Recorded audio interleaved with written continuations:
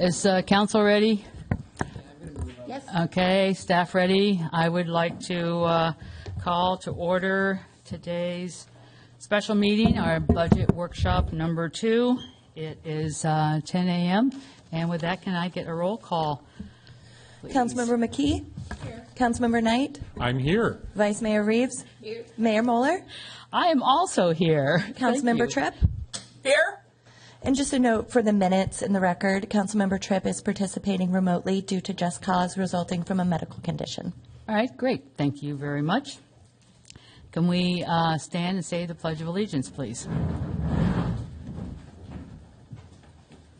I pledge allegiance to the flag of the United States of America and to the republic for which it stands, one nation, under God, indivisible, with liberty and justice for all. Thank you. And I would like to ask the council if I could get a motion and a second to adopt today's agenda. So moved. Second. Okay, thank you. We have a motion and a second. All in favor, say aye. Aye. Any opposed? Any abstain? And with that, we have an agenda. And now it's time for public comment. This is public comment that is about anything that is not on our agenda for this morning, which is related to the budget. Anybody like to come up and address us? Seeing none, I will close public comment. And now, item 6 is our budget workshop. We have 7 different areas of our budget. We met 2 weeks ago, and today is the second half, and then we'll have a summary and final council directions at the end of today on our overall budget. And once we go through our 7 review items, I will then also ask for public comment on anything that we've discussed during those items. So with that, I will turn it over to staff to get us going today. Yeah, thank you, Mayor. I'm going to turn it over to Celia King, our Administrative Service Director, but I do want to acknowledge all of the staff that have contributed to the work on the budget. Most of them are in the room. You obviously have the department heads. Rosalba Ramirez is here because we're going to talk a lot about CIP and utilities, which is, we also have Erica Rogers and Kyle Batista, who work in Public Works and in finance. So a lot of work. Obviously, the budget's always, to me, the heaviest lift that we have to work through. And so I will turn it over to Celia King. I will come back, as we introduce CIP and make some comments as it relates to strategic planning and kind of what we heard in February. I do want to point out, or at least emphasize, and I know Celia talks about this at some point, and I think it's in the closing slides, is that we have requested that we push back the budget adoption hearing to the May 19th meeting, mainly because we need the time. So note that we were talking about May 5th. That's going to be at the May 19th meeting. We will have a full agenda on May 5th on other matters. So with that, I'll turn it over to Celia. Okay. Thank you, Town Manager. Good morning, Mayor and Town Council.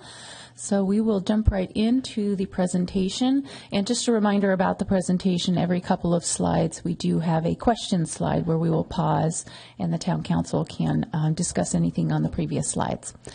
So we start with a little recap of the April 7th budget workshop number 1, where staff presented a balanced 2-year proposed budget for general fund operating departments. And within that budget, we also had some special revenue funds, one being the Upper Valley Waste Disposal franchise fee fund, where we did propose an initial cost of about $86,000 for the Regional Climate Action and Adaptation Plan implementation. And we did talk about how that cost had gone down a bit. Well, quite a lot, actually. It did go down by $56,000-ish. So the new revised cost proposal is $29,833 for that cost. So that's the final number that you will see in the budget adoption. on May 19th. And then also I had talked about the Tourism Improvement District Assessment Fund 22, how it needed some corrections there. So we did revise those revenues, and you will also see that in the final version of the proposed budget.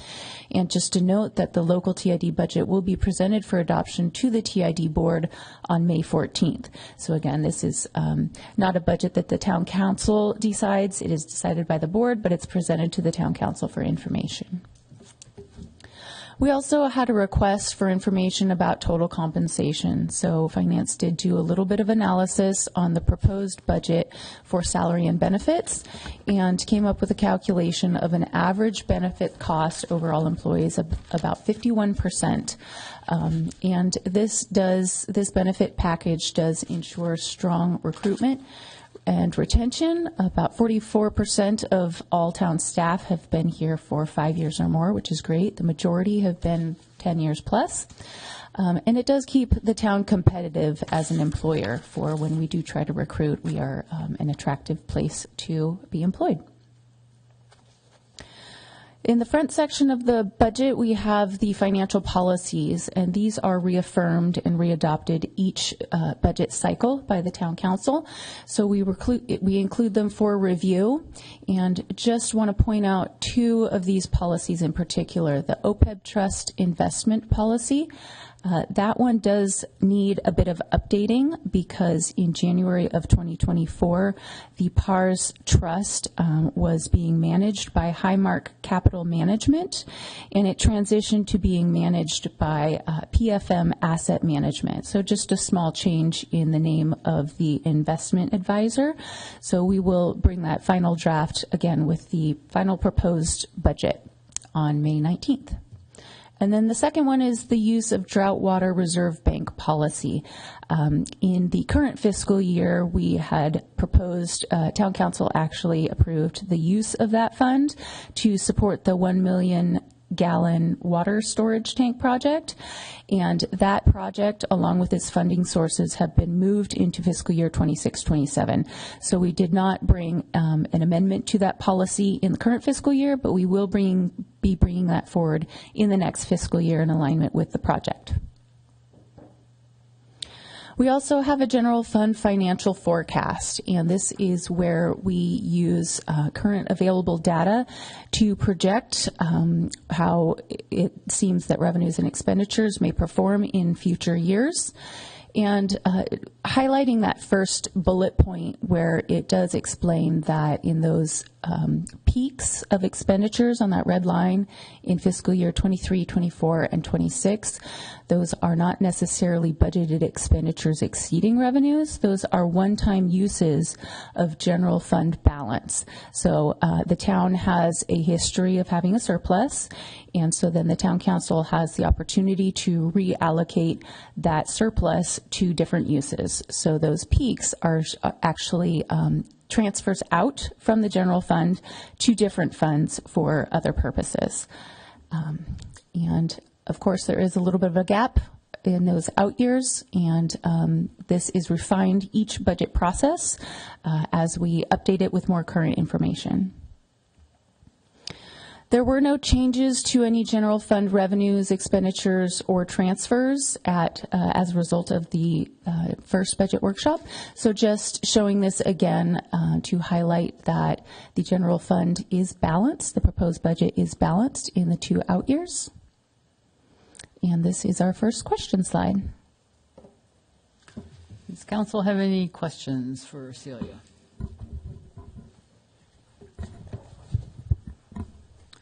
I do have a question. On the slide for the general fund financial forecast, the one-time expenditures in 2026, are those ones that we'll be looking at today? No, those were approved, I believe, in January. That was the fiscal year 24-25 unassigned fund balance.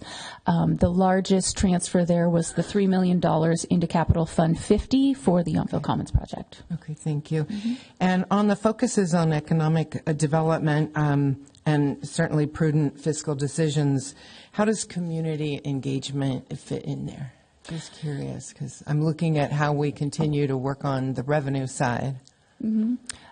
That's an excellent question. I think it's more focused on the expenditure side. I think as yeah. we, have a focus on community events and bringing tourism to Yountville, but also providing events that serve the locals. And if the town manager has anything to expand on there.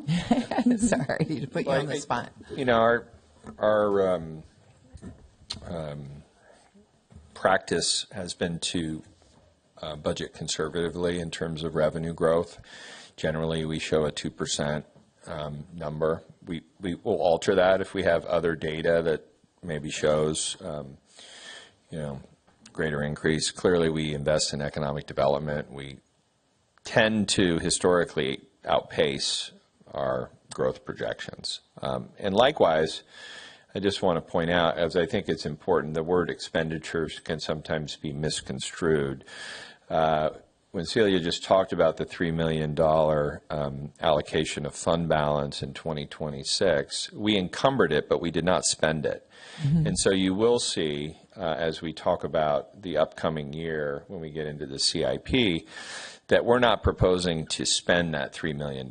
Clearly, we need to work through whatever issues. However, any engagement costs, when you use the word community engagement, my mind goes to like having meetings with the community to discuss projects and try to build consensus.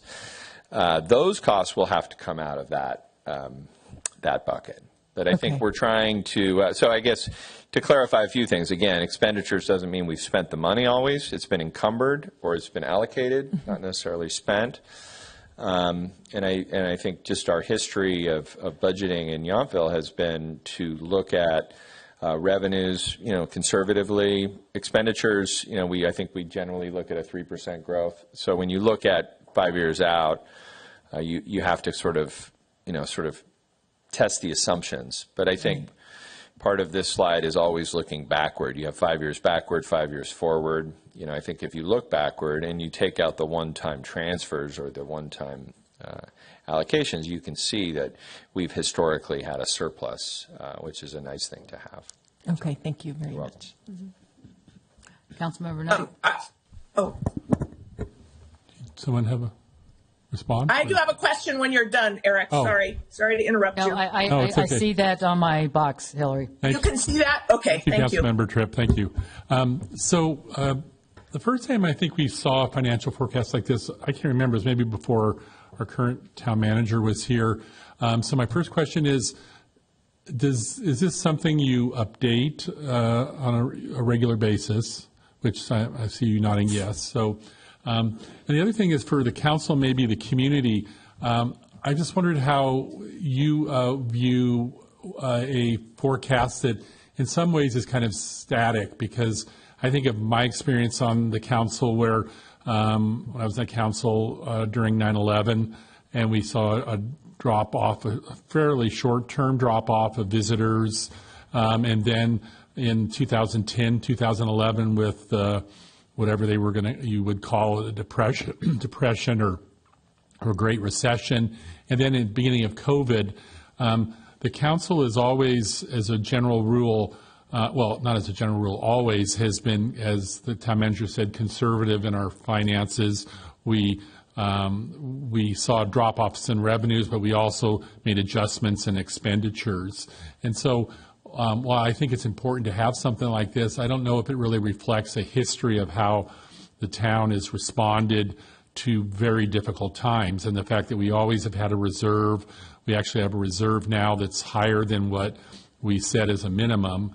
And in those three incidences that I talked about, we never had to dip into our reserves because of the smart planning and thankfulness for staff to look forward thinking, but for council to make those decisions too. So I just think it's a good thing for us to always keep our mind on, but it's maybe not the full picture. Mm-hmm. So. That's an excellent point. And these future years that we're showing do not include any use of reserves in those future years.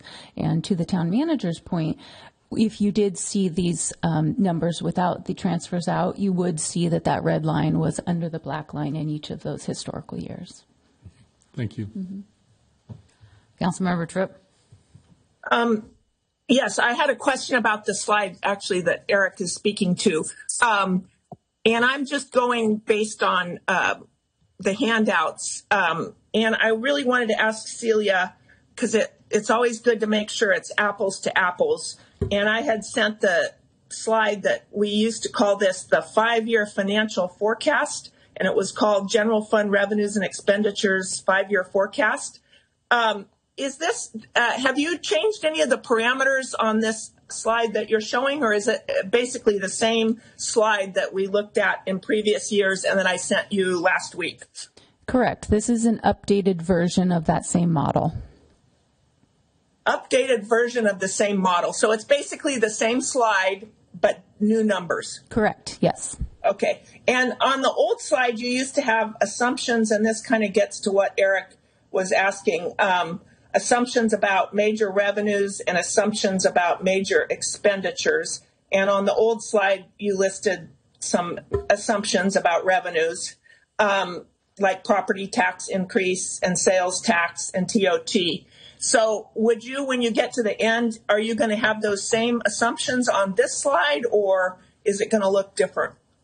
So those are listed in the staff report packets on the general fund 5-year forecast page. We do have the assumptions for major revenues and assumptions for major expenditures, and also a section for some future considerations.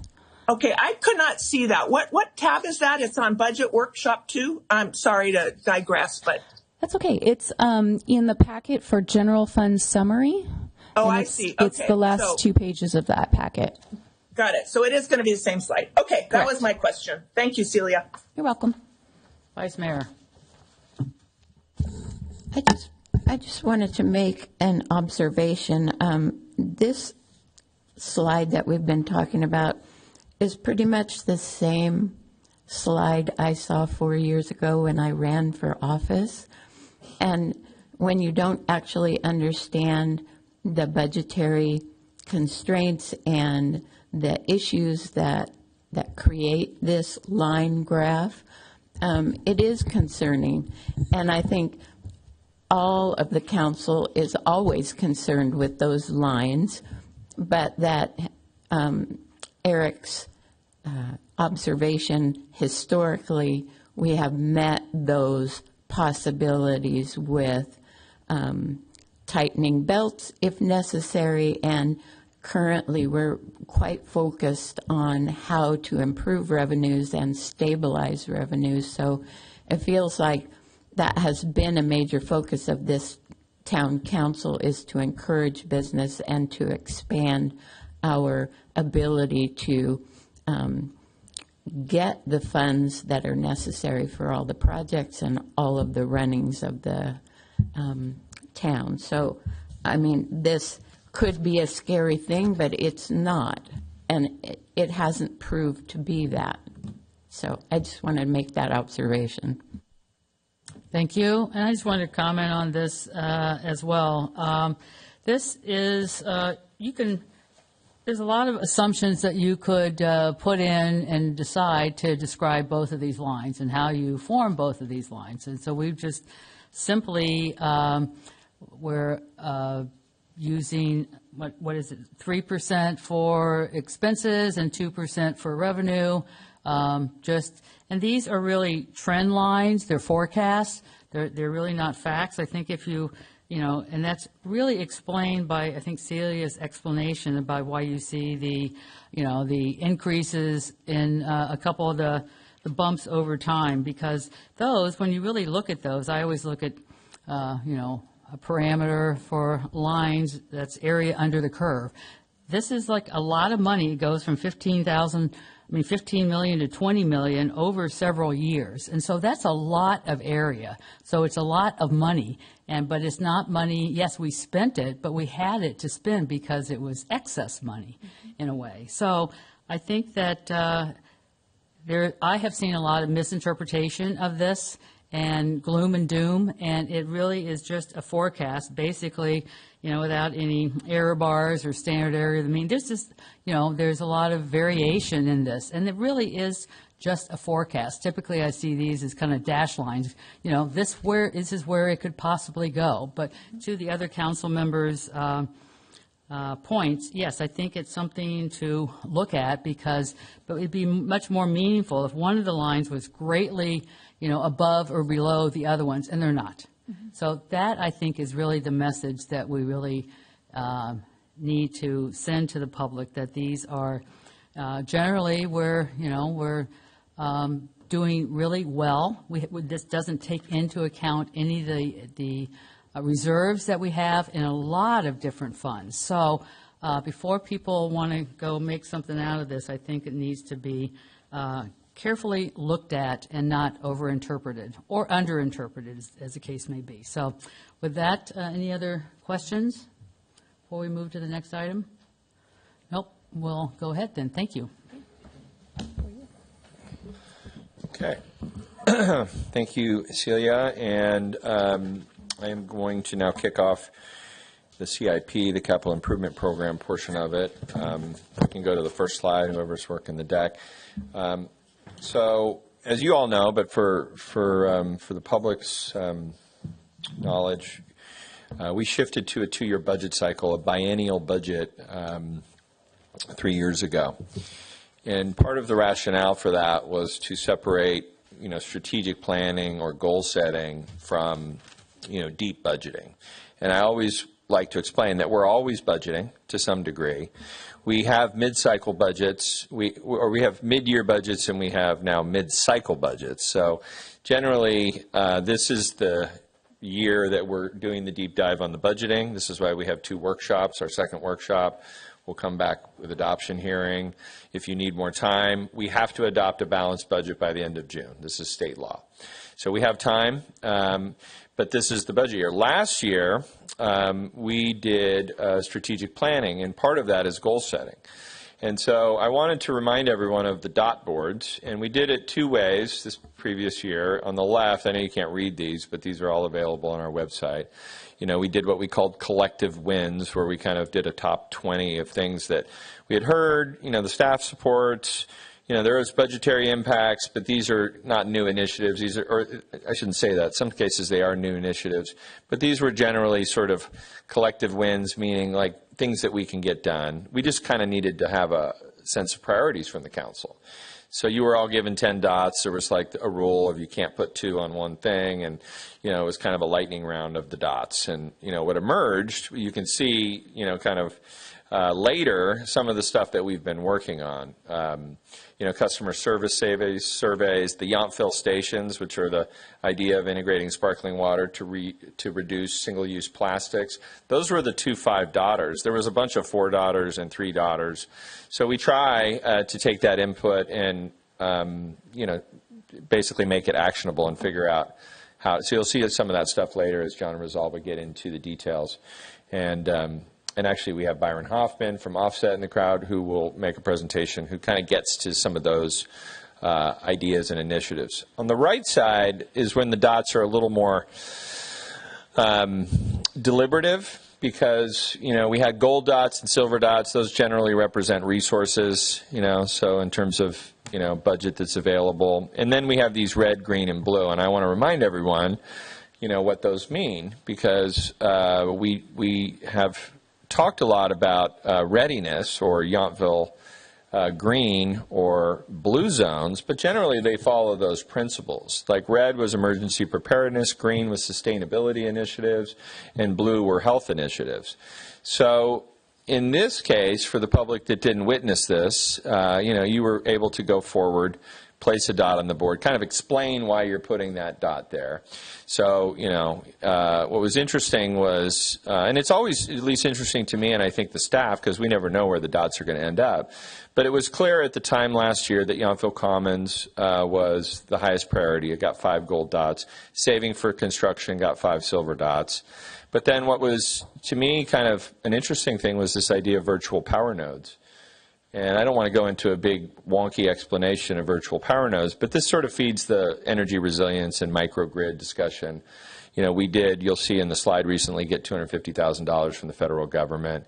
So we work on these things after, it's not just a exercise of placing dots. Like we take this, and especially if something has 5 dots, we really try to figure out how to either implement it through an existing budget or come forward as we are today with budget items.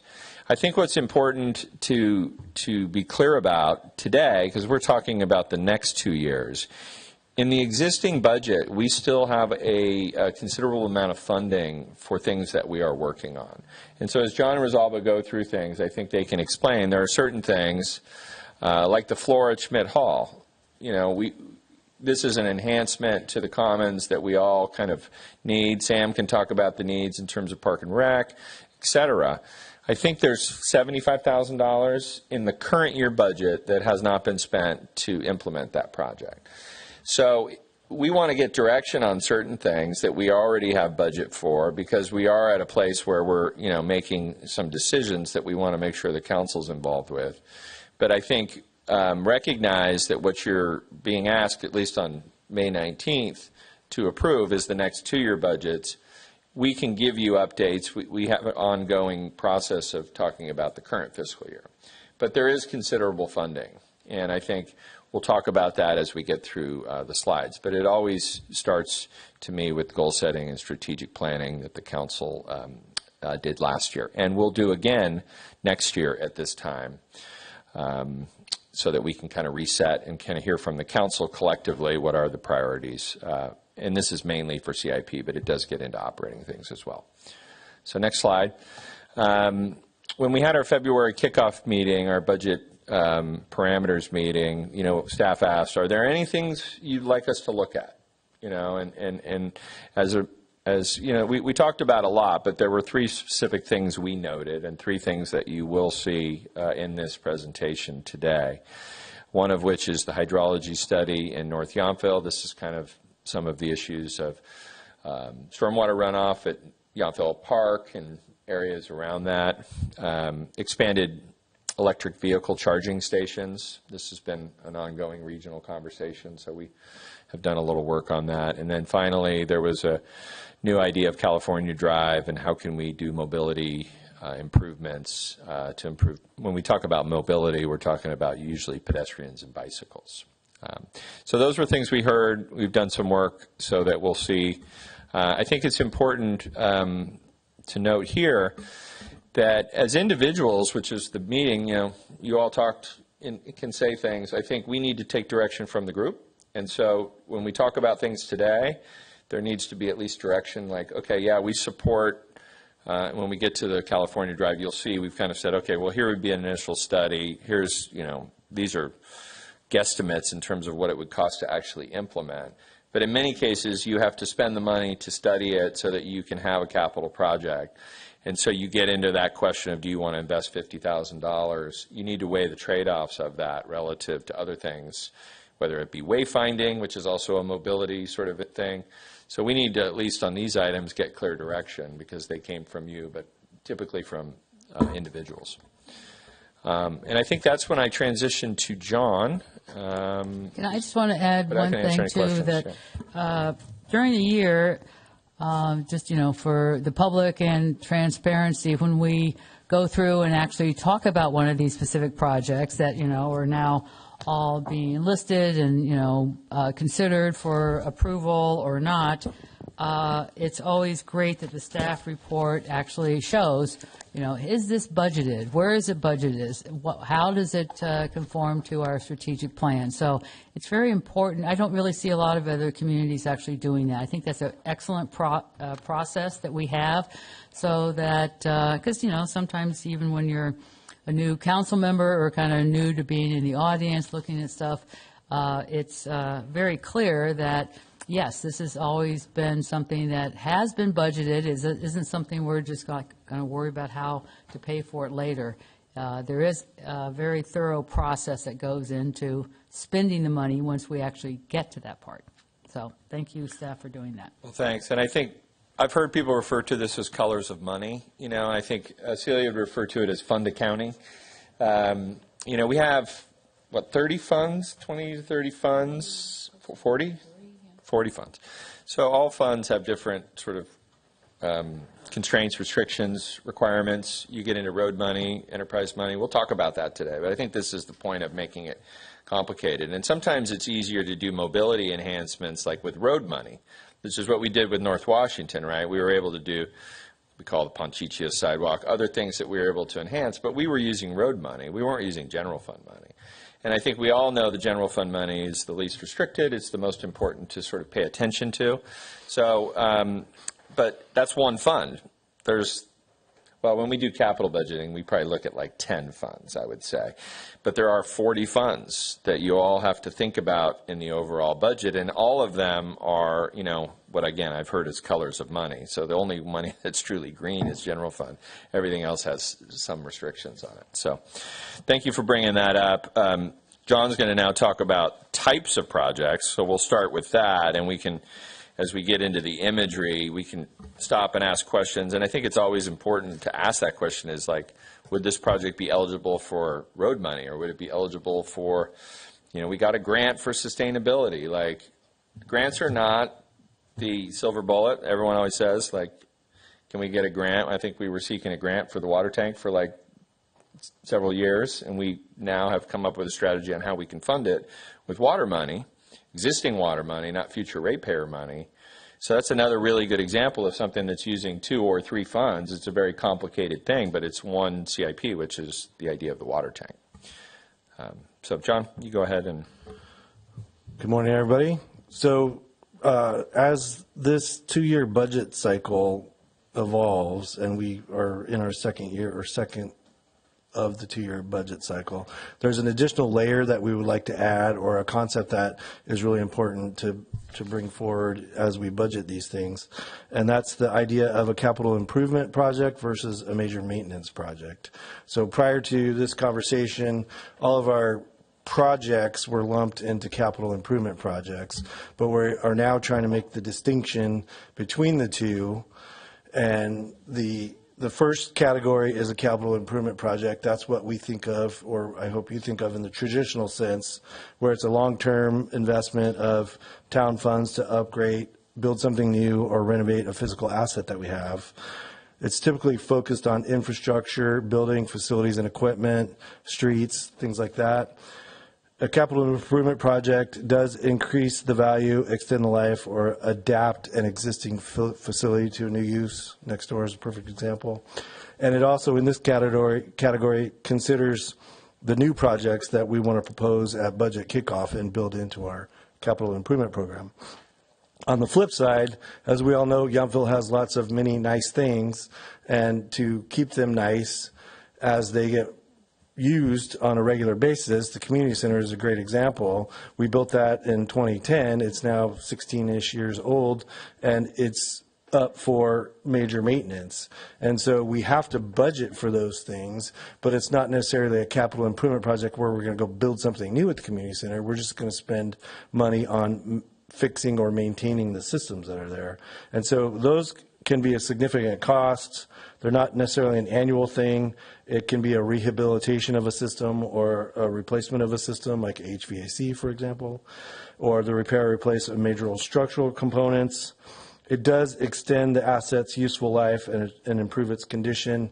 The best example to give is the community center and the geothermal system there. And so after 12 years of regular use, it started needing more major maintenance, and so we built that into our operational budget, as well as needed, we will build in major maintenance projects to rehabilitate facilities like that, to keep the facilities that Yountville has and enjoys in the condition that we all know and appreciate.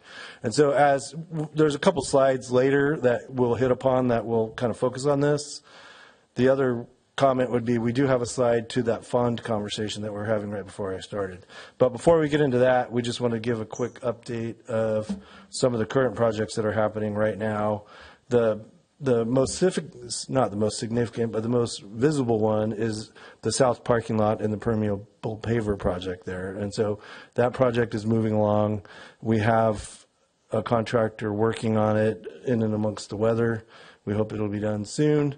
Other examples of projects that were in the CIP were the interior paint of Schmidt Hall. That helped That was kind of that major maintenance category where it was a facility that needed an upgrade. Our camps use it 15 weeks out of the year, so we want to make sure it's up and running and maintained well.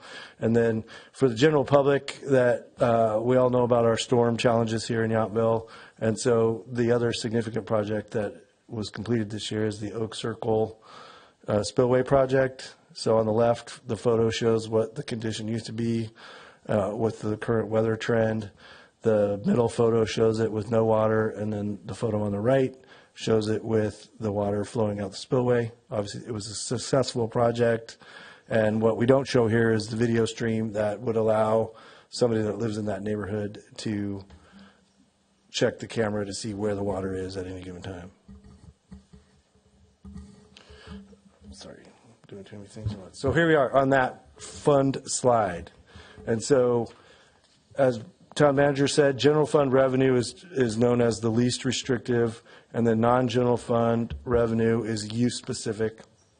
And so what we did here is try to lay out the funds from left to right in order until you get to the general fund, which is Fund 50. So the lower numbers are on the left until we hit the fleet number, and then we jump back to 50 because it's the least restrictive. And so we'll go through each of these funding sources and hit the highlights for each of the categories as we go forward. But on the left is the transportation funding. That's our gas tax, Measure U, SB1, and Measure U equivalent. And that's where we do spend a lot of our monies to get that pavement condition index that we all are proud of 82. And one thing that the town, we take pride in this, but instead of using all of our Measure U money for a street project, we try to focus the Measure U money on the asphalt part of the street project. And so we use our gas tax money for the design. Is it gas tax for design? Gas tax for design of the project. And then we use the SB1 money for the concrete work or other work around that project. And then that allows us to maximize the amount of Measure U money that we use to put asphalt on the street. So we did use that strategy on the Washington Street Corridor project. We didn't include Washington Street Corridor on the previous slide because we had that presentation a couple of meetings ago. But that allows us to maximize the amount of work that we get done, and that's why our streets are in such good shape. So just a general comment for the public. So overall, all of our street maintenance at this point, so I don't think we're building any new one, is really covered by grant funds. We don't use general fund. I would say not grant funds in the traditional sense, Well, but yeah. specific funds, yes. Well, I'll just say non-general General fund revenue, Yes, yes. yes. Okay. Absolutely. Yes, thank you. And then we have the housing Measure S, Fund 71, flood control, Fund 75, facilities and fleet are ones that we typically don't talk about very often in these meetings, but we'll highlight a little bit of those today. And then the general fund is the one that the easiest money or the freest money that everybody likes to spend. And so moving on to the next slide. Just two things real quick, John, so people are aware. Measure A, the flood control money, is done. So, as we look at flood control projects moving forward, there's no dedicated funding source. This is, many regions deal with this issue. It's different than wastewater, of course, so you need to look at general fund when you're looking at future projects. And then we talk about Fund 50 as general fund. It's not always 100% that. I just want everyone to know, this is kind of how we think of the general CIP, but in many cases, projects get funded by different funding sources that go into a project fund. It can be general fund, it can be Measure S, it can be other things. As long as they're not specifically funded by a transportation fund, you will see that in Fund 50. So it doesn't mean it's 100% general fund. Okay. But I just wanted to add to that. I know that the Measure A for the flood was put on our property tax bill by voter approval. I think that was probably in the 70s or something like that. I think it's been a long time. We've been using that for a long time. So even though that has now sunset, we won't be getting any more of it. I think all the money that's been spent on the flood control is for the flooding from the Napa River. And I think that over those decades, we have really seen very significant improvement. I don't remember the Napa River flooding for a long time, and we're still spending some of that money on, we sit on the flood control board, and there is quite a bit of federal funds that go along with those funds. So whatever, even though we're running out of that money, I think the use of that money is really contributing to less need for the money. The only flooding that we see is I would call it nuisance flooding. I don't live in Oak Circle. They might call it something else, but that we see from Hopper Creek. So it's a great example of the use of that kind of money and really mitigating a lot of the problems that everybody up Valley, including Napa, used to have. So just wanted to add that. And Mayor, I just wanted to mention, too, that, Yountville benefited greatly from Measure A funds. There were years when our first responders were getting people out of Rancho de Napa and what was then Gateway with boats because of the flooding of the Napa River coming west. And that's back when our town manager was Nancy Weiss, and we used those Measure A funds through the federal government to put the wall around Rancho de Napa and Gateway, now Buena Vista, that has, and then a wall along the Hopper Creek that would be preventative if there was flooding there too, to improve the quality of life of a neighborhood that was always a worrisome time when we had a lot of rain. So we benefited from that. We used those funds wisely, and I think, and we do today with all these other general fund revenues to improve the quality of life of of residents. So, yeah. So thanks for that. Thanks to staff. You haven't used them all up yet, so good job. Well, we have a slide where we'll show you that. Okay, We're gonna, okay. All right. We're going to go ahead and drain that one. All right. All right. The flooding tournament. No pun intended. Thanks. So first up, the big ticket item that everybody knows and loves. It used to be Measure T. It's now Measure U. It's where the bulk of our street monies come from. In the coming budget, if it's adopted, we are proposing to do Vista Court, Vineyard Drive, and Vista Drive, so the Vista neighborhood, for pavement rehabilitation. And then in addition to the regular street work, as part of Measure U, we're obligated to set aside monies from the general fund or other funding sources to do Class 1 or Class 4 active transportation infrastructure projects. And with that, I'm going to have Rosalba add some color commentary. Good morning, everybody. I'll go ahead and give a little bit more background on how we choose our streets. So what we are trying to do is overall raise our full town rating, or PCI, and we try to also see what projects we can get moved forward and get the most from. So we have been attempting to do a smaller microservicing project and group a bunch of small streets together that don't require striping. But some of those streets, once we pick them out, we actually go out and review them, they now need further repairs, which would be a completely different contractor. So in looking at our list, these 3 streets all require the same type of work, and we can go ahead and do those deeper repairs on those microsurfacing streets to get that smaller project put together later on. And that's kind of how we look at our set of street network, just to see what can we move together more efficiently.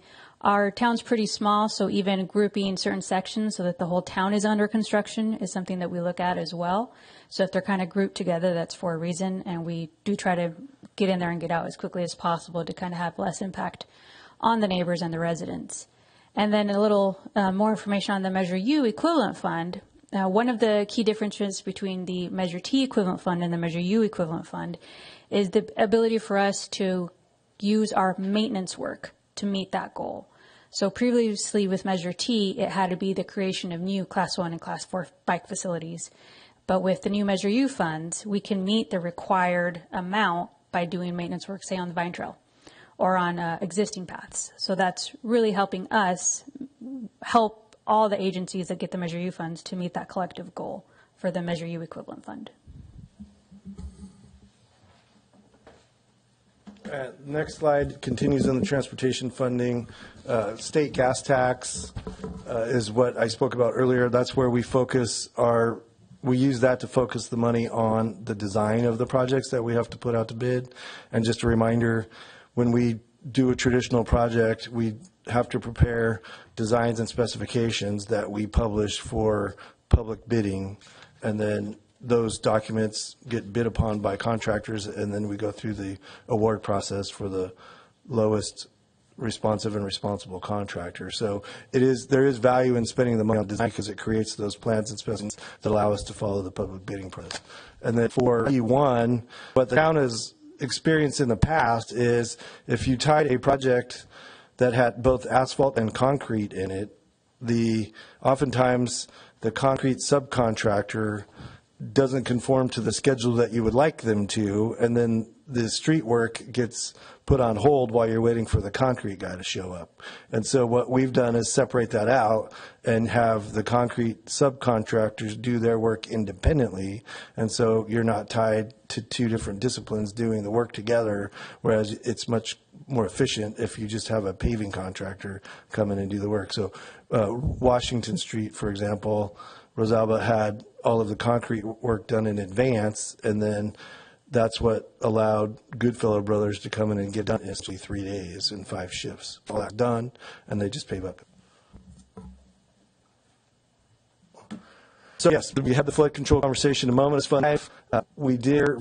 There needs to be study of northern part of the town as well as the flow of water through town. And she kind of inspired today because we saw more water than without the under current fiscal. We are under contractor who is doing a hydrology and of Yountville to try to determine the watershed flows and where they go. So then we can, once we better manage them. And then additionally, this falls into kind of the major maintenance gap. The last of the 5-4 is to hydroflush the weirs. You've heard talk about the weirs that are off the water for Hopper Creek. And the best example is right at the corner of Fennell and the school, the Commons property, 36-inch diameter that get fed by that weir, and it's make sure those are cleared every year to make sure when it should, and it inhibited in the pipe.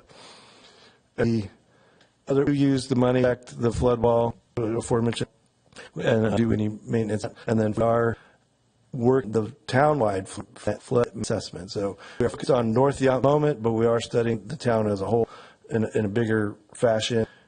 You've heard talk about the improvements that were done around 20 that introduced the weirs and the off ramps. So that hydrology was done in 12, 20, 30, and then those improvements were built. So it's time to anything that we can do to how to flow. Just a quick question. This is not, is it related to creek or the excess rain that we get with these, big storm events? Right now to the pattern and more frequent rivers that we're experiencing. So we didn't have, and the storm will include that frequency when it was in 2010, 12-ish. And all of our experience, even in the last that I've been here, it's changed fairly dramatically. We're trying to account for that. Okay, great. And this is just our regular maintenance. Early over the year, between Circle and Hopper Creek, we see finally when Hopper Creek set out of gravel and debris it ends up. So is this a part of our budget at some point get approval get in there and be a load Carnatha Creek between Mulberry and Oakville? So yes, we have the Flood Control and Water Conservation District is the routine segment to that work within wildlife, and a standing agreement with them to that work annually. So they assess it after the winter season, and then they make a determination in consultation with us on what section that they're focus their attention on any given year, and the contractor that comes in and does that work. And it's traditionally from the Hopper Creek Bridge behind us down to that they focus their attention on. Right. It seems like it's just driving by on Circle the other day. It just seems like it's typical. Some gravel builds up there, and when you start getting just above water, that it's probably that they'll look into this year because it has some more capacity in that stretch between Mulberry and Oak Circle. And the detention basin upstream from Oak Circle is intended. It was designed water not gravel out, so it can be every year. And that, right. Thank you. And I think you want to. Moving on to Fund 81. this brings us to Fund 81 is government buildings lease, and this is where we really tie in that major maintenance concept. So like we talked about a little bit ago, all of these buildings are in great condition now. We want to maintain that, and there's a lot of info behind these walls that need, just like a house, need maintenance over time, and so we need to have government build multiple government buildings. It's good strategy, and so town. I'm confusing my slides, and so this is where major maintenance comes in. And repairing the structural components of HVAC systems. We do look the exterior of the buildings, just like a homeowner. You're going to have to look at the house and everything. So I say, oh, that trim, that's starting to peel. I need to get somebody in here to spray paint it. And so in this case, it also applies to the ground of the building. So we're not talking about buildings themselves. And so Fund 81 major maintenance, and built into this budget can have the courtyard parking lot, for example. You can see the left is in pretty bad shape. So we would.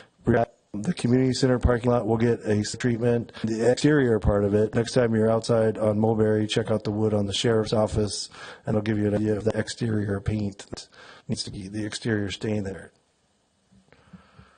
And the next slide is the same, but for the vehicles that we use to service all aspects of the town. So each of the Public Works departments relies on some kind of vehicle to do the work that they do to get around town. And so the big ticket item for us this year in this budget is the replacement of a backhoe. So we currently have, our backhoe is a 2005 model, and it's beyond its scheduled lifespan, but it's at the point now where it's needing more and more maintenance annually than it's, just like your car. Eventually you realize I'm spending more time at the shop than I am driving the car. In this case, the backhoe is a very important emergency response vehicle. The two photos there are obviously at Oak Circle clearing flood debris, but it's a tool that we use, for example, on the left where a tree fell and we had to remove that tree trunk off the roof of that truck. And so it's a very valuable piece of equipment. So it's this time of the year it's this time in the schedule on how the current backhoe is performed, we'd replace it. Likewise with the trucks that we drive.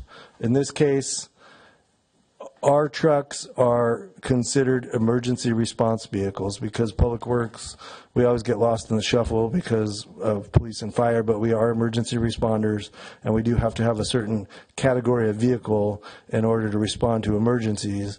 And it's a good reminder to say, oftentimes, fortunately, we have been fortunate, but you have to think beyond just Yountville. And so the example I would give in the 2014 earthquake, our crews took our vehicles and drove to Napa and were assigned water system repairs to help with response to the earthquake. And so we have to make sure we have emergency response vehicles that can perform during the necessary emergency. And the reason I bring that up is even though we are trending towards electric vehicles, not all of them at this time are going to be replaced by an electric vehicle. So in this case, we are replacing a pickup truck with a gasoline-powered pickup truck in order to have that emergency response vehicle when we need it. And then what we heard from council and a goal we've had for a while to meet your sustainability goals is to improve the EV charging systems in town. I understand that, and I mean, I'm not an EV, I don't drive an electric vehicle, so I might not be using the right terminology, but for lack of a better word, we don't have any superchargers or fast chargers or the ones that really juice them up quick. And so we understand that that's a goal of town council to have those built into the system, and we are working on that. Rosalba's been very diligent in it, but the challenge becomes, is the PG&E infrastructure that's in the ground to support those in place or not? And the other challenge is PG&E's timeline. So if we were to apply today to install a supercharger, they always tell us from the application point that it will be plus or minus 18 months before this really is in place. I did want to add the chargers that we put in a few years ago. We put 2 in at North Park. We put those type of chargers because there was enough power in that system. There wasn't enough for superchargers. And before you start the application for PG&E, you have to know, one, where there could be a potential power source, because that's where PG&E is going to install their service connections. And then so you have to be able to provide them a plan and a map and a location onto that application. So they can tell you, yes, we can do that, or no, here are the restrictions. So we are trying to find the right locations for the superchargers and to be able to, one, get the approval and then start the PG&E application and get their okay for the actual connection. Do we have any information on the usage of the chargers that we've put in? Are they used a lot? Do you monitor that? And, the cost, I hear a lot of people talking about some chargers cost more on their credit card to charge than others. So can you just speak to that a little bit? Yes. So our engineer technician, Jacob Solis, he's in charge of monitoring the usage. And he was just actually letting us know that the last month or two, we have seen really high usage. And we've updated our current rates to match the requirements that we need to. So that did increase slightly. We're still very affordable. And we saw an increase in what we receive for the chargers. So the ones we have in place, I think the high usage ones are the community center and Veterans Park. And Veterans Park were some of the new ones. The other ones get used, but not as much. But we are seeing a real increase in usage. Okay, thanks. Mayor, can I ask a quick question for someone? Sure. I'm sorry. You asked first. Go ahead. For someone who doesn't have an electric vehicle and this whole dynamic. So when we put these in, is there any return to the town in terms of payment to the town for providing these services to customers, or is it just our goodwill for our hopes to? I believe so. I just looked back at our financial analyst to confirm, but I do believe that the town receives a portion of the charging fees. Okay. Thank you. So my question was regarding fees. People actually, do they have to put a credit card in to use it? Or an app. Or an app? Okay, because I do see some of my neighborhood frequent users, and I didn't know if it was a freebie for them or. Not quite. So it is either download the app and you can pay with your phone, or I believe you can pay via credit card.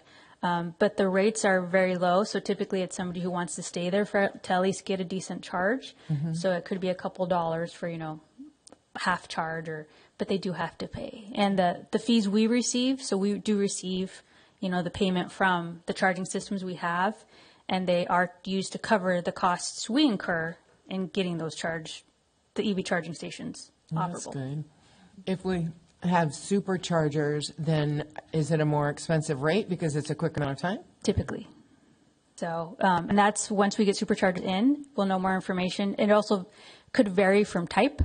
So we would see what type of chargers would fit best, and those fees are typically higher than your still charging stations, but lower charging capabilities. Okay, thank you. Mayor, are rates also different? Like, PG&E tells us to not use electricity during certain hours. Is the rate charged to that customer different depending on what time of day they charge their vehicle? I'll have to verify that, but I don't believe we change our rates, so I don't think there's a peak hour rate change. Right, that's what but I meant. can verify that. Okay, I'm just curious. Thank you. I could add that as an EV user, there are times of really excessive use, like when the charger is really busy, they do raise the rates, and it does have to do with time of day. Maybe not our home time of day use, but maybe more on, when it's a traveler's heavy use.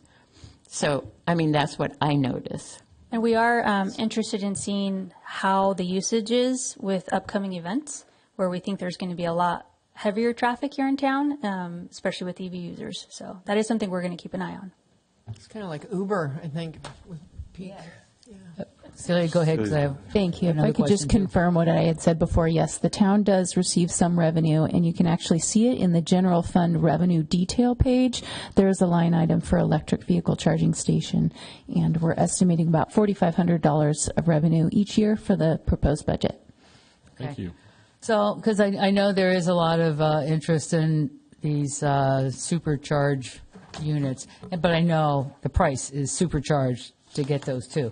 Can we add a surcharge since ours are pretty reasonable to help cover that? Or are we trying to look for grants, or what's the plan? So there are grants available for EV charging where we could apply for one to buy the charging station. So say we get a certain amount and it covers 50 or more % of the charge of the charging station. We have to match, right? We have to match.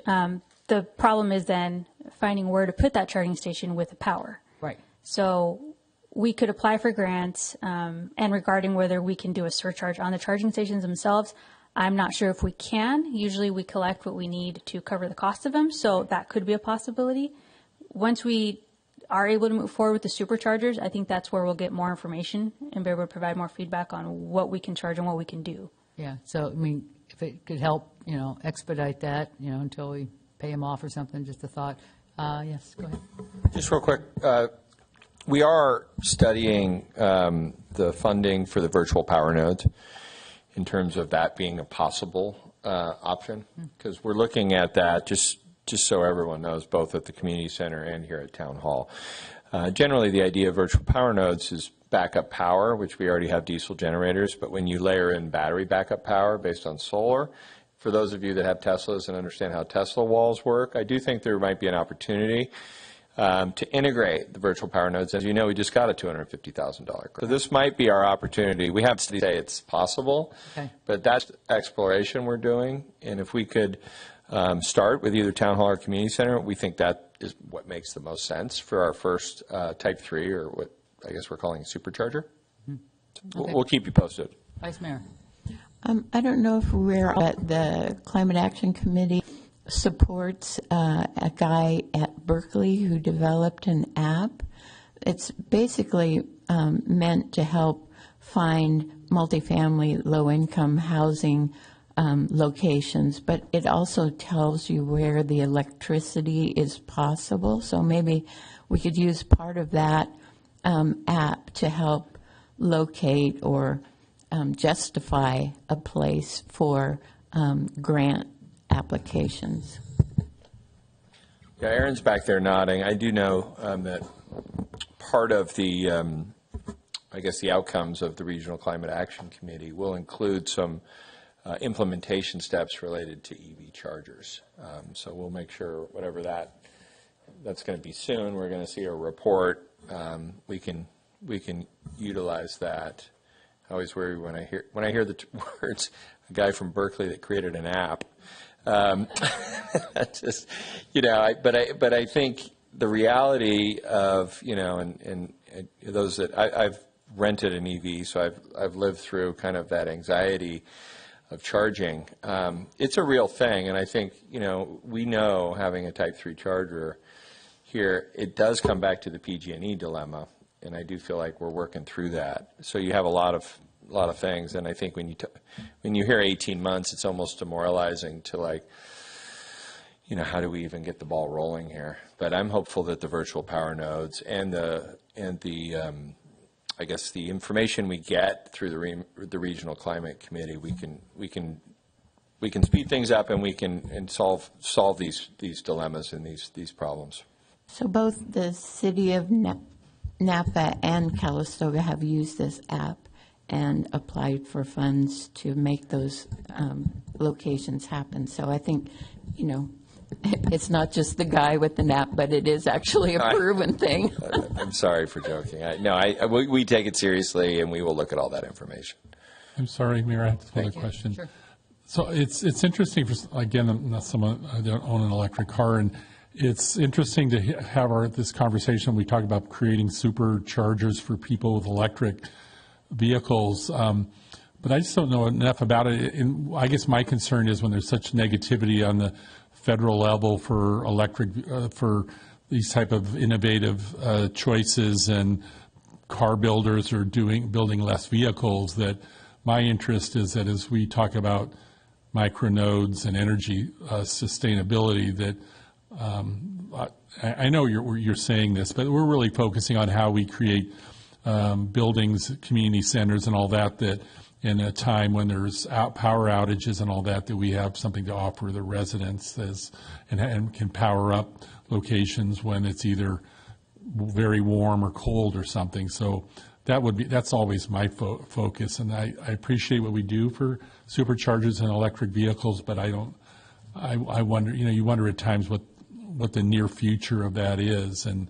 focusing on having more sustainability in our buildings here in town would be my main interest. So, but thank you for all that you do for that, because I think in the end we get to the right place. But It will be competing money. Councilmember McKee. Just a quick thought. When you talk about powering up residents when we do have outages, I think there's probably at least 50 or 60 golf carts in town too. So they don't use charging stations, but certainly need someplace maybe to charge up, because that is a good way to keep our streets clear of too many cars as people get around. Just a thought. Right. So two things before I go away from the slide. The first one is this is the first slide in the Fund 50 category. So we moved away from Fund 82, which is fleet. This is the first category. And then I also want to give Brad the award for spoiler alert, because we do have a virtual power node slide coming up, similar to our flood control power slide earlier.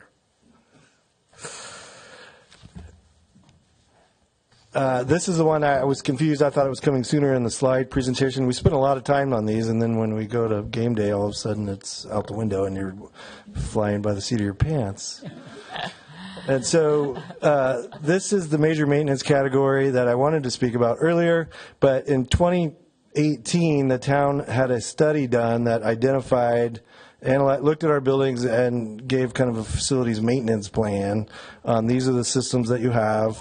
These are their age, and these are the timelines that you need to look at. And so this line item is to hire a company to come do a new facility, an updated facilities maintenance plan for us. And the end result will, keep our buildings safe, hopefully efficient, and if we can incorporate environmental responsibility into it, we will. But it's intended to focus on the maintenance, the asset management, compliance, because as we know, ADA and energy rules change frequently, and so some of our aging facilities might need upgrades. And then again, sustainability is a key one that, as a goal of council, you've given us, so we're constantly looking for that. And so this is really a tool that will guide the major maintenance going forward. And then sustainability efforts on the street level. It seems we don't talk about it much, but the state has, and the town has a goal of being sustainable, but to that goal, the state has required that we need to change out all of our street light fixtures to LEDs. And so we own 130 or so street lights in town, and this project will allow us to go through and replace the old street lights with new LED fixtures. And then the big ticket item here that we were talking about on the last slide is the virtual power nodes. And this is tied to that $250,000 check that we received from the federal government, with the idea to engineer and design the components of what we hope to be a system using power banks, generators, and the solar to create a virtual power node either here or at town hall. I mean, either at the community center or town hall, in order to provide that energy resiliency that you were discussing a little bit ago. And so this will help us hire somebody to go through that analysis and really create a virtual power node that will help the community.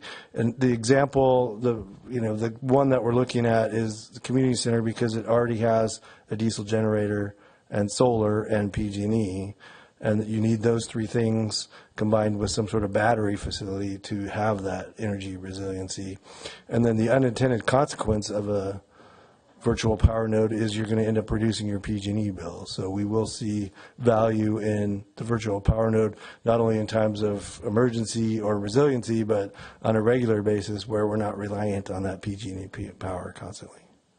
John, while you're on that slide, in between myself and Brad, no, in between the mayor and I, whose feet are those? You guys see that picture?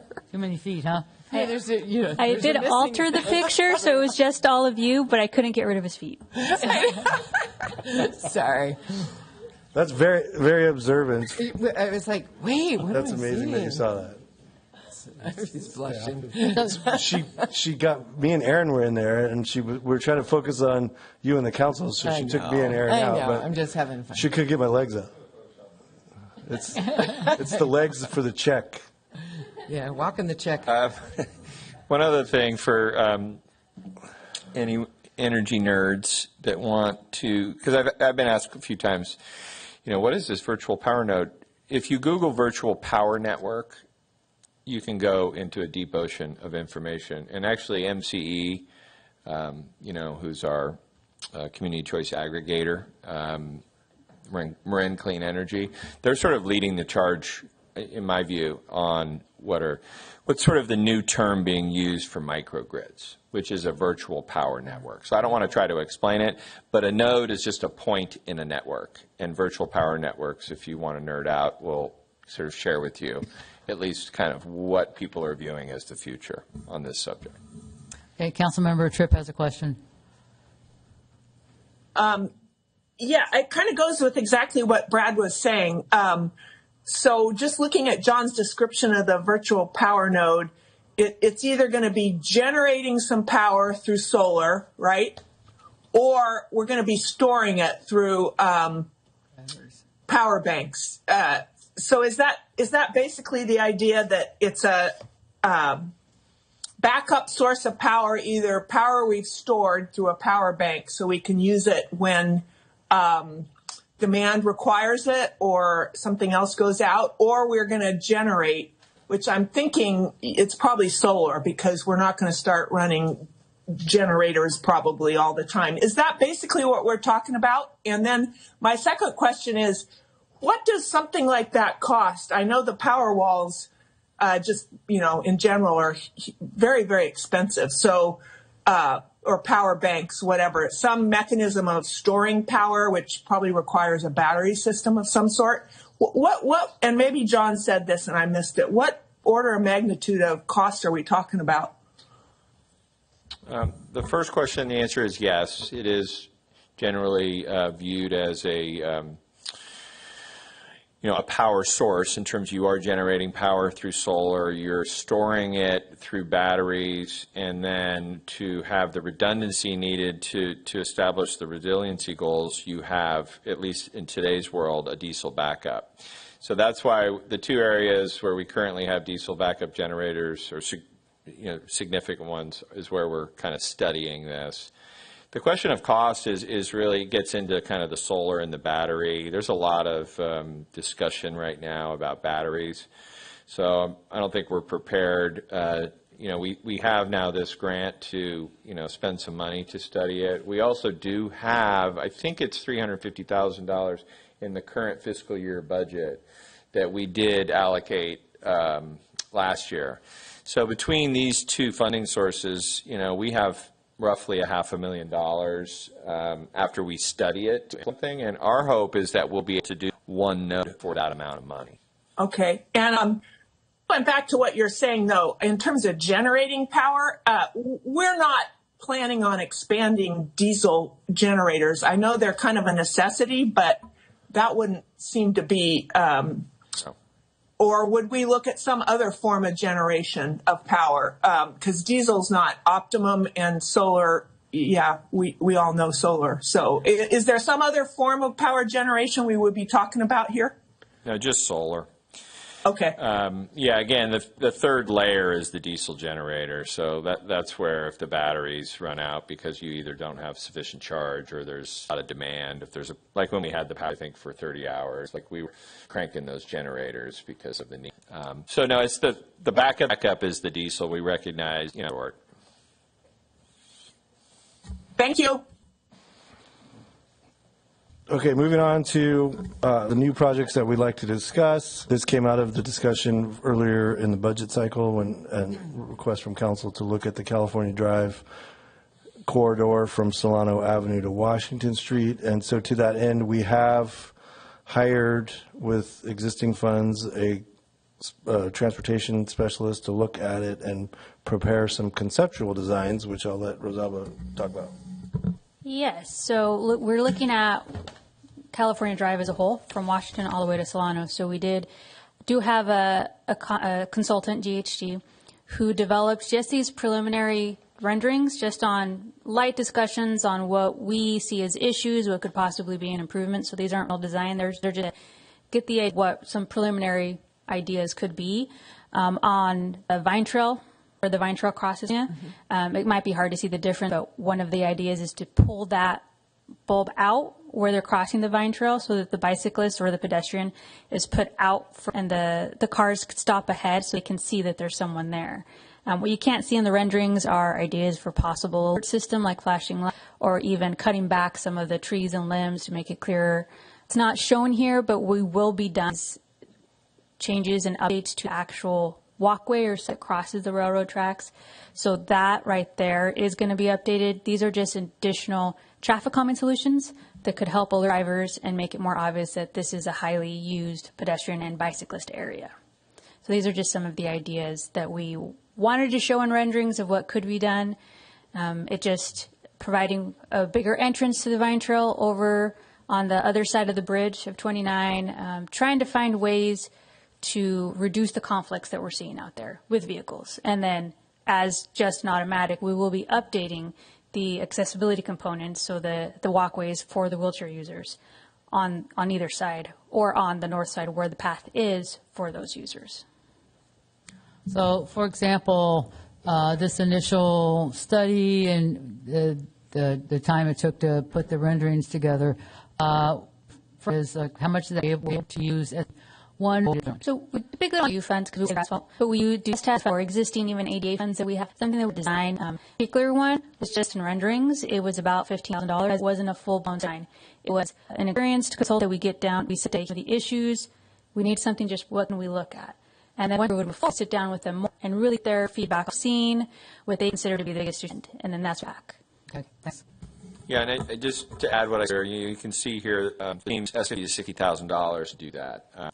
We have usually two buckets that we draw for findings, and then we have recently mobility and wayfinding. So I think once we get to a point, probably at the end of, maybe the morning session, to get some direction from the council to those, and this is what would, and I think fund money at this stage. That when we get into actually the rehab, the stuff below money, particularly project area, I don't think we have skid right now. Typically, asphalt, it would be right. Yeah. So a lot of streets, especially streets, are in our 5-year plan. We haven't moved forward with something. It's because we see traffic done, and we typically don't change the driving. So when we do change of additional driving, we want to pave it from fresh, and it's some kind.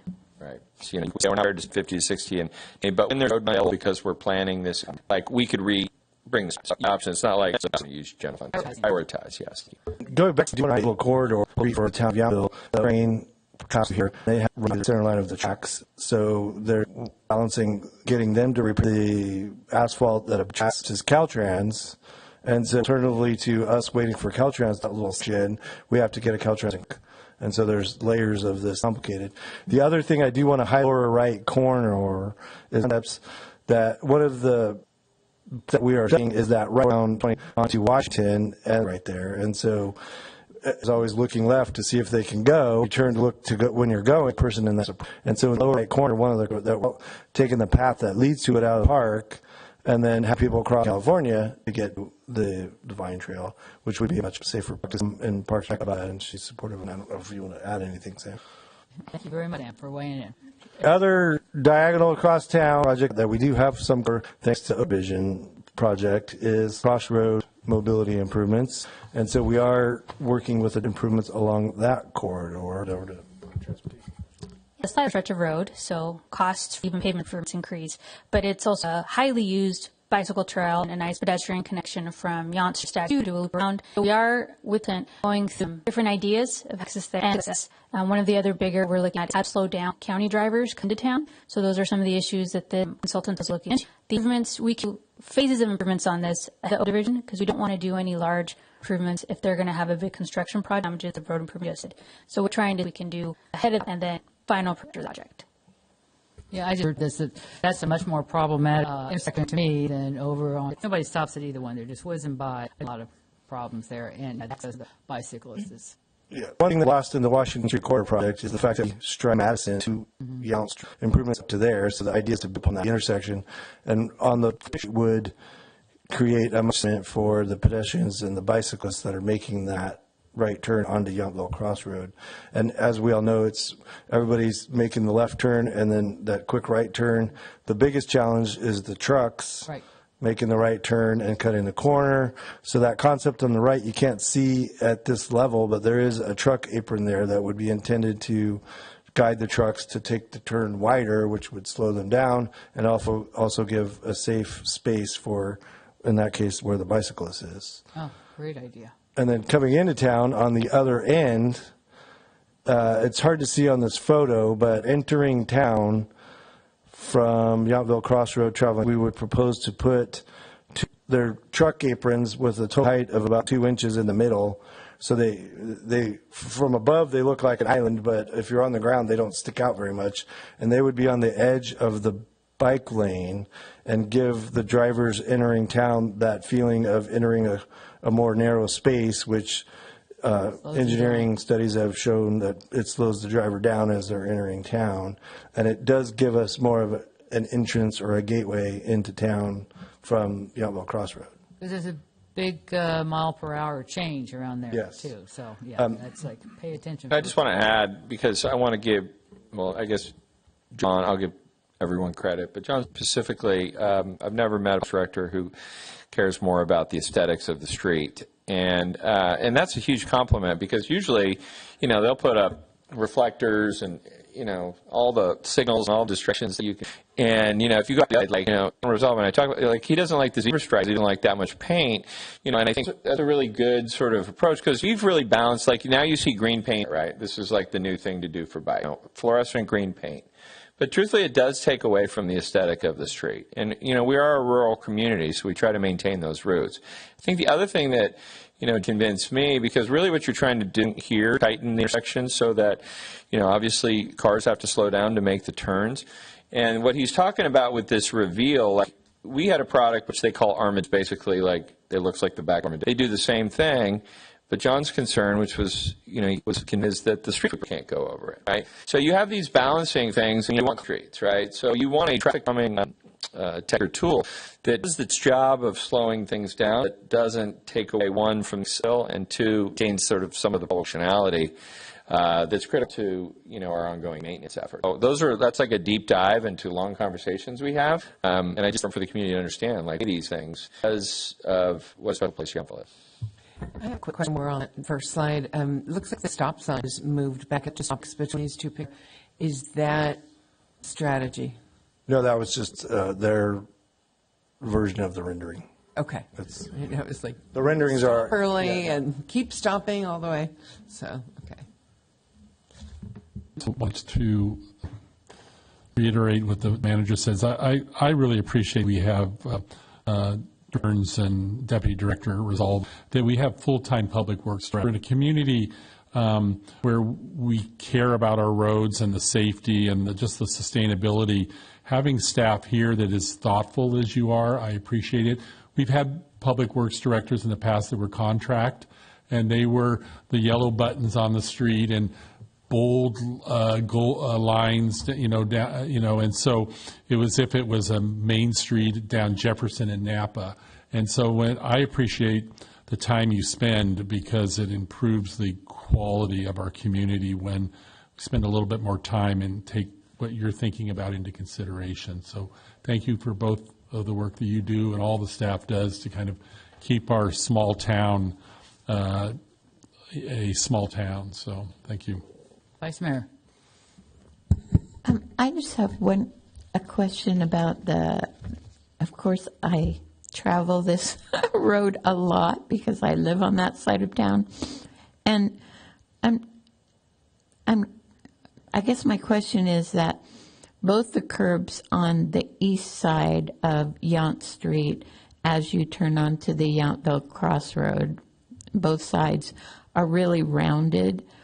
Would a squared off curb area make more traffic calming sense, or is it all about allowing those cars to go as fast as they can around a really big radius, which is what's there now? You keep it as a radius typically to allow one movement of the cars and to avoid any obstacles or obstructions that could cause issues later on. That's why we put for not this particular one, but for other ones, we could bulb something out or put in an apron to create that separation. But typically we keep it a circular radius just for safety. But the tighter radius does serve the need of slowing people down, and that's in the picture on the right where the truck apron is, just to the left of the bicyclist, is that it effectively reduces the radius of the right turn and causes the trucks to need to swing wider, which slows them down. All right, questions over. Continue. So moving on to our favorite community center, we do have a line item in the budget for community center enhancements. Stepping back from the current budget that you're considering, we have a current project to do shade sales in the current budget at the barbecue kitchen event space area. And we are going through that design process and trying to balance the need for shade versus the design aesthetic versus the costs. And so we've looked at multiple versions and are considering some of the ones that we see on the left here for the existing shade sale project. And then on the right side is a picture of the kiosk with the idea that if the kiosk was successful, do we want to put a potentially permanent kiosk in the community center campus somewhere in the front there. But I think we're seeking, or Sam's going to chime in a little bit now because we're talking about Sam's house. I wanted to give Sam equal billing in terms of caring about a facility, because we all know this is her home and she cares deeply about it. I think the shade has been an interesting process. And, we've kind of come full circle. So I just want to say now we're not going to have shade this summer, other than umbrellas and things that we can do temporarily. Because we have options. You can see some of them here. I don't think we're at a point where staff is ready to make a recommendation. We're happy to listen to your input. But we, care deeply, again, about the aesthetics of that plaza. And I think we've studied different options. We're looking at it. I do think when Sam and John agree, that's when I'll make sure that we come back to council, because this will be a contract that council will have to approve. But I think I just want you to know, again, and Sam can chime in, I think the kiosk, I just want to say there's no way we're going to build a permanent kiosk for that amount of money. We did a temporary thing with the greenhouse, as you know. It worked. If we want to explore that, we would need to get direction beyond just this budget. This would be a bigger thing. Yeah, Sam, maybe you can talk about the kitchen, what's going on there? Yeah, absolutely. So you may remember we brought fees and charges forward a while back to institute commercial kitchen use of the community hall kitchen. And so we have been going through the permitting process with Napa County, and there's several layers to that. It's pretty involved. And although the kitchen is set up really nicely, there are some things that we may have to look at improving, one of which is the hood system with the fans predates me in probably 30 or 40 or 50 years of everyone else. So there are some things that we most likely are going to have to improve to finalize that. And what the use could be then is we're able to rent it out for people who are using it to prepare foods, whether it's something they sell at a farmer's market or even caterers who are cooking on site. So currently we're permitted for people to bring in food to serve that's kept warm, but the cooking aspect is only for one-time special event type things. So those are the things we're looking at there.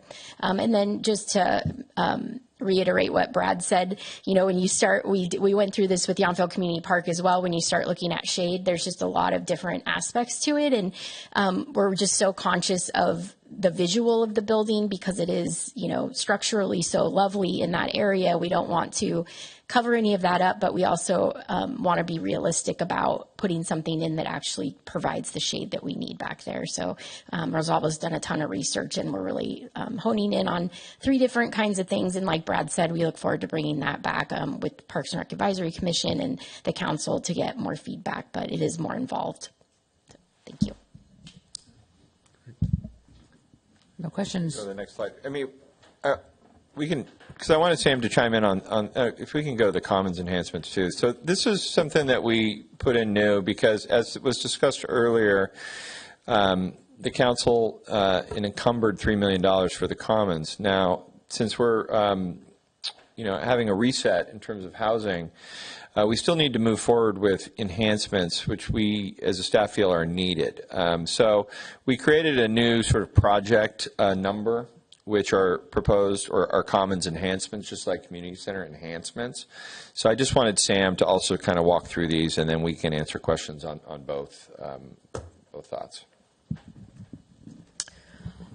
All right. So some of the things that we started examining in this fiscal year and are looking at for the future, and John Rosalba can help me if I mess up something, but Schmidt Hall bathrooms. And so obviously if you've been in there, they were made for children in elementary school, and we've adapted them slightly. We have a huge influx of traffic there that are adults. So using Yountville Fit, visiting the dog park and different things like that. So we were looking at simple, not like full gutting or anything, but simple ways we could improve the look, and then also the usability of those for all ages. The flooring in Schmidt Hall, I get a lot of it's very dirty comments, but it's actually not. It's just vinyl linoleum that was put in when the school constructed that facility, and so we've had it deep cleaned, and it is what it is. It visually is not appealing. So we've looked at a couple things. We could epoxy or paint the floor, but the look of that is not really what I think we are going for. So we're in the process of just gathering some more information. There's not enough money in the current budget to do, we budgeted to paint it. There's not enough money to do anything more. So we're looking at different options and then carrying that forward. And then the code compliance with the farm stand. And so as that, the farm stand, the coop, as that got opened and Napa County came out and did their regular inspections, there are some changes that needed to be made as far as overnight storage of, and storage within the refrigeration. So you see some of that developing now. We found a really cost-effective solution to that, which was bringing in the like a Connex box in theory, with slide up doors and electricity, so that the refrigeration can be moved into there and securely stored overnight, which will comply with what Napa County is asking, and really just to keep it open and going and evolving. And I think, eventually, with the housing, as that moves forward, I think we can all agree, like it will be a great asset and it already is a great asset for everybody. So the evolution of that and opening that space up for more park-like use as well. And I want to chime in real quick because I've had a lot of questions about this. That green Connex box that's there is not refrigerated itself. It is a space to put the refrigerators. And so there's this ongoing idea that we bought a giant refrigerated box for the purpose of refrigerating the entire space. No, the refrigerators will be placed inside the roll-up door, and when they open for business, they roll the doors up, and the refrigerator doors will be accessible from the outside. It's not a refrigerated container. Thank you for that explanation. I've heard those questions myself, so thank you very much. And with that, our last 2 slides are our CIP project sheet, and we provide these because these are the worksheets that we use throughout the year to track projects and follow projects and talk about projects in all of our meetings. So we do color code them. Fiscal year 26-27 is blue this year, and 27-28 is that, I'll say, salmon color. And these are the sheets, and you'll see them later in the enterprise fund presentation as well. We have them laminated 2 sides And these are the tool that we use to have conversations all the time in all of our offices about the status or the future of any of these given projects. And so there are some programs and maintenance projects on here that are not in the slideshow, but we're presenting them, and they are in the budget book the budget packet that you all have. And with that, I believe we're at our question slide. Yes. Sorry, Mayor, for a quick question. For a larger printout of this, is it on our website so I can get it into 12-point type or something like that and be able to read it? Is that where can I find it on the website or? We can put it on the website. Typically, since this is direct information that's in the budget book, we don't put these sheets on there, but it is something we could look into doing. It would be helpful to be able to have one place where you could just kind of look at the projects and yeah, I mean, just be able to glance at them and see them. It's a useful sheet. I'd like to see that. It is a useful sheet. I think it's also in your CIP book, just so you know, under your CIP. It's just, yeah, Celia does it differently than John, so we can provide both. Am I missing? I must have missed it, then I'll have to. It's just in a It's all different right. format. I'll ask Yeah, you. I can. Thank you. Yeah, I think that's a great suggestion too, because sometimes, especially when I'm looking at staff reports that are coming up, it's good to see it in relation to everything else before, because once the projects, first they get budgeted and then they get studied and then something finally comes to us, and I can't always remember exactly what I said a year and a half before during budget discussion, so I think it'd be very helpful. I agree with that too. I just want to make a general kind of comment before we go into see if we have any more questions. You know, what we've all been talking about here is I kind of lump all into this big category of infrastructure. This is something that's not sexy, but I just think it's so important for Yountville. And I see so many, you know, real major budget issues, you know, with the cities around us because they don't maintain stuff and they don't put, you know, the council doesn't prioritize that, you know, there's a lot of stuff underground and above the ground and all sorts of places that, you know, really don't get looked at. They really get, you know, just pushed off into some other later date. So, you know, I just really commend the council and our staff for making this a priority because ultimately it saves us a lot of money.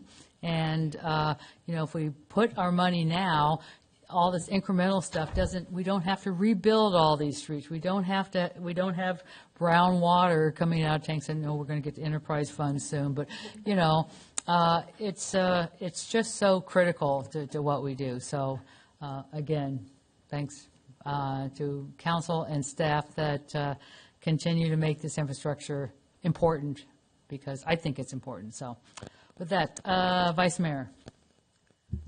I'm in total agreement with your comments, but I also am interested in sort of supporting the idea of formalizing even more as we go along the difference between maintenance, major maintenance, and money for new projects. And I love this sheet of this is 26-27 and this is 27-28. If we could, within those, sort of lump the things that are major maintenance and the things that are new projects so that we see a difference in the highlighting color or whatever, so that it's at a glance kind of thing that really helps us understand what's happening first and what's the priority. So when you do see this sheet on the bottom, in the categories, we did add MM as major maintenance.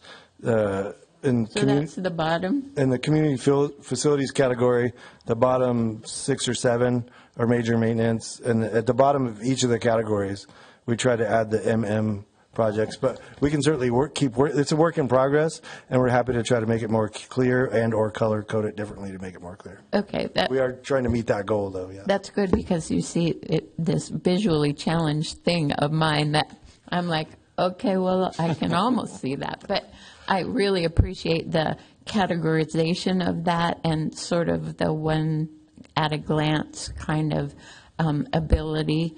I had one other question. When we talk about resurfacing, say, the community hall, for instance, is there any possibility that we could maybe partially or work towards more permeable surfaces at that location as well as we have in the southern parking lot? Maybe not the same thing, maybe clinkers, maybe something different that could change the asphalt to...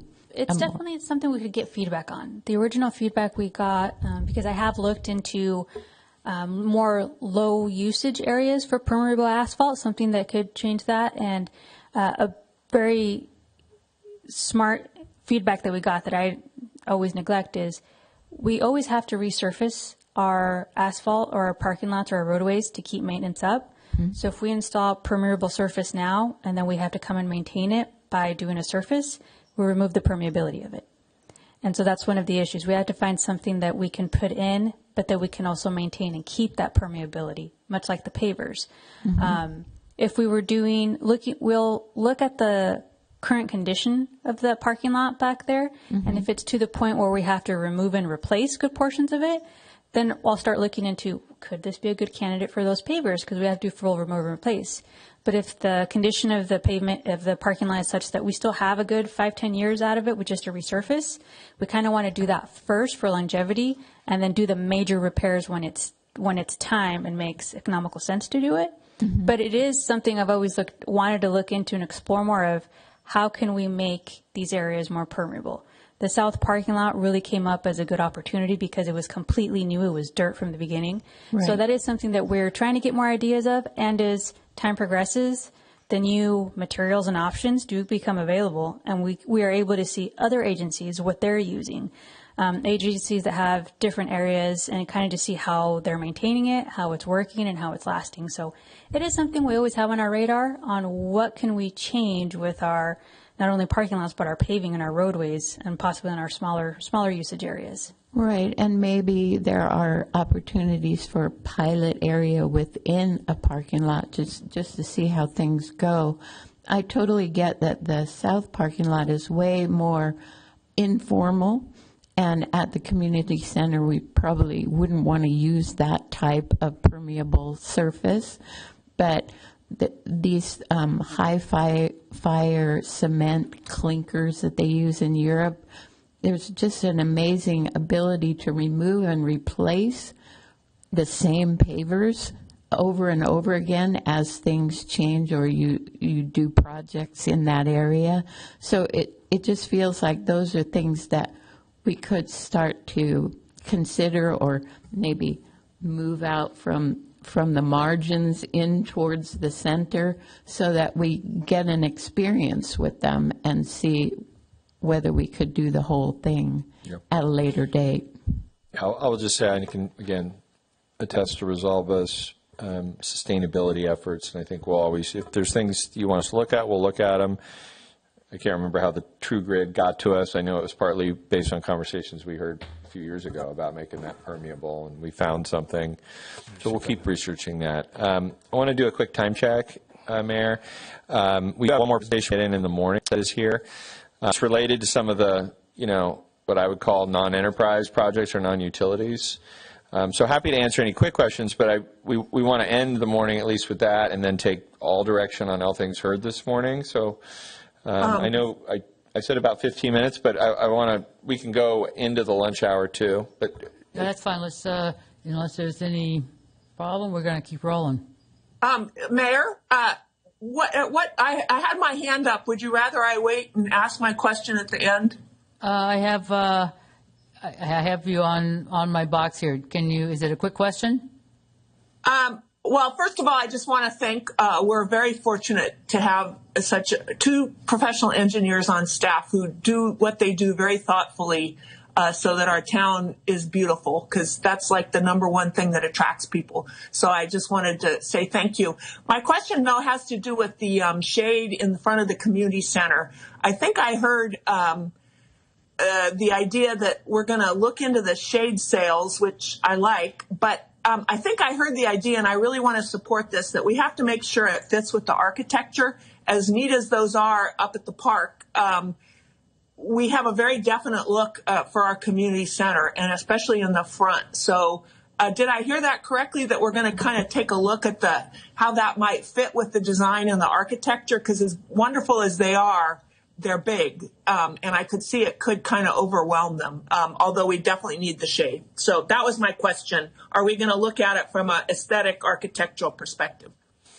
Yes, and we are looking at the area where the Bud's Barbecue, now we call it, and that area in the back. The front, where we already did the umbrellas, we feel like is I'll look at Sam. I think it satisfies the current need. So this is what I'll just call the back shade. And yes, you did hear, we're exploring options that maintain sort of the integrity of the architecture and the structure. Okay, thank you.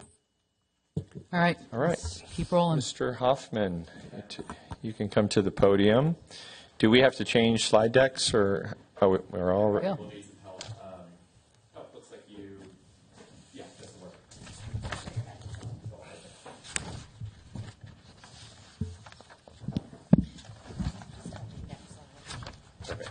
Welcome. Nice to see you. Thank you, everyone. So just a little bit of context, Byron Hoffman from Offset, as Brad mentioned, working on just the wayfinding program. There's many components of that, which I'll get into in this presentation. But before we get into the actual work, I want to take you through just a little bit of the research process that kind of fed into the inspiration for the work that you're going to see. Byron, sorry to interrupt. We had a transition slide that we just jumped over really quickly. There's really sort of four things. It's more than just wayfinding. And if you go back to the dots, we prioritize there it is. I was going to say the fill water stations, the workable 3-bin solutions. We talked about wayfinding. We have also, and we talked about what we were calling the Legacy Trail, but we're now calling the Heritage Trail. So I just wanted to make sure that everyone knew that those are the four things. I also want to say, there's a team behind Byron that's not here.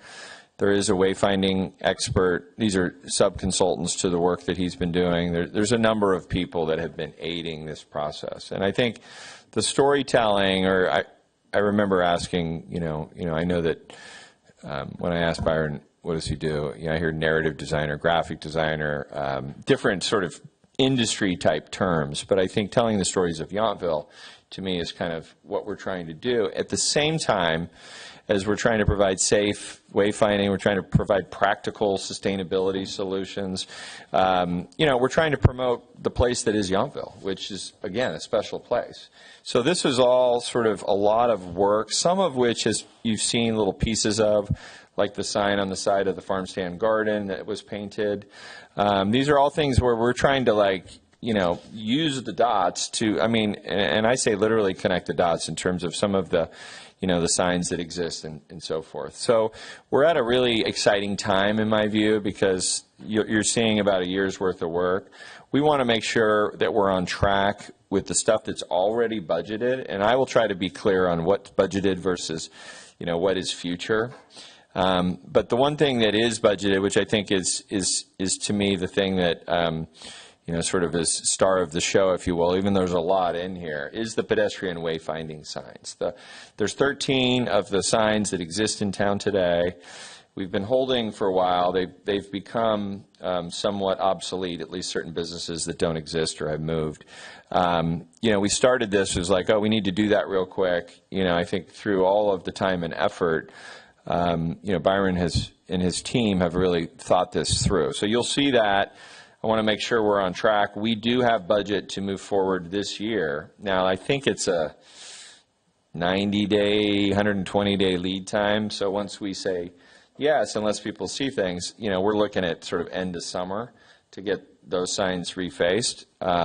So there's a lot here, but I think that's kind of where I feel like we want to make sure we're on point so we can move forward with the current budget stuff. And then we can talk about all the future stuff as much as you like. Thank you.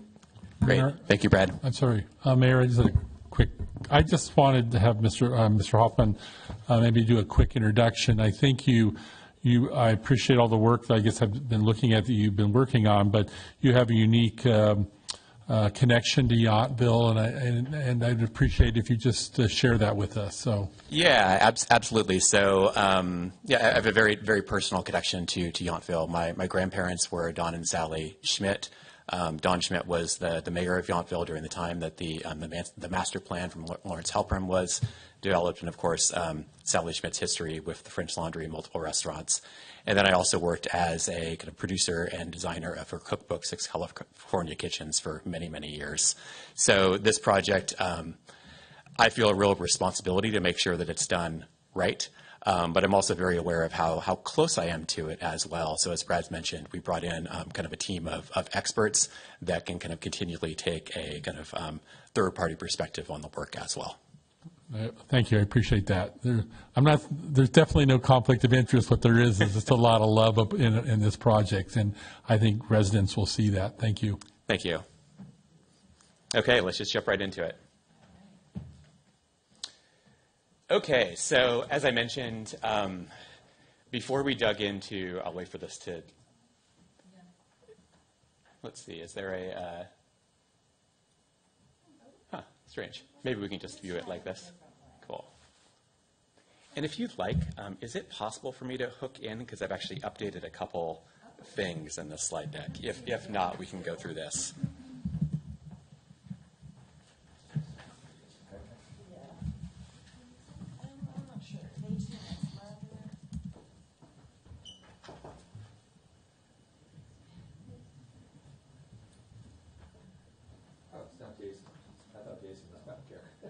You okay? Yeah, I'm good. All right.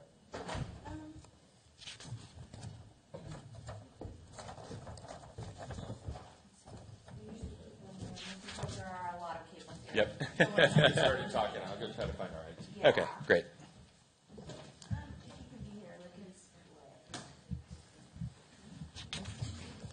Let's see. If you do not want to just really want anything, Sorry, everyone.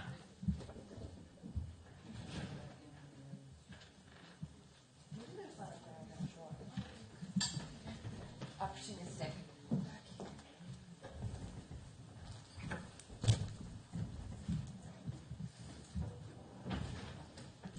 I think I found another load. Perfect. Thank you. Anybody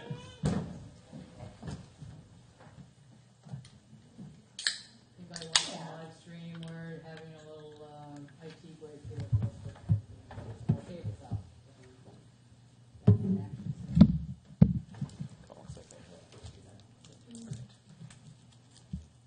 HDMI for you. I wonder, Thank you. we used to have Oops. something right up here. No. Jason, it's good. Oh, is that what's plugged in already? Yeah, that's an HDMI. Let's plug it into this one. That's just regular USB. Help is on the way. Yeah, help is on the way. We're actually going to need this one. It's long enough. Hi. Hello. So, Okay. Nope. of all the cords I have here, nope. Wow, a secret door. We didn't even know about it.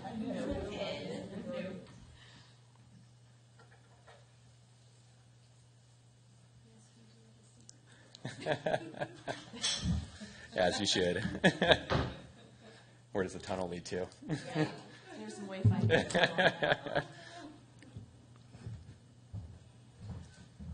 25-footer under there.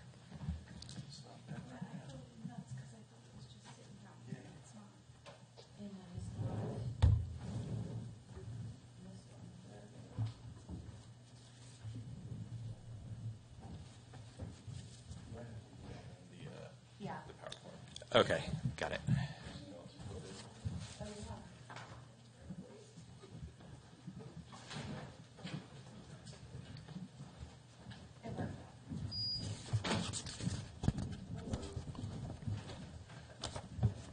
Apologies, everyone. Do you have an AirDrop on your computer? No. I can definitively answer that. hgady@webco.com.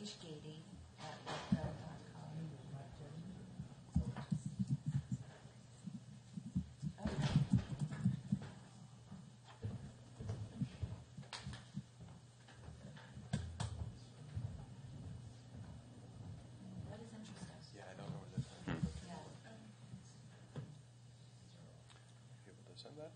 It looks like the internet's going very slow. I'm on Town Hall Public.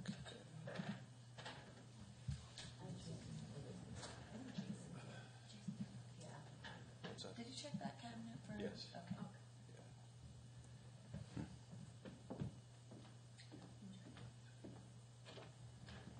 Mayor, do you want to break for lunch and we'll get this all organized and we can kick off earlier, or do you want to wait? You know, it's, there's not a lot of changes, so maybe I'll just go through and I'll just call out a couple things and fill in the dots. So let's just get into it. Your call. What we Thanks. can do is include the updated presentation with the final packet, so we'll replace any materials that are there with any updates you've made. Okay, perfect. And can everybody hear me okay if I Yes. stand this closely to the mic? Okay, fantastic. So really how we kicked off this project was taking stock of what already exists, both present day and also historical. So this meant a lot of time spent on foot and really just getting reacquainted with the town of Yountville, and also digging into the archives, which I had a bit of a head start on through years working with my grandmother on her cookbook. So this is very much just the tip of the iceberg, but some materials that did inspire the work at hand. Something that you all know very well, just the history of redwood lined signage in town, which is something that I remember as a kid, my grandfather kind of seeing under his watch and just being so proud of. So definitely biased when it comes to that piece. It's something that we have carried through into a lot of the signage. I think the street signs, of course, are very iconic. I know they went through an update, but still the same basic post design, which I think is really distinctive to the town. And then we also dug into some of the historic signage that exists and has really been preserved over the years. Two signs in particular: the Yountville train station sign, which kind of utilizes like classic hand painting, and also the market signage as well. Of course, the Grosinger Winery has a history of sign painting as well. And then if you look at this little illustration of the Vintage Cafe, there's this history of illustration being used in really interesting ways in the town of Yountville. And then if you look at the illustrations to the left, so it's Napa Valley, California, kind of the stacked view of Yountville. If you actually zoom into that, there's actually a lot of details of some of the historic signage that used to exist that no longer. So we really wanted to get a sense of what is the town vernacular and how can we make sure that that's translated into the project. If you want to go to the next slide. The other component of this is just acknowledging Yountville's place just in the context of the wider Napa Valley. And to speak a little bit to my professional experience, I've worked for 25 years now designing primarily for the wine industry. And a big piece of that has been, of course, continually kind of digging into what is the vernacular of Napa Valley wine. So there is a bit of that visual language that you'll see reflected in the work. In the way that scripts are incorporated. The whole Heights Cellar label has this like beautiful brick red, which really speaks to just the earth. Very simple classic typography on the old Mondavi label. And then there's also a history of wood signage throughout the Napa Valley that is very much connected to the wood signage in the town of Yountville. And then I think the Turnbull sign is an interesting example of like what is a contemporary interpretation of that vernacular. If you want to move on.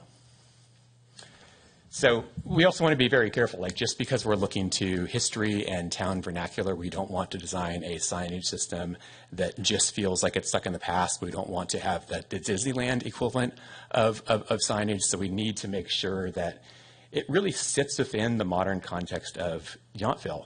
And Yountville, like, of course, as you all know, is home to world-class restaurants, hotels, shops. And when you dig into their signage, their architecture, their kind of retail frontage, most of it is extremely well done. So it's something that we need to, have the town signage really kind of sit well in this context and not just be a throwback. And a couple of things in particular here I want to call out. The French Laundry sign, the use of brass, how it's kind of integrated in with the stone masonry, which of course is a kind of, piece of vernacular design that you see throughout not just Yountville, but the Napa Valley as a whole, and also the way that landscaping is integrated into so many of these signs. If you look at Visor Gentil, the climbing roses, I think there's this huge part of the success of the storefront and just the life that it brings to the street. If you want to move forward. So the other starting point for us, we're as a studio, we never look to kind of create new elements just to create them. We want to kind of always anchor on like what has been produced before. So we did dig into your current visual identity system, and two things became apparent, and I'll speak to this very high level. One is there weren't really many elements that actually kind of keyed in directly to the town vernacular that we just looked at. And the other component was just in terms of uses. So if you get into the typeface, the signage had some really kind of like some needs that this typeface system like was not able to cover. So kind of really a byproduct of the signage work was going through and kind of refining and extending kind of a kit of visual identity components that we can use kind of across the signage system. And if the town, of course, feels that this is something that they would like to move forward with, it could be used kind of well beyond signage as well. If you want to move forward. So these are just a couple of the kind of proposed visual identity components. I'll speak to the typeface first. So you'll probably recognize the Yountville lettering from the train station. So we actually worked with an incredible type designer to create a typeface that is kind of based off those letter forms. So it can be used for a Town of Yountville logotype, but it can also be something that you can use very easily for other signage kind of, town needs in the future. And then, of course, planning ahead, because these are core components that we want to really have a lot of use for you. Even thinking about the street signs, which have vertical type. So we created a separate stacked version that could be used in that context as well. So wanting to make sure that these kit of components are really pressure tested. Colors, everything here should be very, very natural. So a brown that really keys into the redwood that already edges the signs. Using this brick red, which we're kind of keying into the old Grosinger building, but also treating it as a neutral as well. We want to make sure that as a whole, everything that we create doesn't contribute to sign clutter and really integrates with the natural environment. And that brick red is a really valuable tool in that respect. And then you also see that there's this kind of mustard brass that we're bringing in small doses as well. And I'll speak to what's on the left last. But then also kind of building upon this history of illustration. And if you go back into the archives, so much of those beautiful illustrations that exist, like they were created by locals. So we really kind of revived that approach, and we're working closely with Ivy Zelmer, like an amazing local artist, to create a kind of like whole suite of illustrations for the Heritage Trail that we'll get into later. Inspired by this like classic pin and ink approach, but then bringing in beautiful watercolor to kind of bring life to them. And then on the left, you can see a proposed kind of lockup for how all these elements come together. And are you able to zoom into the circular icon?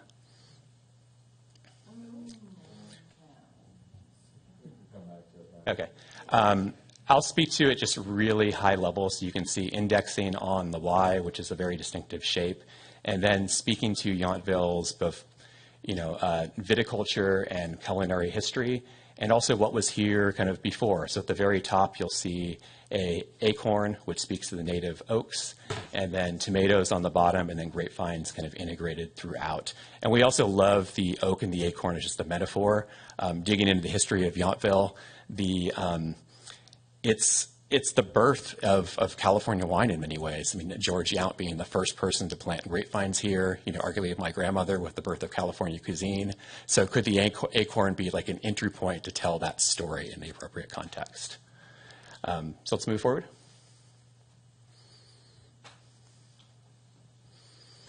Okay, so let's talk about the Heritage Trail. And before we get into this, the website for the Heritage Trail, we also created a circular icon for the trail that you're seeing reflected on the left. The bell, in many respects, is kind of a universal symbol for heritage. And the bell that we've modeled this after is the Pioneer School bell just right out front.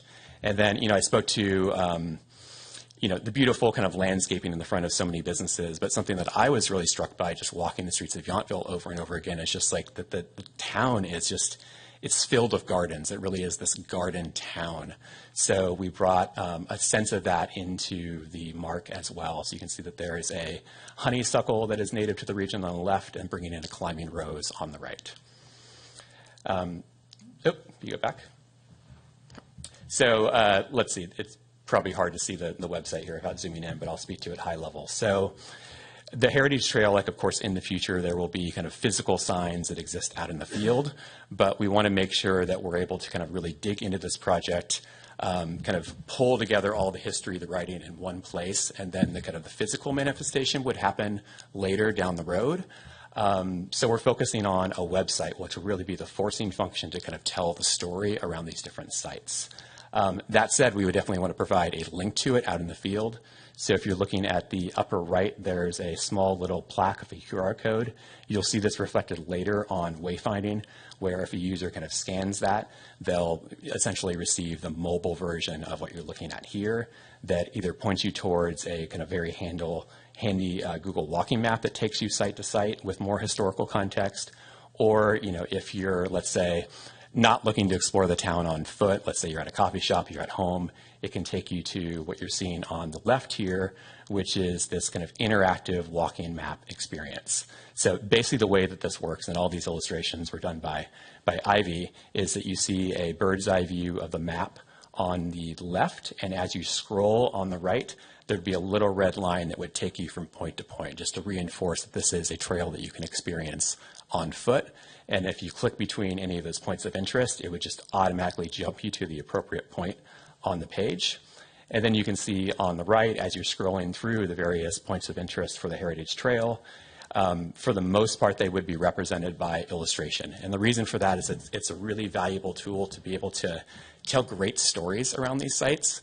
So for example, with the Yountville Station, rather than having a photo of it present day with all the shops, we're able to go back in time a little bit and kind of show what it once was. So again, this allows us to tell really quick visual stories for each site, and to also get some real mileage out of this work as well. So for example, with the Yountville kiosk,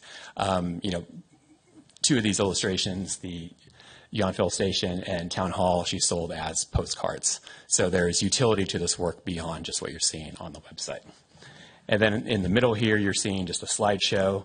This would also be a place to house historic photos that if you clicked on any of them, they would be brought up in a slideshow format with the ability to have a caption. Any questions as I kind of go through this and jump from item to item? Okay, let's keep moving. Okay, so another project that we're kind of in the midst of, but it's extremely high level, is, Brad mentioned this before, the sparkling water stations. We're definitely at a research phase, but also a little bit of testing. You'll see that the unit on the far right, Public Works has sourced and actually have in front of, or in the back of the Yountville farm stand to kind of see how the system behaves. But as you can see, on the left and also kind of moving to the right, Paris really is the place where this system was pioneered, and it's been incredibly successful. Brad, I may misquote the number here, but I believe a 20% reduction in single-use plastics through its installation. So really, really effective. And you can see that almost all of these are actually part of a kind of larger kiosk, even though the system itself isn't extremely large. And the reason for that, from the research that we've done, is that almost all of these systems aren't officially rated for outdoor use, so there needs to be some type of structure that's built around them that provides shelter from the elements. Of course, they need power, they need water hookup, there's multiple requirements. So really the path here, and Public Works could speak to this in much more detail, is let's pressure test a system, and then from there we'll kind of go into what is the form factor, and then what are the graphics that do the storytelling around this. If you want to move forward. So trash is another high-level project. So I live in San Francisco, and there's a notorious story there of a $500,000 custom trash can. So this, of course, has been in the back of my mind, this entire project. So where we started was, how could we, let's say, lean on Public Works to create a very simple trash can that integrated with the town vernacular. So what you're seeing here is just a simple box edged with redwood. In some kind of select situations, could you use different materials, for example, masonry, that allow it to kind of blend into its environment, and just a very simple kind of metal fabricated stenciled top that kind of calls out which bin is which. From there, if you move on to the right, we wanted to look at, and again, this is very much led by Public Works, is there an existing system that we could buy that could integrate kind of into the town? So what you're seeing, the photo bottom right here, this is currently being tested at the Yountville Farm Stand. And with this system, we're able to specify custom colors so it can integrate into its environment. And then on the left, we also wanted to ask ourselves, like, is there a even simpler approach to this that also just leans into values of sustainability? So, of course, using a wine barrel as a trash can is not a new idea, but I would argue that Yountville, Napa Valley of all places, probably has like more rights to do this than anyone else. And could there be a bit of storytelling around, let's say, featuring wineries that are in the Yountville AVA, and also just principles of reuse as well? So they're very small. You can't read them right now, but you could have a simple little plaque that says, donated by such and such winery, member of the Yountville AVA. Let's keep moving. Yeah. Before you get out that, you can go back real quick. I just wanted to point out on the far right and what's being tested at the farm stand, this partly gets into maintenance, because what this is a thing that conceals what are basically residential totes, the things that we all have at our house. And so as Byron and I have gone like literally around the world on this subject in terms of best practices, this is something that obviously most people understand, is how to sort waste at their home. Like we've learned about the black, the blue, and the green waste bins.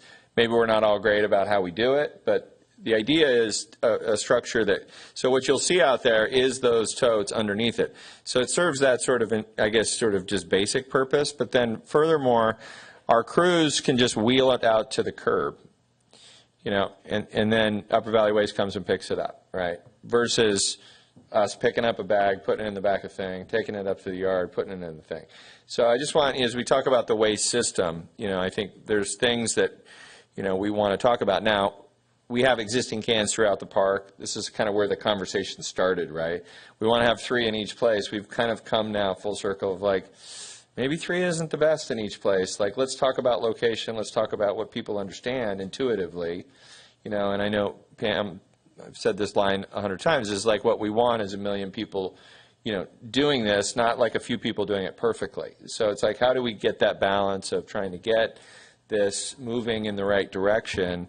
And I think it is partly trial and error. But I do think the test out of the farm stand will be useful. And obviously the aesthetics of the wine barrels, part of this does go back to like the town and telling the story of the town. So a lot wrapped into this. We'll be excited to hear what you have to think.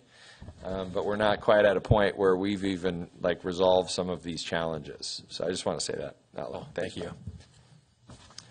Okay, let's go to the next slide. So before we get into some wayfinding, just want to surface some of the high-level principles that came kind of like out of this organic design process.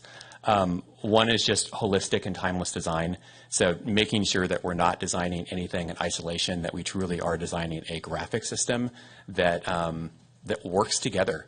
But there's another piece of that, is we also don't want to design a system that feels corporate. Yountville is this beautiful small town, so let's embrace that. Let's make sure that like what we do here isn't too polished, but that it integrates.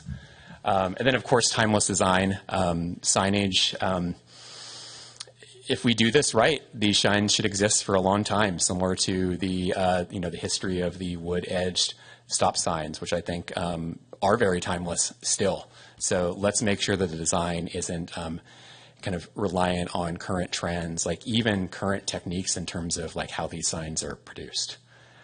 Grounded in town vernacular, spoken about that quite a bit. Reduce sign clutter. This is twofold. Part of it is the colors that we're using, the materials that we're using. The work needs to really kind of blend into the town as a whole. John, kind of hearing about your focus on making sure that the streets are beautiful, I think that this plays a role in that, and handled incorrectly could easily kind of defeat those purposes. So we want to be very careful. And there's another component of this, like once we get into kind of really producing this system, hopefully there's some of this wayfinding that could actually allow us to remove some signs that exist. So rather than just being additive, if we do this right, I think that we could theoretically end up with, not more signage in town as a whole. And then lastly, just embracing craft. And This comes into play in things like the icons created for the Heritage Trail for the town of Yountville. We worked with a incredible illustrator that we have a long history with that designed stamps for the Royal Mail in the UK, embracing those traditional crafts that are being lost in the work.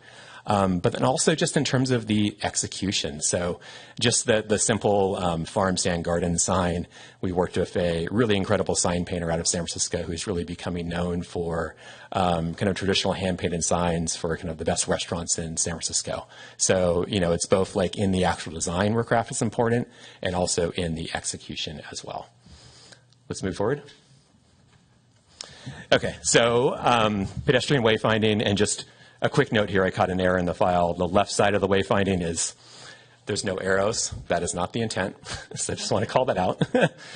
So big picture, we're really looking to kind of lean into what you currently have. We're not looking to replace the base system. So the posts that currently exist in town, the concrete anchors, those are elements that we're looking to essentially reuse and create new kind of horizontal flags that will work better from a communication perspective, but also endure more in the elements. So kind of a potential partner in this project is Thomas Swan Sign Company, which is, they're incredible. They do signage for Apple, Restoration Hardware, SF MoMA. So they've been an incredible partner when it comes to what are the appropriate materials to use for something like this to make sure that it truly endures and you're not having to constantly kind of do maintenance on the signs.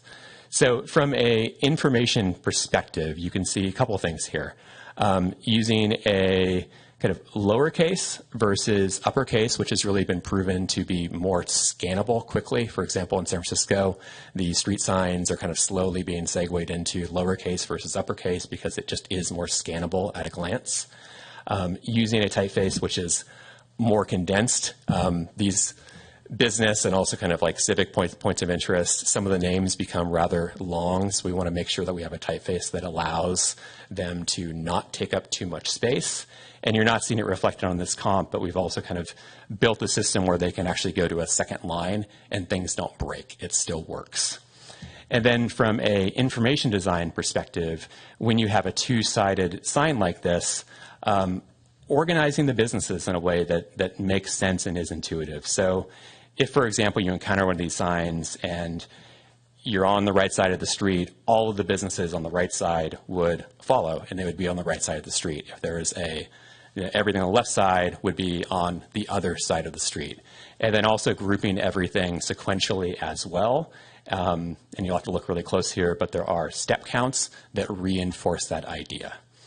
And then just from a scannability perspective, and to also kind of remove this dynamic where some businesses are including a long line of text that describes what they are, building a kind of symbol system that is able to quickly communicate the type of business, which I think is also especially relevant just because of the number of international visitors that you have in Yountville. So going from left to right here, the Y is anything that is municipal, culinary, tasty rooms, shopping, lodging, wellness, arts and culture, parks, bathrooms. And then you're seeing the Heritage Trail icon here again. High level, previously this has been very much about businesses with some civic mixed in. As we've gone through and we've kind of pressure tested this with all the appropriate sites that need to appear on which sign, really prioritizing civic points of interest and making sure that they don't get lost. And if they happen to be on the Heritage Trail, then they would receive the Yountville Heritage Trail icon. And then, as I mentioned before, if you look at the very top of the sign, there is the brass plaque that encourages people to kind of scan that QR code and pull up that app that brings them from Heritage Trail site to site. Let's keep moving. Is all the bathrooms on all the QR codes when you pull them up? I love bathroom maps. I think they're important. That's a good idea. We have not planned for that, but I think there's a larger discussion around should we also have a QR code that pulls up just the digital version of what you're seeing for this wayfinding, not just the Heritage Trail. So we do have versions of this where we have kind of multiple plaques with appropriate QR codes, and I think integrating the bathrooms into that high level would make a lot of sense. All right, great. I vote for bathrooms. Thanks. I've been in that situation, so I understand. I know, we all have. Okay, so we're going to get into some kind of more conceptual proposed designs, but how do those visual identity components potentially manifest in kind of like larger kind of gateway concepts? So this is looking at the crosstown gateway. Fairly self-explanatory what you're seeing, but really kind of leaning into traditional techniques. So for the Yountville lettering, having them be, beautiful kind of cut-out raised wood letter forms. There is a history of this. For example, the Yountville farm stand, the kind of Yountville type that has existed there for years is simply just kind of cut out of wood. So could that be kind of repurposed for other things like this? And then also thinking about, signs like this, are there components or maybe even the entirety that could be created by Public Works versus having to outsource them? So everything here is very simple, humble material. So redwood posts, the traditional kind of redwood edged shape. The shape takes inspiration from the train depot sign, and then pulling in a little bit of kind of like hand lettering for the established and incorporated date. And then again, just leaning into the town vernacular, bringing in masonry for the anchors, and then these icons that have been developed both for the town and the heritage trail, designing them in such a way where they would make just like really beautiful kind of sculptural brass plaques as well. And then the other piece that we really want to kind of index on here is that for signs like this, like we don't think that they would be finished without landscaping. Just the landscaping brings so much life to them and places them in their site. So something that really should be considered not just as an afterthought, but part of the design as a whole. So it's I don't know if you know this yet or not, but I really like the little lights over the Yountville thing. Would you be able to see this as you're driving north on 29? I'm really tired of all, and I keep complaining all the time, not getting where all the faded signs that Caltrans puts up in Yountville, so at least so you would cool be able to see it. Absolutely. So I think that the lights could be really beautiful here. That said, we would definitely want to get into, we want someone to see this and suddenly swerve to the left. That's the entrance to Yountville. So we'd want to be very, very careful about that. Right. I think there's the wall there for the vine trail for safety, so some of the landscaping will be lost. But since the signage behind Vintage 1870 and the Estate Yountville that used to be really prevalent, this would take that place really nicely, and it's so welcoming. Oh, thank you. Make it taller if it's not, but you have to make it a lot taller. Absolutely, and we've kind of gone out on site. We printed out a ridiculously large version of this first, and realized that was maybe a little bit too big. So this is still large, but I think it would integrate in the site really well, and also you would be able to see it from the road. Oh, cool. But of course, anything like this, we would want to make sure that we're doing prototyping out in the field to make sure that both sizing and placement are just right, which is, goes without saying, incredibly important with this type of work. Like a story pole or something to get it right. Exactly. Okay. Yeah. But speaking of that, if you want to move forward to the last slide, so this is taking a look at, how could that design then be extended to signs that would actually exist on the highway that would take the place of the existing Caltrans sign that is there. And then the single post sign is what could potentially be a new kind of single post sign on Yountville Crossroads. So that replacement could even be a tool to use kind of in town once you've arrived after you've seen one of these larger gateway signs. And again, same vernacular kind of used throughout as the signs get smaller, bringing in kind of different pieces of information. So embracing consistency, but having the storytelling be kind of, additive as you kind of experience these as a whole versus just seeing the same thing over and over again. For example, integrating the Taste Life here or the Heart of the Napa Valley into some of these signs. And it'll be an Instagram photo shoot, so. If you go back to the previous slide, I think this is actually a really fantastic one to design for that use case, because it's, of course, someone isn't pulling off like right on the side of the highway. This is something they can access. It's a little bit of a secret. I think that is something that we absolutely want to take into account and encourage for, but of course, like with Put it on the safety QR accounted code. for. There you go. Yeah, exactly. Instagram photo up. So much of this needs to be integrated with what the TID is possibly doing with the collection. Yeah. I think we're done, unless, Byron, you have final words, and I want to kind of make one. Do you have anything else to add? No, I would say welcome questions. So much of this is conceptual work. Some of it we brought, pretty far along in terms of the icons to really kind of like, show the craft that we're after. But again, like very kind of interested in hearing reactions. Yeah, and I just want to make a couple closing remarks. First of all, again, there's a team here. Lindsay's in the audience, so I want to recognize Lindsay, who keeps Byron sort of on time, but also has been a really good creative contributor. I think she's based in Napa. Byron's down in San Francisco. There's been a lot of people involved. I don't want to name everyone, but I just want to single out Lindsay since she's here. But I mean, kind of to the point you're getting, like I feel like we've done a lot of work. A lot of this is sort of branding work, in terms of like how it can be used in many ways. I will say we took out a number of slides, because we recognized we were going to be tight on time. But, Byron was really helpful in creating like the merch we had in the kiosks. So, I mean, the T-shirts, all the things you saw. I think I can say this, his wife has a clothing store. There was like a lot of interesting connections as we started to, work on what started as just a wayfinding program. So I'm really proud of the work. I think the staff knows I'm extremely, I don't know what the right word I'll use for me, but I'm concerned about signs. I don't like signs in general because I think sign clutter is a real thing. I like fewer really high quality signs. We have started this week, I mentioned to you, but for the public, we've started to do proactive education on signs in town. And I think, sandwich boards, A-frames are not allowed in this town. So we're trying to now, as we deal with education and enforcement, we're offering to me something that is much better. Because I could go on and on about different communities. I pay attention to signs, and I think read the signs sort of thing. But any community you go into that's nice, the signs are all very organized, and they're very thought out. And then you go to areas where every window is plastered with an advertisement, right? And people just lose control of signs. And it is a huge part of what makes places special. So, and Byron came to the 60th anniversary. Obviously, he talked about his grandparents. We've been working for a year, I think. There's so much to this work, but ultimately we're at this place where we want your direction, we want the community to know what we're doing. These are stories that are really hard to tell in sound bites.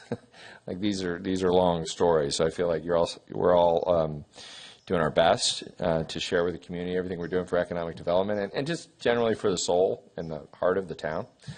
I think these things. So I want to thank you. I mean, I do offer them directly to you. And then, I think we have questions, but this is also where we could take public comment if you want for the morning session. We have an afternoon session, which is a little more, black and white with utilities and enterprise funds. So we'll be able to get through that quicker. So however you want to go through it, Mayor, but this was a key break in the day. Let's see if we have any public comment real quick, and then we'll come back and look for some council direction. So, Alan, that means you. Yeah. On anything you've heard since you've been here at 10 o'clock. Not that long usually. Yeah. Usually I'm up and down more. But let's start at this spot. I have to say I love it. It's, I think, getting back to the roots. And I like that it's unified, that it's bottom to top. It integrates really well. And I think we have to be careful if you do build that gateway. I think you're going to have people. I don't know if you've ever seen the acacia, or not the acacias, but the ginkgos up at Farniente. There are cars on both sides of the road stopped, to take that picture. So I think we need to be mindful that we don't want to create a nuisance, but I do find it very attractive. In terms of the capital projects, I think, I like the separation of the maintenance, major maintenance from capital. I think it's clear that way. And in terms of anything specific, I don't. I think you've covered everything very well. So thanks for the opportunity. All right. Thanks, Alan. All right. So council comments on this section that we haven't covered? Mayor, thank you. Knight, you're up. So I really appreciate all the work you've done. I don't think today's day, I don't want to go into a long conversation, but I love the Yountville Heritage Trail logo and that kind of button look. I just at some point would want to continue to talk more about the town logo and what we want to do, because when you look at your signage principles of timeless and grounded in town vernacular, our current town logo, when it talks about the heart of the Napa Valley being so visible, and that's what we are, and the fact that we are the only town in the valley, to emphasize that with this photo we have that is not maybe necessarily identifiable of anything in particular town, but it has a message. And then just talking about the cursive and all that. I learned cursive in first and second grade, but 30 years later, my daughters didn't, and maybe 15 years from now, cursive will be so impossible for people to read that we'll have to do something else. But I just want to have more conversation about what our current logo does to really identify us as a unique place. So anyway. Absolutely. Two quick notes on that. Of course, doing design for the wine industry, I hear a lot about people can't read scripts now, cursive, so I think that in some cases that is a concern. Maybe part of why we actually kind of like move the cursive to be a secondary element versus the kind of the primary mark. So leaning into the lettering for that you see on the Yountville Depot, this very, very bold, very distinctive. You can read it at a glance, and then using the cursive in kind of smaller doses throughout the system, where if someone isn't able to scan it quickly, they don't. They're not losing kind of the core of the message. And then in terms of the heart of the Napa Valley, Taste Life Here, I think that is really more of a branding discussion that the town would need to dig into. Thank you. Councilmember Tripp, question or comments?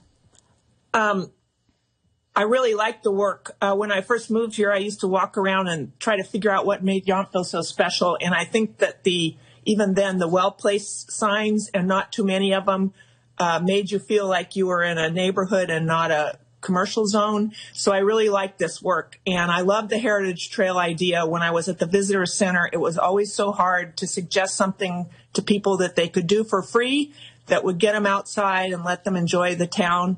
And so I just think that's great. It's sort of like the art walk. There's not many things you can do that don't cost anything but are really lovely.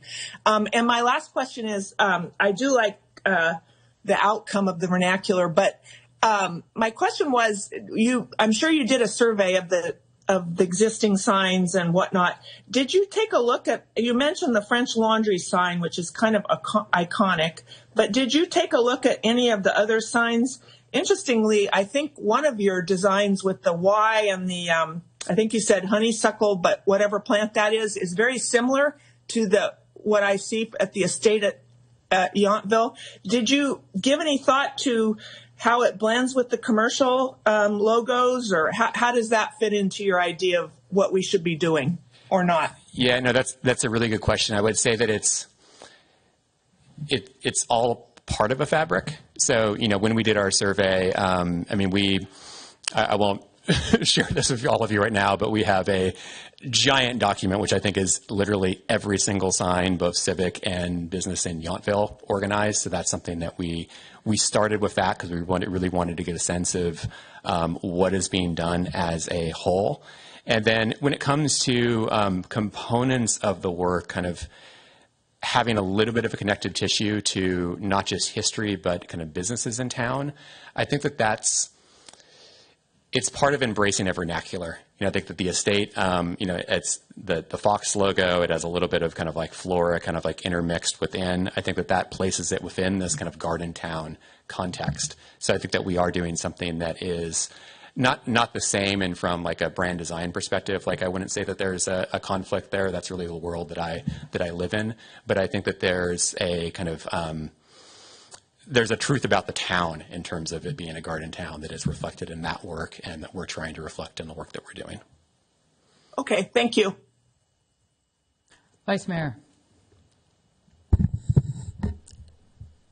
I just want to say that I've lived here for a very long time, and I feel like when I look at these renderings, I get a glimpse back and forward, and I think that the openness of the script and the background, the difference in the color, and the raised quality, that's something that echoes the past, but it's also really distinct and easy to read.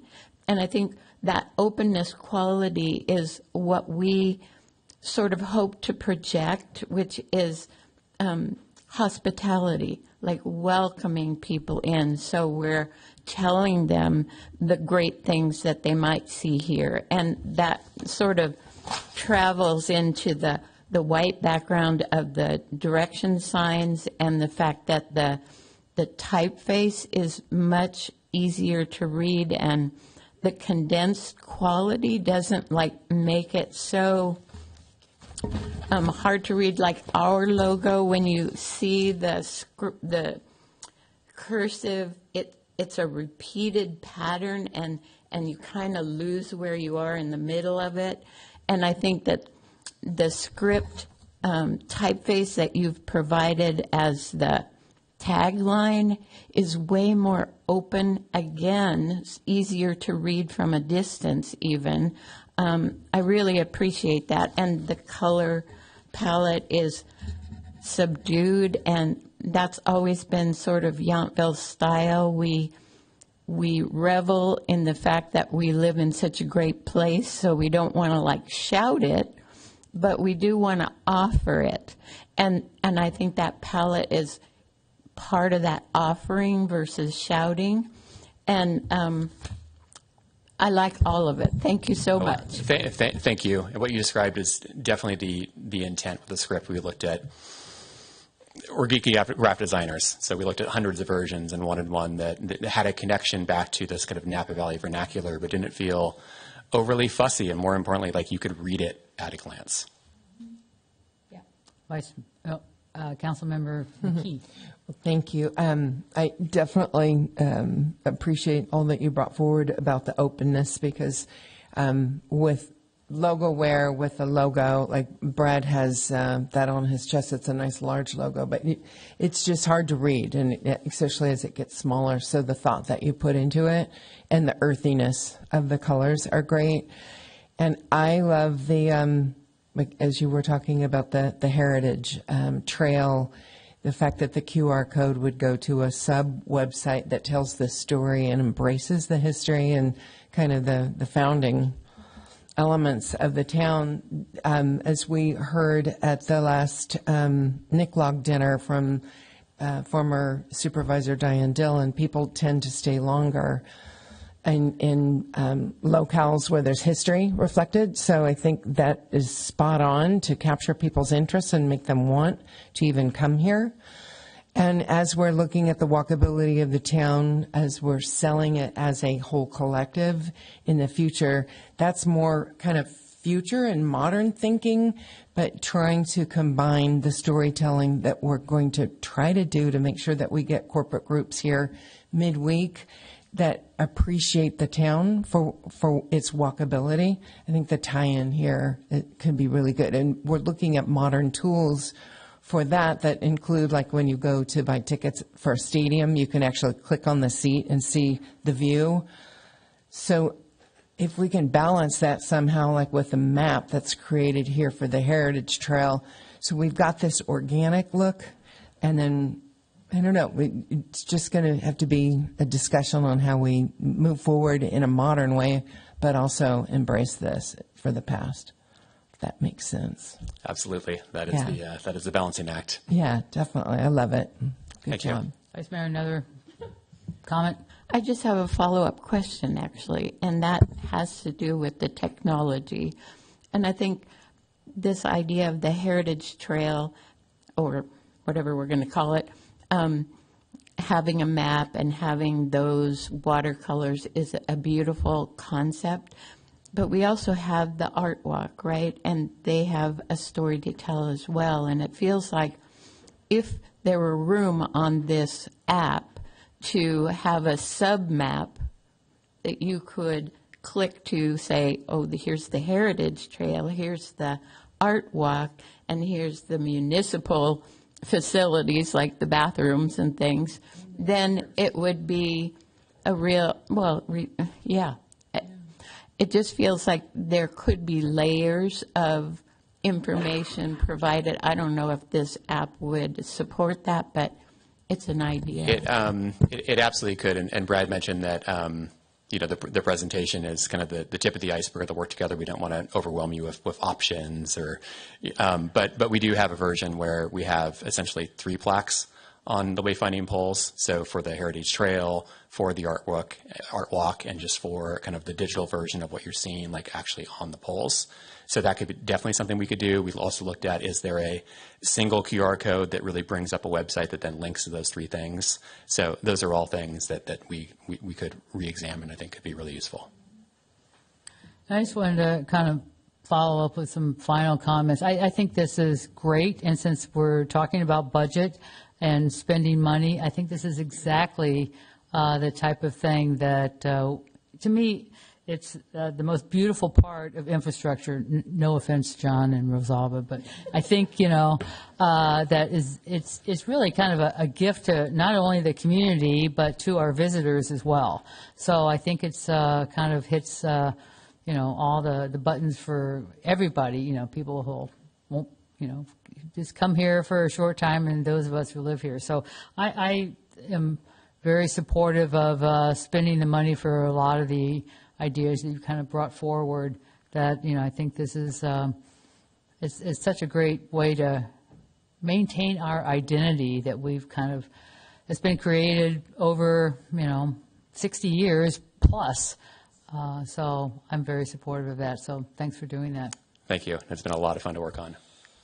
Yeah, I want to say just next steps based on what it feels like sort of unanimous direction to move forward. The pedestrian signs are in the current year budget. We can move forward. We are working with the chamber on exactly what goes on the signs. So you can imagine this is a challenge. It was a challenge when they first went up. So yeah, and so what's important to note, and Aaron will bring back at some point, we're kind of morphing this program into a pay-to-play program for commercial signs, because currently you have to pay to be on these signs, and there's a whole long process, to something that will be more civic-oriented, that the town will fund through CIP, but on an ongoing basis, obviously businesses change, so there needs to be a process. We've talked about it. I think we can bring that back, soon as we're manufacturing, so that we can't please everyone. Everyone can't be on every sign, and there needs to be a strategy which we've talked a lot about, but again, it's more of a civic strategy, so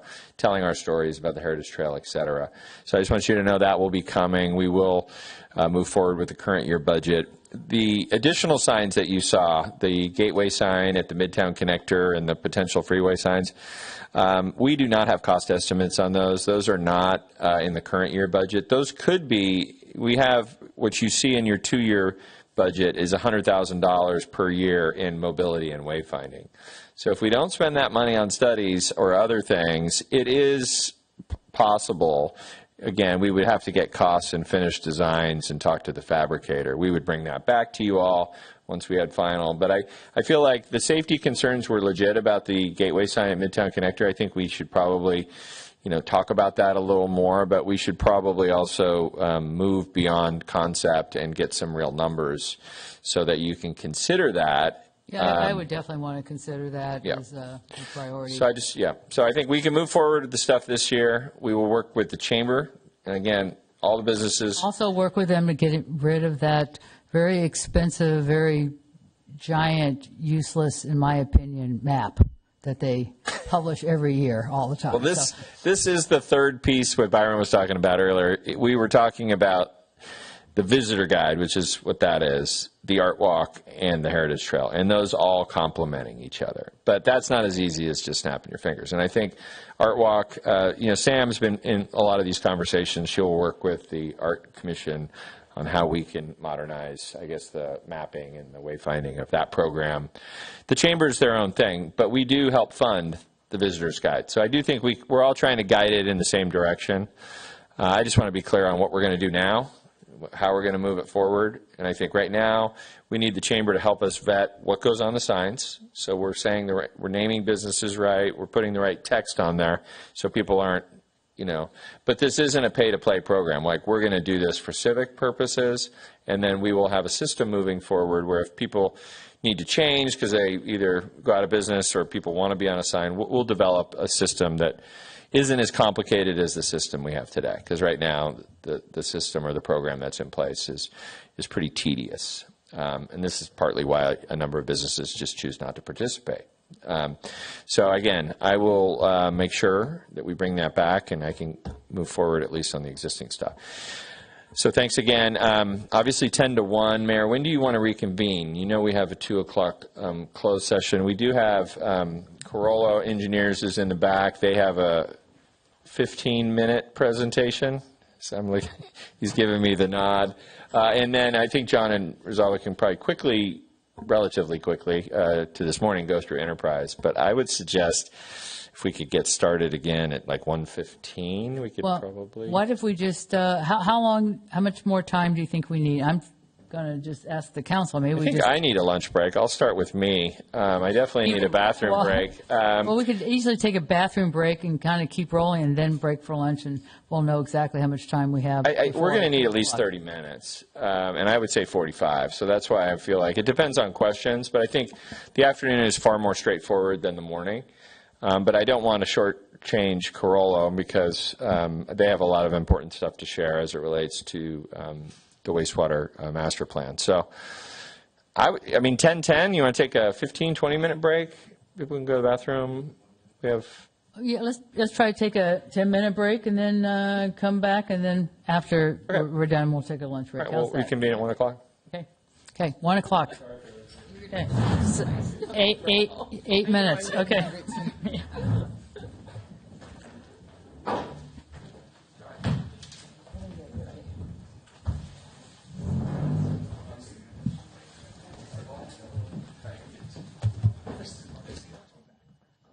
What's our schedule after we have 2 o'clock closed session and then?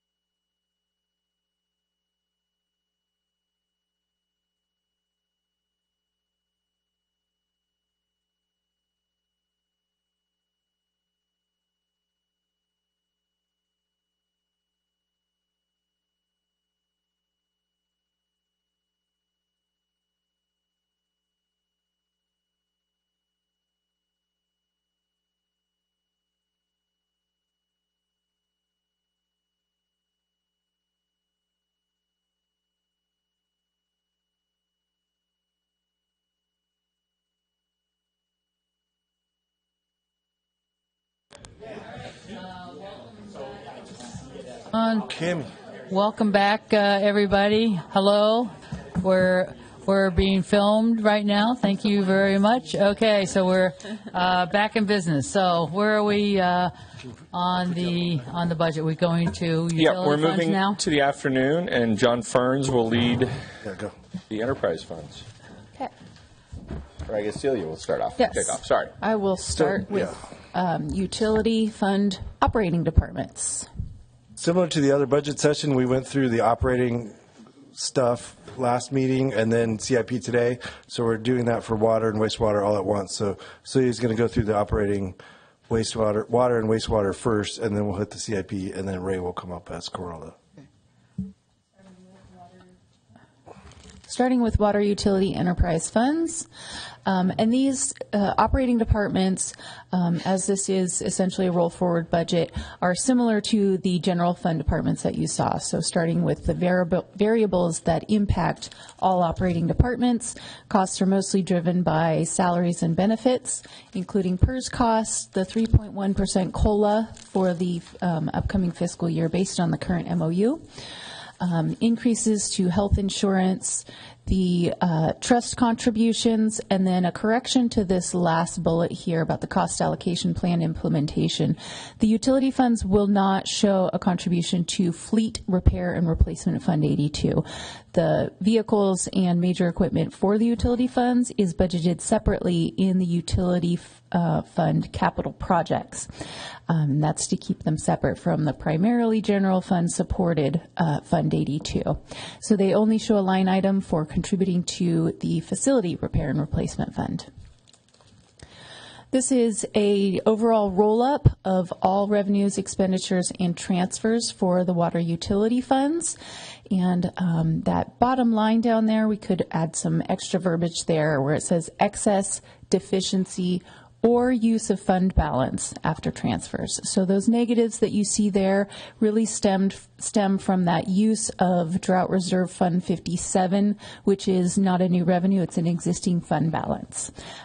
All the wastewater and water funds end with positive fund balances, which you can see in the summary of fund balance activity on the staff report packets. The Drought Reserve Fund 57 is going to, we propose using the $2 million to support the 1 million gallon water storage tank project. This is the project that was budgeted for the current fiscal year, and now both the project and funding sources are moving to fiscal year 26-27. Impact fee funds, again, we do not budget for because they are based on building permit issuance, which can be hard to project. If any impact fee funds are received, they are transferred into the corresponding capital projects fund to support those projects. Water operations and distribution fund. This fund is mostly flat. The key ticket item here is the $37,500 as a contribution for the utility rate study. So that will be happening in fiscal year 26-27, and the cost is split between water and wastewater. And then the largest expense in the water purchases and conservation fund is the purchase of water from Calvet. We do expect to have access to the full 500 acre-feet allotment of water, and we are currently in a 10-year water purchase sale agreement with Calvet. Questions on water fund? I do. Okay. Councilmember Knight. Water fund. Water fund. So, so in terms of maybe the conversation might be around the investment. I assume it's appropriate now to talk about in terms of the investment for the 1 million gallon tank for the town. I think this is operations. That's the CIP. So if you want Okay, to we wait can for wait for John, that. he's going to go through the tank. Okay, good. So in terms of operations, maybe when we talk about the water drought reserve fund, where we move money to talk about that and that other capital investment, how would we, in terms of and maybe this is a question for later conversation, how do we refund that, or that reserve fund? So that is going to be addressed in the proposed amendment to the policy, because that drought reserve usage policy does state that it has to be replenished if used. And due to the fact that this water storage tank would help solve some of the issues that the town would face during a drought, we were going to propose that that policy be amended to not have to be paid back. And we would talk about that. And as we talk later about the CIP purchase, or is that something you will we're talking about now, or? It could be a conversation for today. The actual policy amendment would come at a later time during the next fiscal year, prior to the project commencing. Okay, that's good. I think it'll be more relevant as we're talking about the storage tank. So thank you. Okay. Yes. Councilmember McKee. Will you please remind us where we are within the 10-year agreement with Calvet? I believe it. I think we're in year 1. Year 2. 2. Okay. We renewed it in 24. Okay, thank you. And just before we move more to the water tank and the policy, I just wanted to throw a little historical perspective in on why we have the $2 million. That started back in 2008 when we were spending, at that time, and today's dollars, it's a lot more, over $350,000, as I recall back then, on purchasing water from the state water fund. And as we found that we had plenty of water, really, in Rector, and we would only need it, I think that probably the last time we had a drought, maybe, and at that time, if everybody else is in a severe drought too, you're only going to get 5% of what you're paying for. So we decided to sell our water rights to the city of Napa, because they have some creative ways of selling water to different people, so I won't go into that. So we've had that money. We borrowed from it one time when we had some broken pipes that really needed to get fixed over in Washington Park, but it's really just been sitting there, not even earning very much money. So when we, kind of consider that policy, I just wanted to provide that history. It wasn't something that was any more than, we actually sold the water rights for $3 million. We spent $1,000 probably digging ourselves out of a hole that we had in some CIP that we needed for the water systems. So it was, we thought it would be used for some of these big droughts, but even our last drought, we didn't really use it to purchase water on the spot market. So just historical perspective of how it got there, and it's been sitting there for 20 years. So anyway. Mayor, just another maybe short conversation, well, I don't know if it's short or not, about water. And I know just recently in the last year or 2 years, because of issues with water testing and with the Veterans Home, the town and the city of Napa and Calvet developed a joint powers agreement.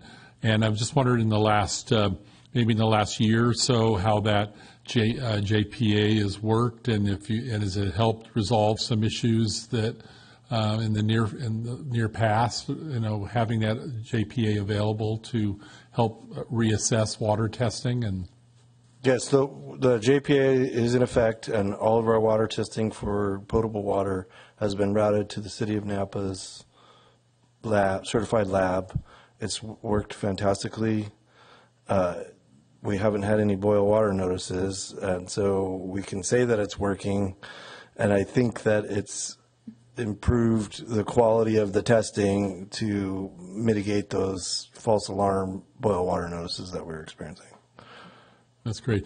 And we talked. We mentioned that we've just entered into a 10-year water agreement with Calvet and for Rector Reservoir, and we've talked about this a little bit in the past, but at some point, it seems to me, with the valuable asset we have that Calvet has, the town benefits from, and Rector Reservoir, and really the focus for Calvet and the Veterans Home in the near future is skilled nursing and maybe hopefully housing for employees, that it seems like we should take an opportunity to maybe expand that kind of conversation with Calvet and including the city of Napa and the town about a JPA that may look at management or just a conversation about Rector and how maybe there's a broader mission or something that the JPA could take up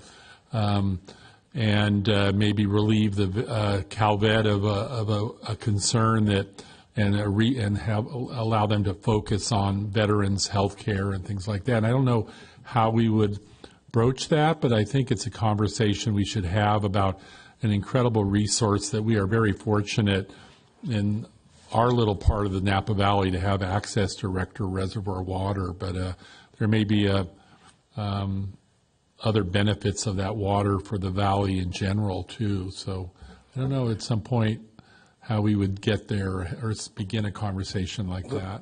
Those conversations are happening at the staff level, and there's nothing substantive to report yet, but staff, both here, us, and at the city of Napa have been investigating the opportunity that is somebody like the city of Napa taking over Operation Rector, and then how that plays into water supply up and down the valley.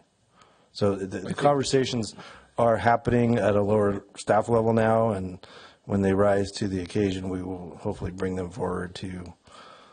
Well, and to add, I mean, I think the idea that's being discussed is really the JPA operating it, and obviously, City of Napa is the largest and probably the most qualified, in terms of just like they have the testing lab, they have the infrastructure, they have staff, et cetera. I would say, you just brought it up, so I mean, we're having the conversation now.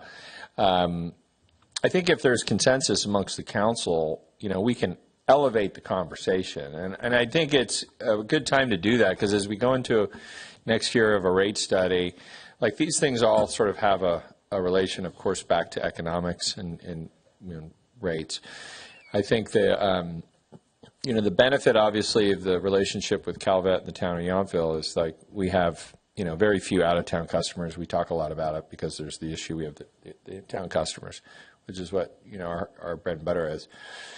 I think the thing we have to be mindful in a regional conversation, particularly through the lens of a rate study, is, okay, what are the current customers that are in a good position getting? And if we're going to think about how does that water get used more broadly for other people that might need it, I just think there's a political discussion on that level that really gets into, protecting what we have. But I think because, and I don't know, John, I've learned a lot about water, but I'm definitely not a water expert. I mean, it feels like Rector has capacity, right? And I think this is kind of this question of how do we work together to make sure we're doing this, both locally and regionally appropriately. So I think having brought it up, I mean, I'm happy to take more sort of feedback, but I think this happens probably at the staff level to do some sort of exploratory process that can kind of come back to the political level. But that takes a lot of time, and I think as we move into rate studies, those get hyper-political. I'm sure you've been through different versions of that. So unless there's opposition to exploring it, we'll just keep doing that. I think we could probably use this conversation to say, it came up at the budget meeting.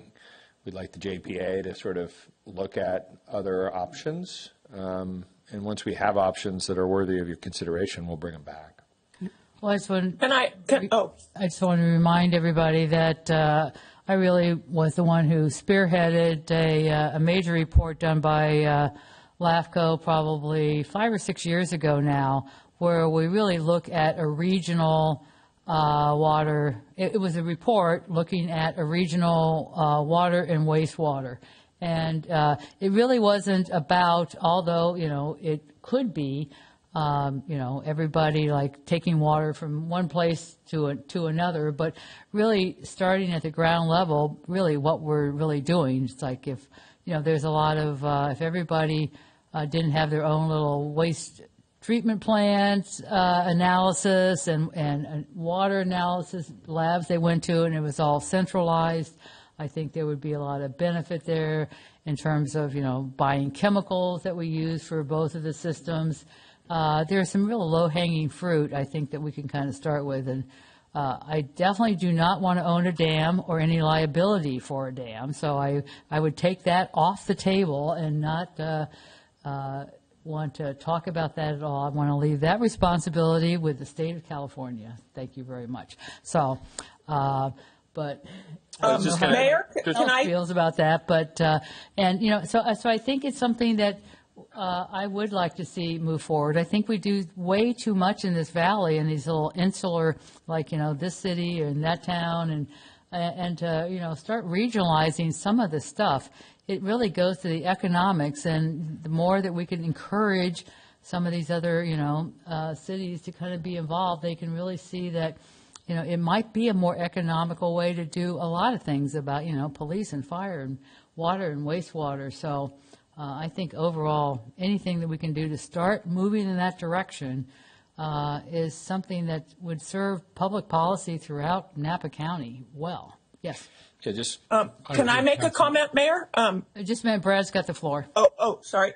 I just wanted to remind those that were at the NICLOG meeting, there was a very complicated presentation that got specifically into what you're talking about. So we could start with bringing that here. That was a public meeting. It's in the public record.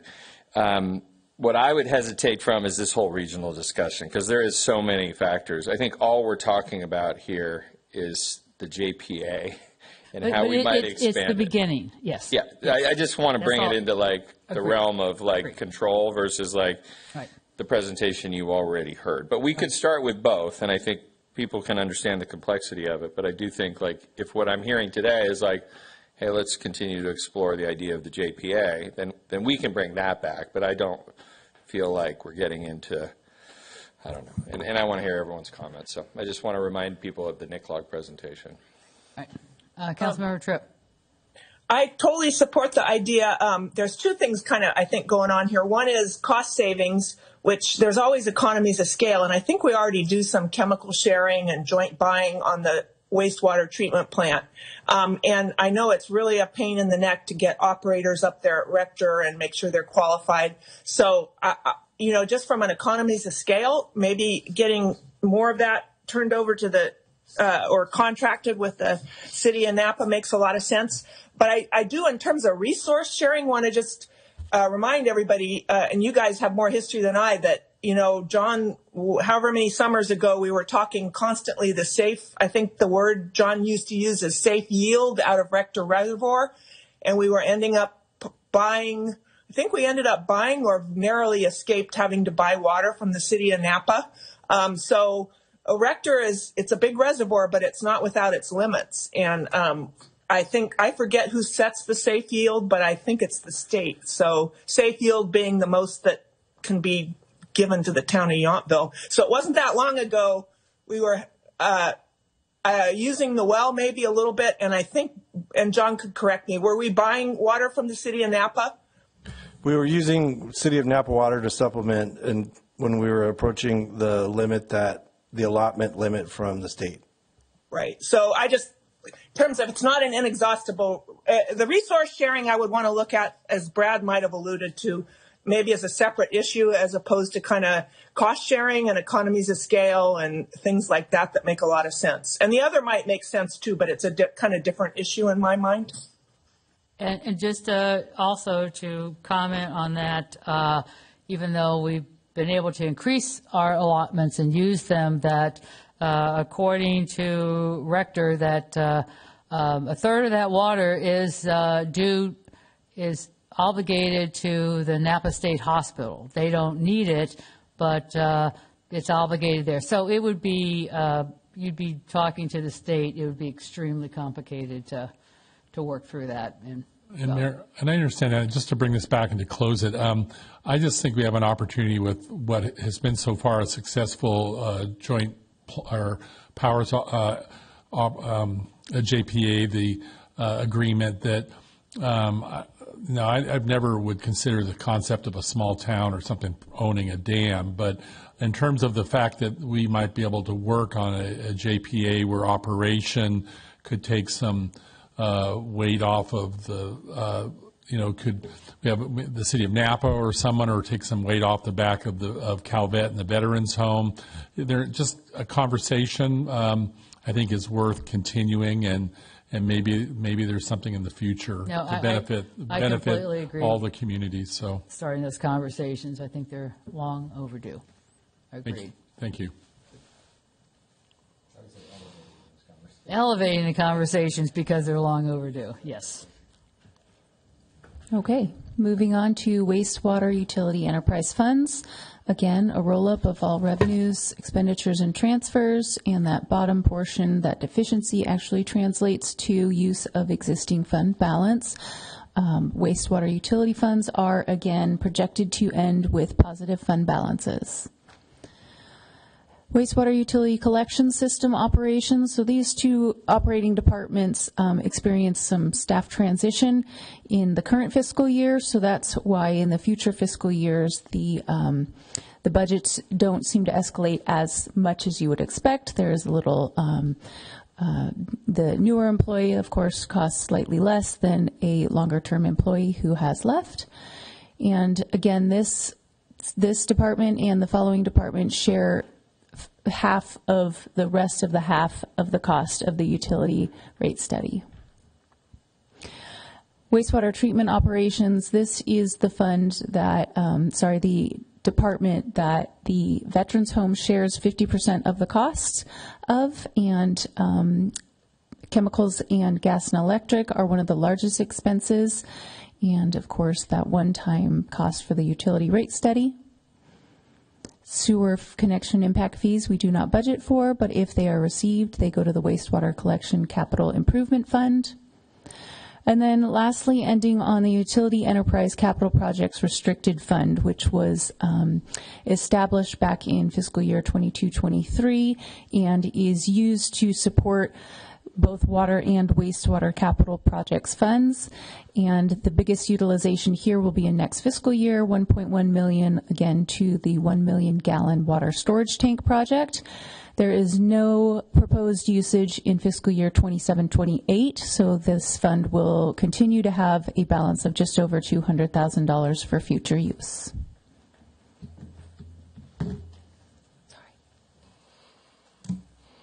Questions on wastewater? All right, so I have, I think I'm kind of jumping ahead, but I want to make sure that it will be there, because I couldn't really read the, it seemed like 8-point font on the CIP project. So it looks like right now, we haven't done the water or the wastewater 5-year study, but in the past, we already kind of knew at this point, a year out, that we were going to have deficits based on the really needed CIP projects. But I don't really see that, those big deficits that we used to have in the past really kind of coming up. And is my expectation correct there? For the proposed 2 years in this biennial budget, Right. the all of the water and wastewater capital projects funds will end with positive fund balances. So no deficits up through fiscal year 27-28. Okay. So, but, and that's taking in the CIP projects that you have planned? Just for those 2 fiscal years, yes. And we have no information looking out after that? That has not been analyzed yet, no. Okay, got it. All right, thanks. Any other questions? Nope, keep moving then, thanks. Okay, so similar to what we did with capital improvement program for the regular funding, we're doing the same thing for capital improvement program for the utility enterprises. I do want to acknowledge that Rosalba is key to these projects as well, similar to what you saw this morning.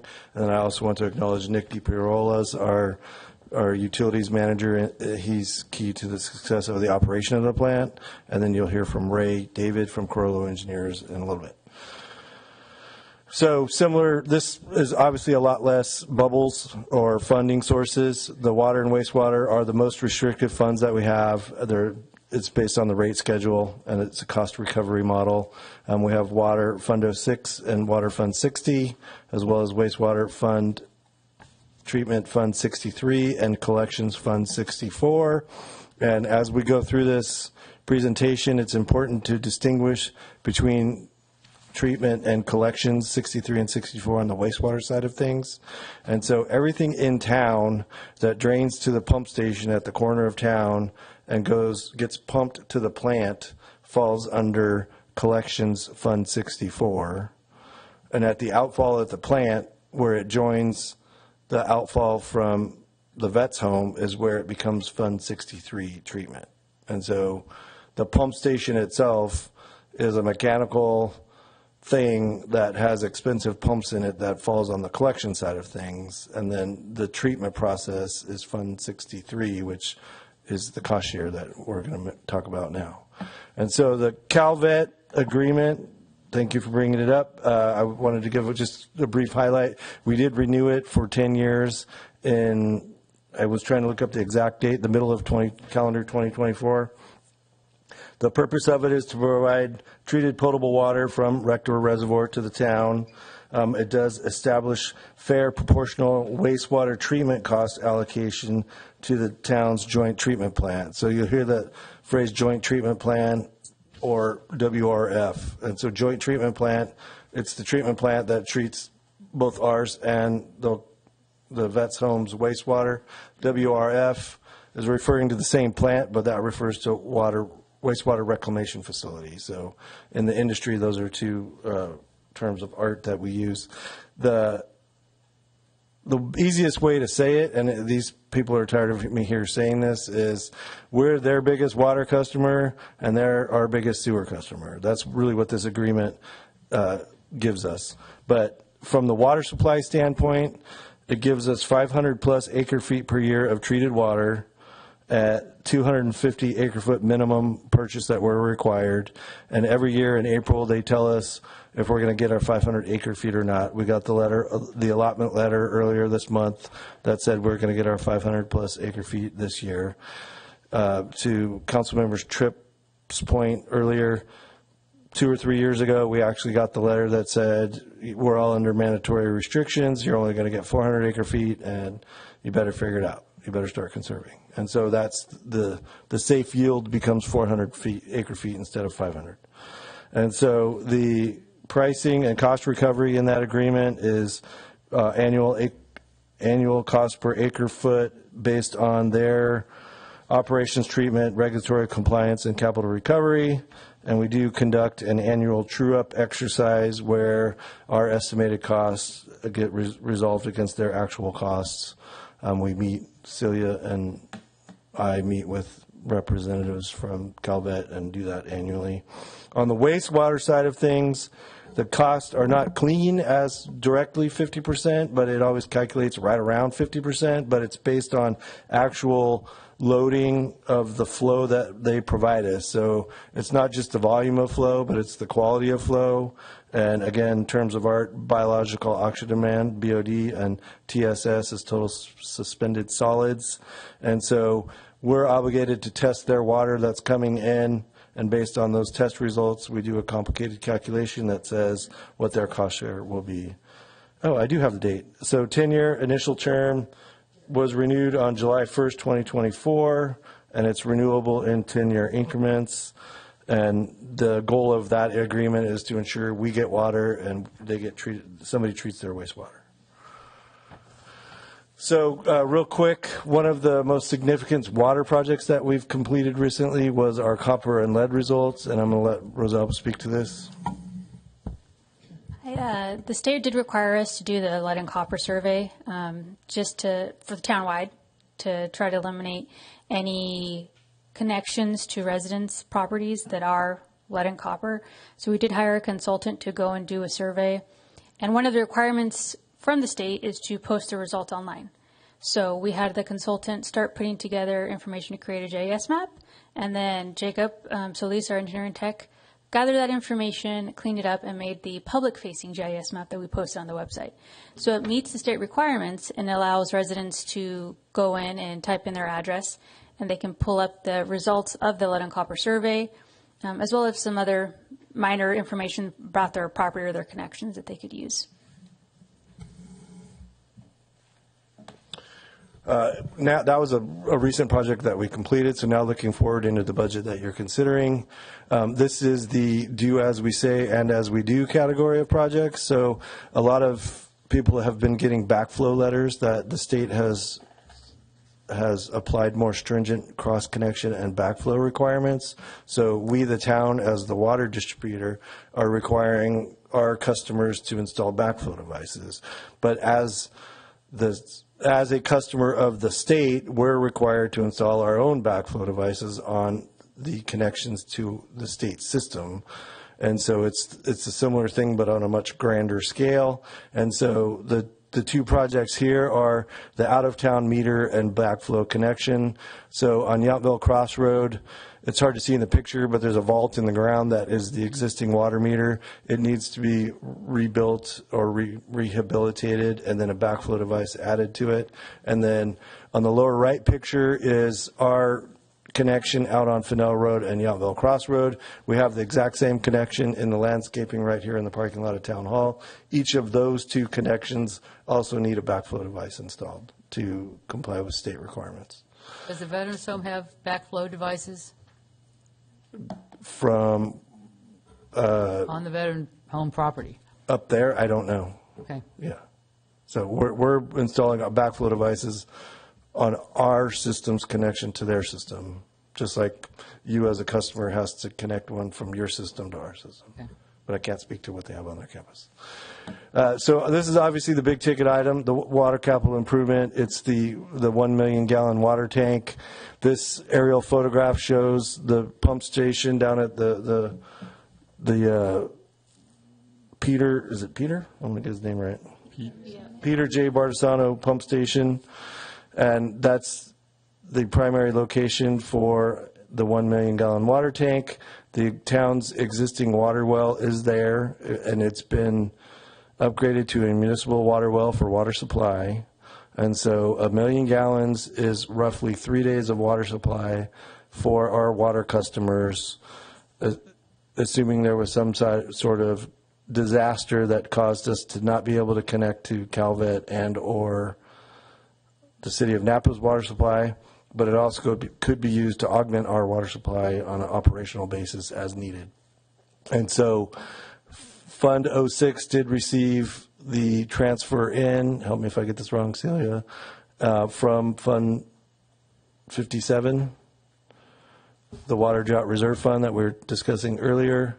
And so the important part to note is using these funding sources, we can design and construct this tank independent of the depending water rate study and not on the backs of the water customers.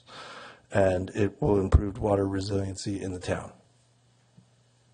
And that's kind of an image. On the right in the bubble is what it would look like and where it would most likely be sited on the property. How tall is that? It's, depending on the diameter, we're shooting for 24 feet tall, which is not much. It's in the same range as the peak of a single-story house. And so we can adjust the height by making it bigger around. And the vineyard that's just to the left of that tank, is that part of the Father's Vineyard that's on the speculation market? That's the vineyard that's owned by the church. That's for sale? Yeah, okay. Thank you. Can I ask a question, John? Sure.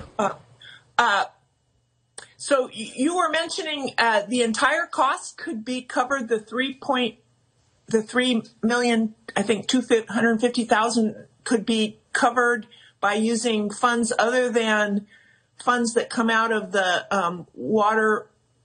Those two accounts that are the water reserve, the water enterprise accounts. In other words, those that end up having to be paid by the customers. Is that correct? The whole cost could be covered? The funding source for this project is Fund 06, the Utility Enterprise Capital Projects Restricted Fund, and Fund 57, the Water Drought Reserve Fund. So those are the funding sources other than, instead of, I should say, having this be part of the upcoming utility rate study, which would then utilize water rates, if that makes sense. And not to put too fine a point on it, but the fund that the 1.25 million is coming out of, whether or not it goes into the rate study, eventually, is that a cost that will come back to the customers, whether it goes into this rate study or somewhere down the line? I'm not sure that I understood your question, but using the Fund 06 is something that was, that fund was established specifically for capital projects. It's not something that continues to be grown. So once that fund is used, it will not be available, and it's not going to be, to my knowledge, proposed to be grown with the utility rate study.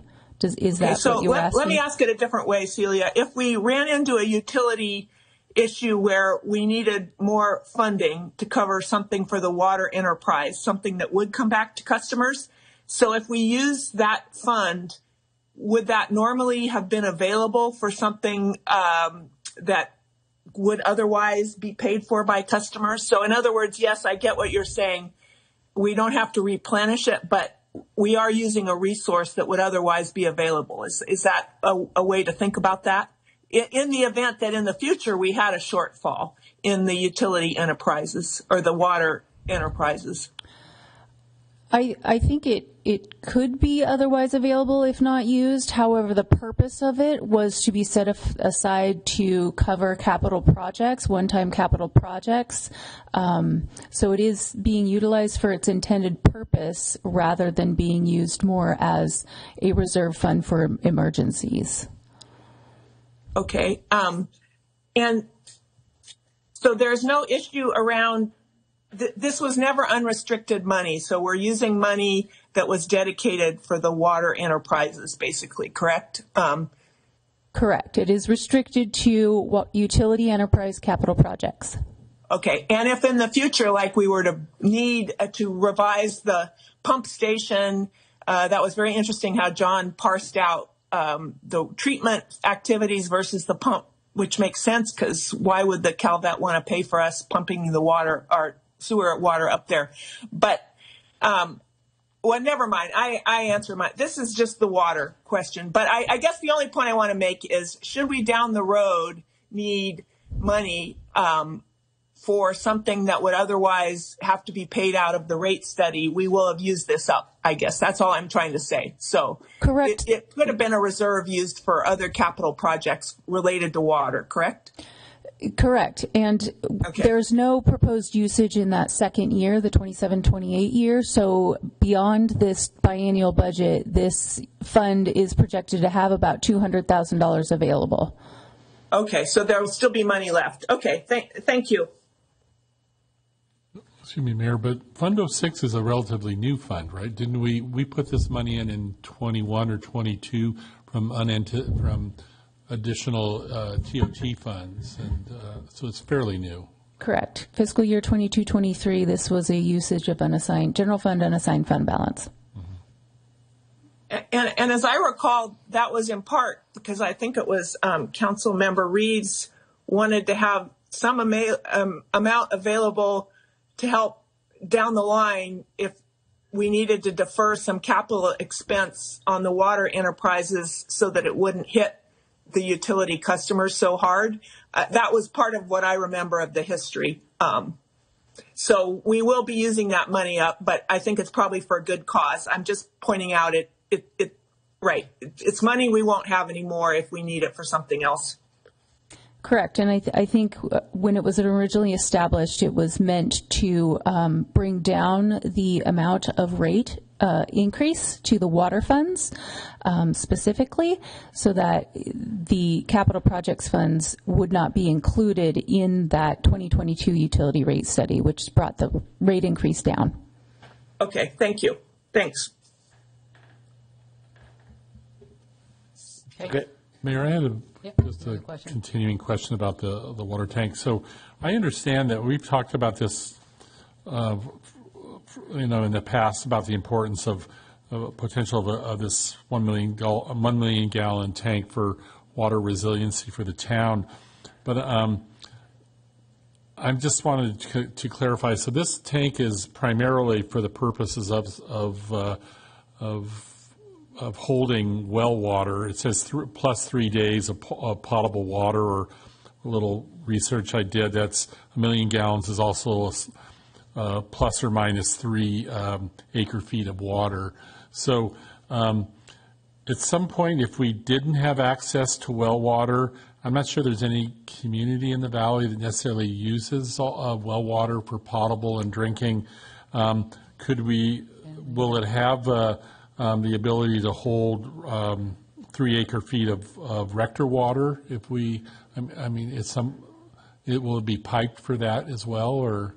Yes, it will be connected to the distribution system. So if for some reason the well was unavailable, we could route water, Rector or City of Napa water there and store it there.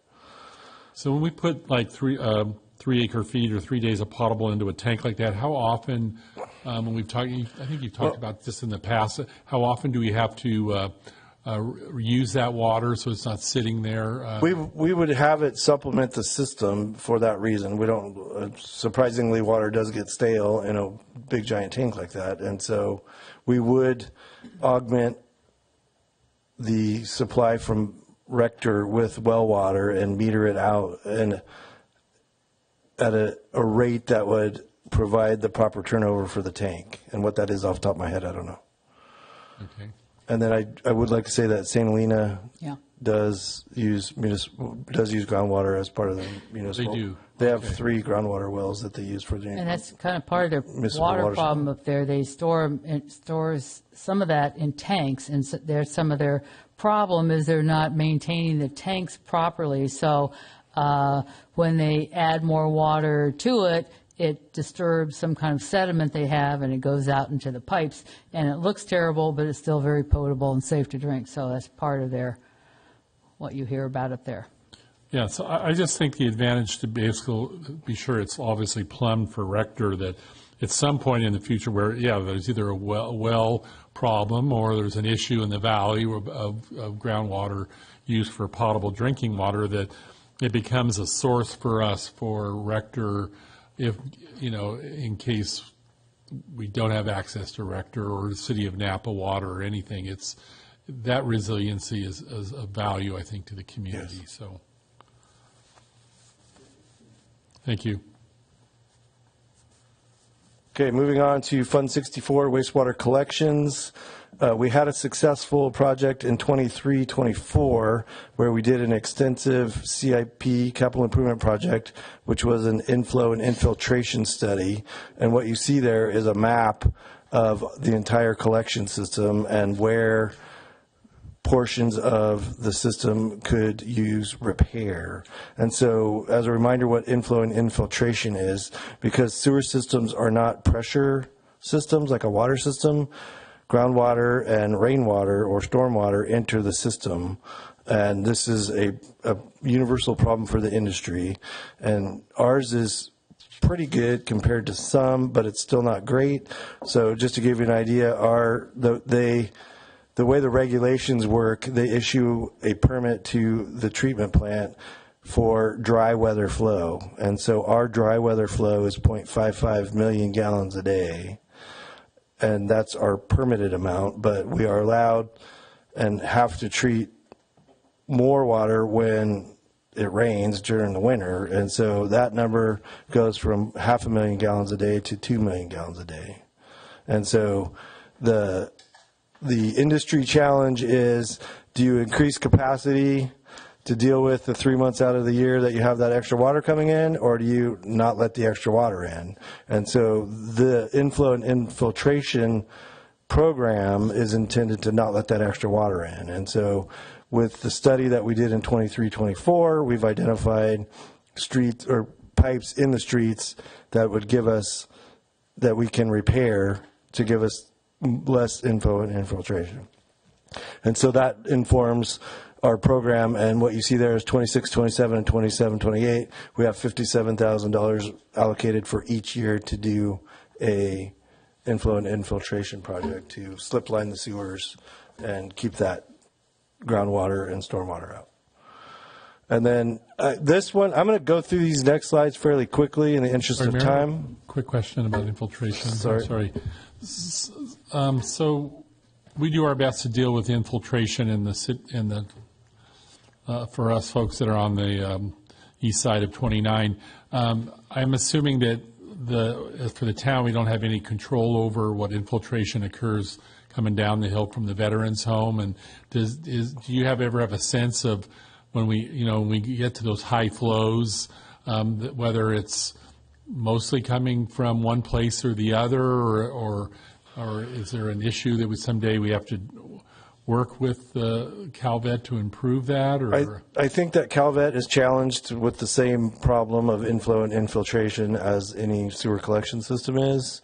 And we can see the difference in their flows from summer to winter and see that they have that same problem. And we could probably quantify the number for them. Conversationally, we understand that they have a fairly aging sewer collection system that needs a lot of attention, but they also have a steam system for distributing heat that needs a lot of attention, and so their resources are stretched fairly thin. And so they are faced with that same challenge that we are. And I understand they have. I mean, it's an old facility. I mean, you're Right. going to have pipes that are going to allow groundwater infiltration all the time, and certainly more but in terms of just our investment for the wastewater treatment plant and all that, our capacities handle that, and with the assumption it doesn't get worse, or hopefully it gets better in the future as the state invests on the property and the campus. So. Yes. Okay. Thank you.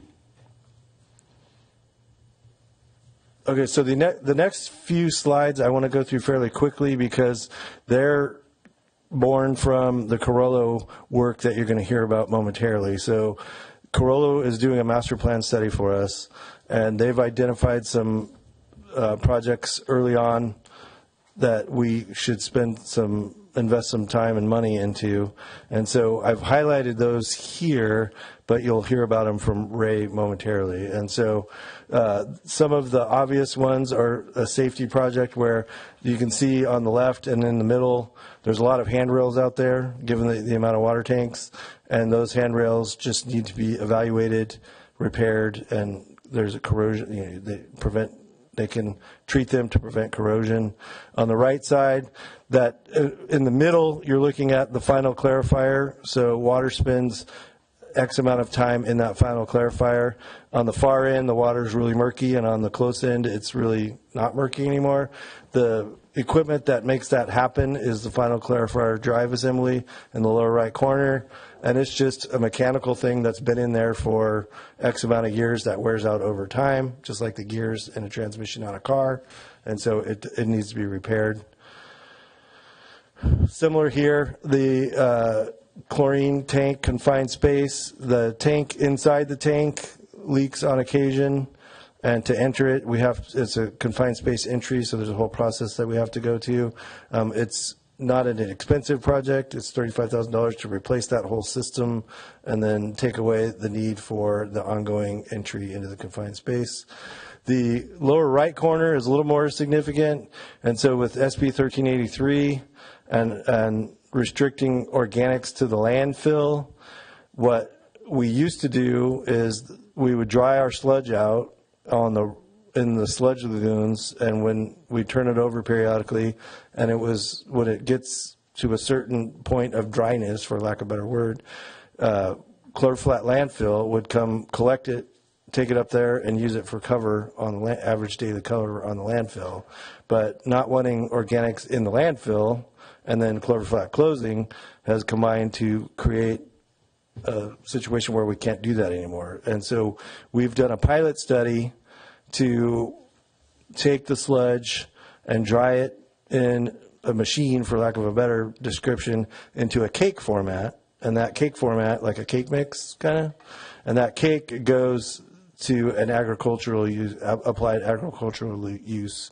Right now, we're in between that stage where a company called Listec, who is helping us with the pilot study, is taking the dried sludge and using it for the same agricultural use. But in the sludge in the lagoon format, it's not the most efficient. And so we're looking at getting that piece of equipment that will dry the sludge, and then they haul it off monthly instead of annually. Do we sell it, or do they buy it, or do we Right now, we're pay paying them to take it. That's what I thought. So it always goes, you know. And so similar here, headworks, grinder, auger, spiral lift. At the beginning of the treatment chain, there's the headworks that grinds all the stuff that's in the pipe up and makes it more fluid to go through the system. And that just needs annual, or not annual, this is kind of major maintenance category like we were talking about before. And then the primary trickling filter rehab, that big thing on the right down below is the primary trickling filter, and the little pop-out picture is the filter media that's inside there. And that, to our institutional knowledge, that filter media has been there forever, but probably not forever, but at least 25 years. And so it's going to need to be studied and replaced.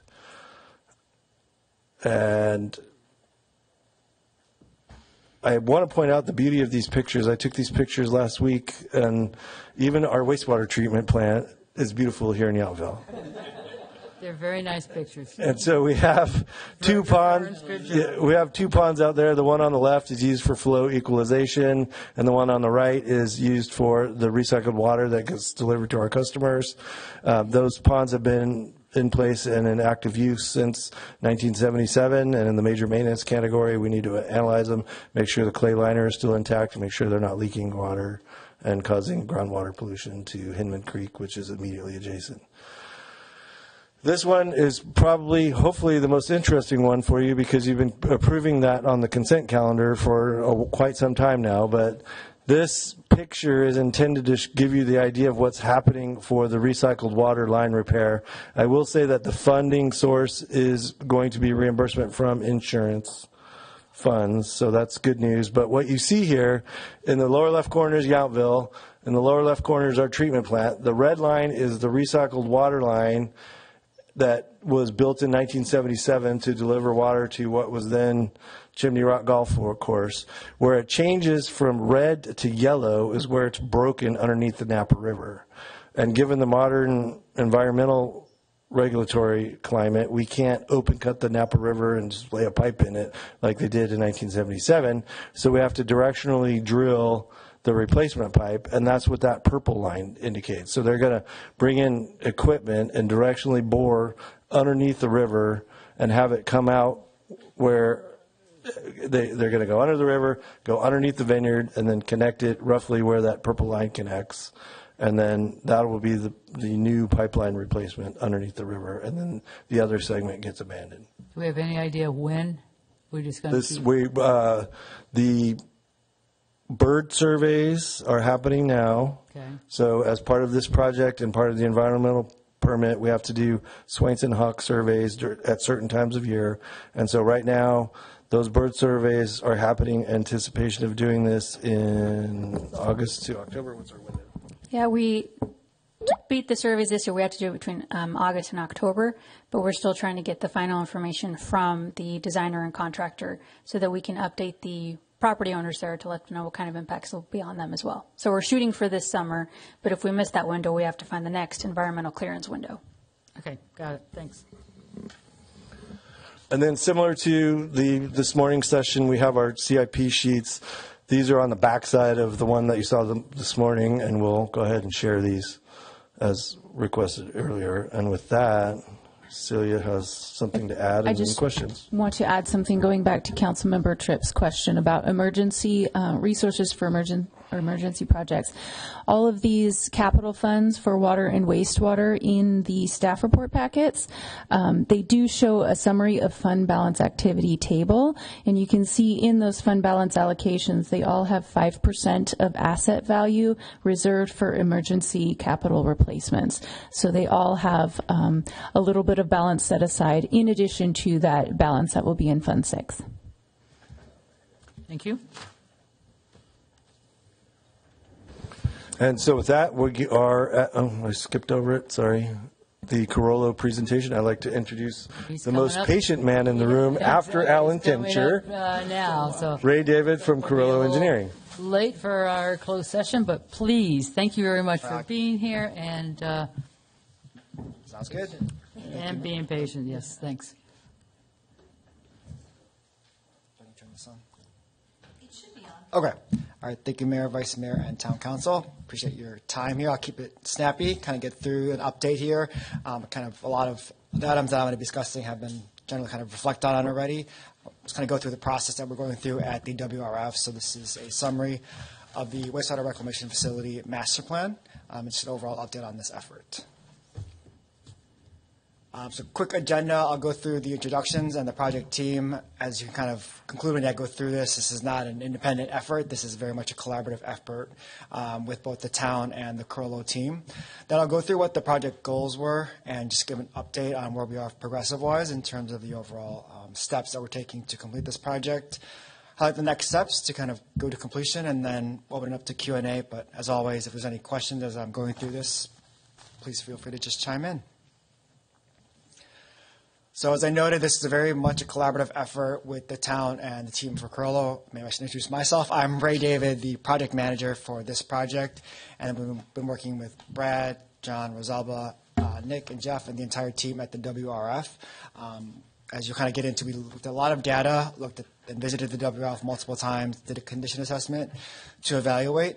So a lot of their feedback, kind of understanding what they're liking about the WRF, if there's any issues with any of the assets that I'll get into, making sure that we memorialize all that information and can use that to then develop a 10-year plan. That's the intent and goal of this, is to look forward over the next 10 years to identify what projects may be needed, what assets need to be, as noted, either replaced or rehabbed, or if there's another process that makes sense to move towards because that existing asset is kind of nearing the end of its useful life and it makes sense then to kind of reimagine what that process could be that's most beneficial, most efficient, and potentially also most cost conscious for the WRF and for the town overall.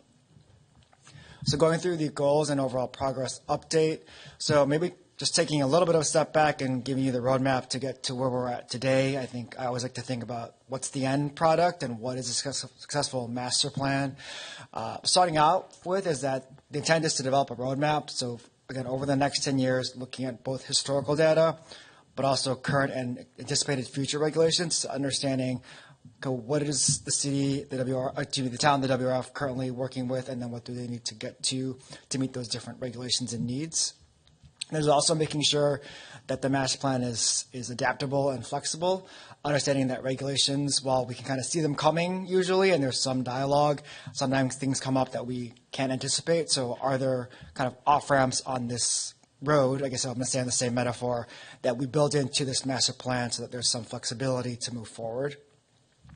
And then finally are kind of the logistics, everything that's memorialized, the recommendations, are they very clear and are they built on kind of credible data-driven decisions that then the city can look at and the town can look at and understand exactly what they're doing there. So then looking at the 10-year planning horizon, the intent was to identify what is the purpose of any project or project need. So it was, one, to focus on critical term, so any near-term items that were identified. If there's an asset that, for instance, is no longer functioning, that became obviously on the critical near-term path. Looking at, again, aging infrastructure and any future regulations that there are concerns that we need to identify and any kind of deficiencies in terms of those efforts. Looking at an assessment that we did of the WRF and of the different assets. To look at how the existing facility and how it's operated kind of dovetails with what it's going to need to be able to do over the next 10-year planning horizon. And then also identify if there's any improvements just to overall better, efficiently, and with greater efficacy manage and operate the WRF. So those 4 items there are shown on the left, kind of carried over from the previous slide. And then on the right, then we develop what is the actual trigger for a project. Because I think, again, to the point I made about making sure this is kind of a clear, concise, defensible project, we wanted to say, is this project that we're identifying driven by a regulatory need? Is it driven by a condition-based need? Is it because of an increased wastewater volume that's required for treatment purposes? Is it going to provide economic benefit? What is the operational benefit? And then also, is there an internal driver from the town's perspective that we want to make sure is memorialized in this project?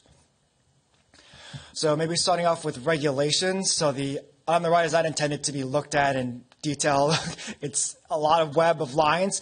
What I'm showing there is the WRF kind of from a before and after, what's flowing into it, what's coming out of it.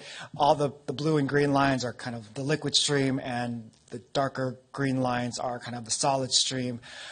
So the intent of this is to show you kind of the interrelatedness of this entire WRF, and that when we start looking at regulations, it is understanding how each of those icons, which represent a tank or a specific process, how they work with upstream and downstream processes. It also helps identify which ones are kind of most concerning from a risk standpoint, because, you know, for anything, the chain is only as strong as its weakest link, obviously. So that's part of our effort, is to identify which process units, which assets are the most concerning, that if they were to fail or go out of service for a long period of time or any period of time, would pose the greatest risk to the town in terms of its mission of, you know, cleaning and treating the water. So that's kind of our mission on that effort in terms of regulations.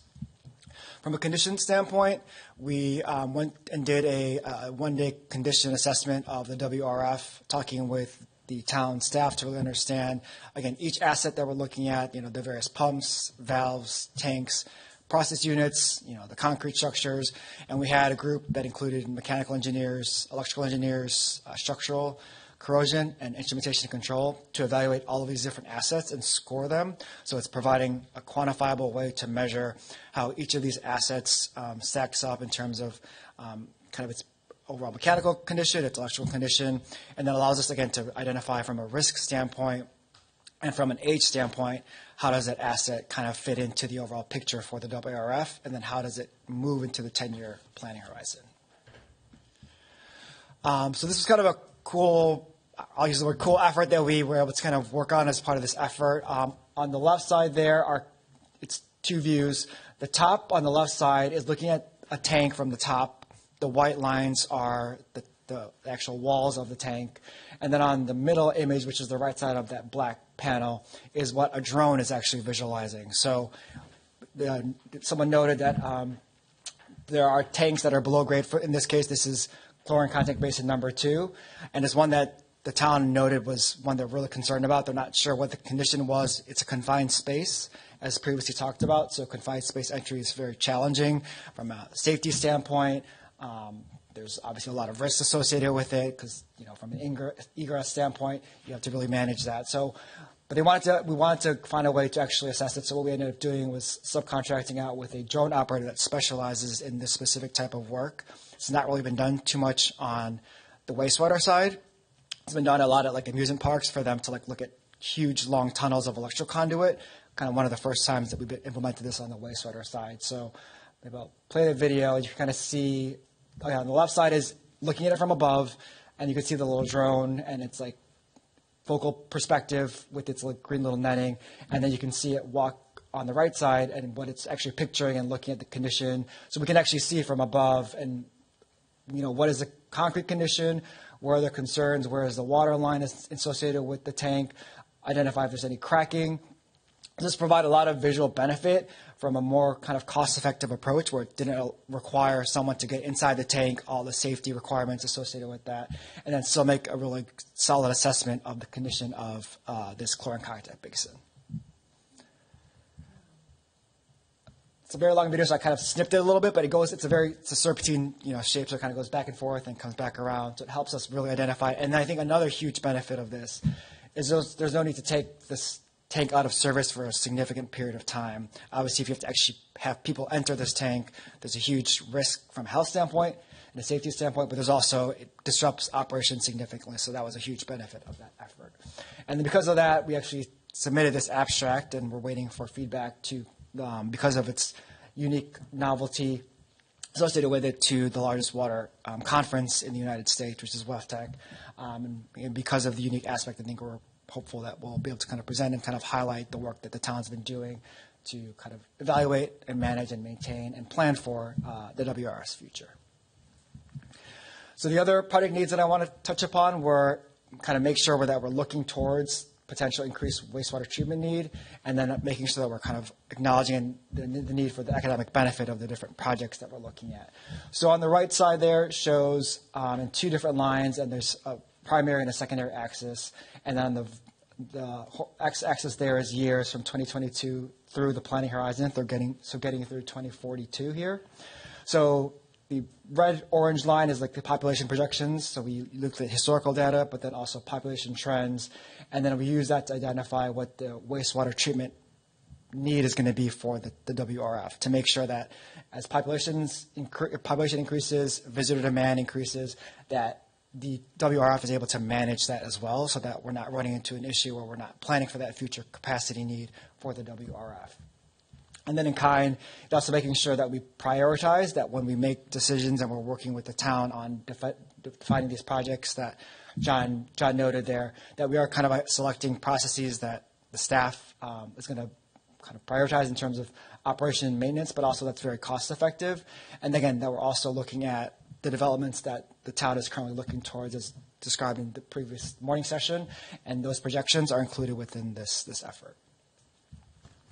And the other kind of project need and trigger that we wanted to look at was operational benefit. We wanted to make sure that the staff that have their hands on this day to day, hour after hour, in terms of all those process units, are able to operate it most efficiently, and that it's not causing them headaches. It's not a friction point within their daily kind of day-to-day efforts.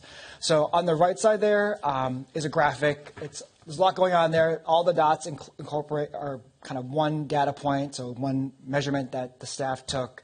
And then on the left side can be considered to be any kind of any metric that's regulated by the water board, for instance. So what you're seeing here is that, from a performance standpoint, it operates very well, kind of for a lot of conditions. But then the top part of that would be indicating there's a couple instances where there's potential for some operational optimization that we can work on with the town. So it's just kind of indicating that from a performance standpoint, the 95% of the operations is kind of below that regulatory limit, which is the orange line. There are instances that, kind of somewhat goes over that, and then that's where we kind of work with the town to identify what are the options. Is it an operational issue? Is it an equipment issue? Is it an asset issue? And kind of understand that so we can help kind of identify what's best needed moving forward. And then the intent is to identify a framework that helps improve both current and future performance and O&M, and reduce O&M challenges. And then we're kind of where we're at now, which we're kind of nearing the end of this presentation here, is developing the master plan, so writing all of this up. We've kind of done the condition assessment. We did the kind of projections that I discussed. We are kind of nearing submission to the town for review of kind of all of the kind of capacity review. So looking at each of those process units that I showed on that messy graph of all the icons. So we went through each of those to identify what was the actual design basis. So what was that unit designed to handle? And then what is it being asked to handle right now? Is it overperforming, underperforming, and then is there a delta that needs to be managed moving forward over the next 10 years? And that's kind of helping support the town's effort in terms of discussions today about your budget over the next kind of planning horizon. So this is kind of in terms of next step. Again, we're kind of moving towards identifying project alternatives. So looking at, again, based on capacity needs, based on condition needs, what projects might make the most sense. I think John very much teed up, for instance, on the solid standpoint. There's LISTEC as the current kind of one option that you're looking at. Are there other options that we might want to explore as part of this effort to highlight, some optionality in case that is not kind of the preferred option moving forward? We're also receiving technical or feedback from the town on the TMs that have been sent along. Continue with our evaluations, and then hoping by the end of the summer to wrap up the master plan so we kind of button it all together, and it kind of has, again, 10-year planning horizon recommendations as well as kind of costs associated with those projects that we're including. So with that, that's all I had to kind of share right now, but I'm happy to answer any questions. So with all this great analysis you've done together, are there any big surprises in terms of budget needs over the near term that you are projecting? I'm not going to lay down on amounts, but what was really nice about this master plan, we did see kind of the rough draft before we put this budget together, was being able to actually prioritize and hone in on what do we need soon, rather than what the operators are out there are, hey, we think this might be needing to be updated soon, or this might need maintenance on. It was nice having that overall view from somebody who came in and looked at everything and let us know longevity of what you currently have. You can do maintenance on this and it'll work for another 10 years versus you're going to need to do something soon. So I wouldn't just do small fixes. I'd do something bigger. So it was nice being able to get that for our overall plant and put that in the budget. So any big hits in the near term to ratepayers? To ratepayers, I don't believe so. Excellent news. Thank you. Good job. Any other questions? Seeing none. Thank you very much. I didn't see your light on. Sorry. Sorry, Margie. That was a really excellent report. And that makes all the sense in the world, the way you rate projects based on necessity and whatnot. I just wanted to ask you on that chart on disinfection performance, where we had a few dots above the line. Are those things that we end up having to report as part of our NPDES permit or the Regional Water Quality Board, or are those just kind of operational anomalies? That's a great In other words, are they permit violations or just something that falls within the range of, because I assume the discharge and the chloroform levels, and maybe I've got this wrong, are covered by our wastewater discharge permit?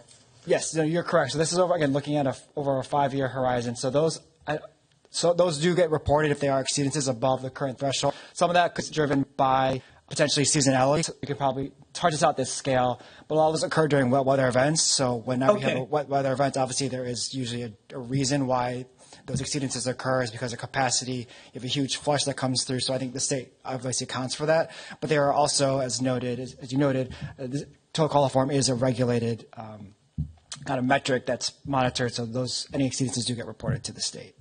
Okay, and then one other really quick question. Given your business, you probably know this.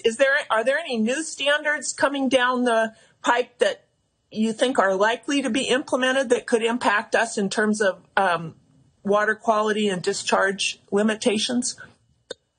Yeah, I can speak to that. I know you also have a consultant that kind of works on your regulatory side that we've been working with Rosalba and John and the town.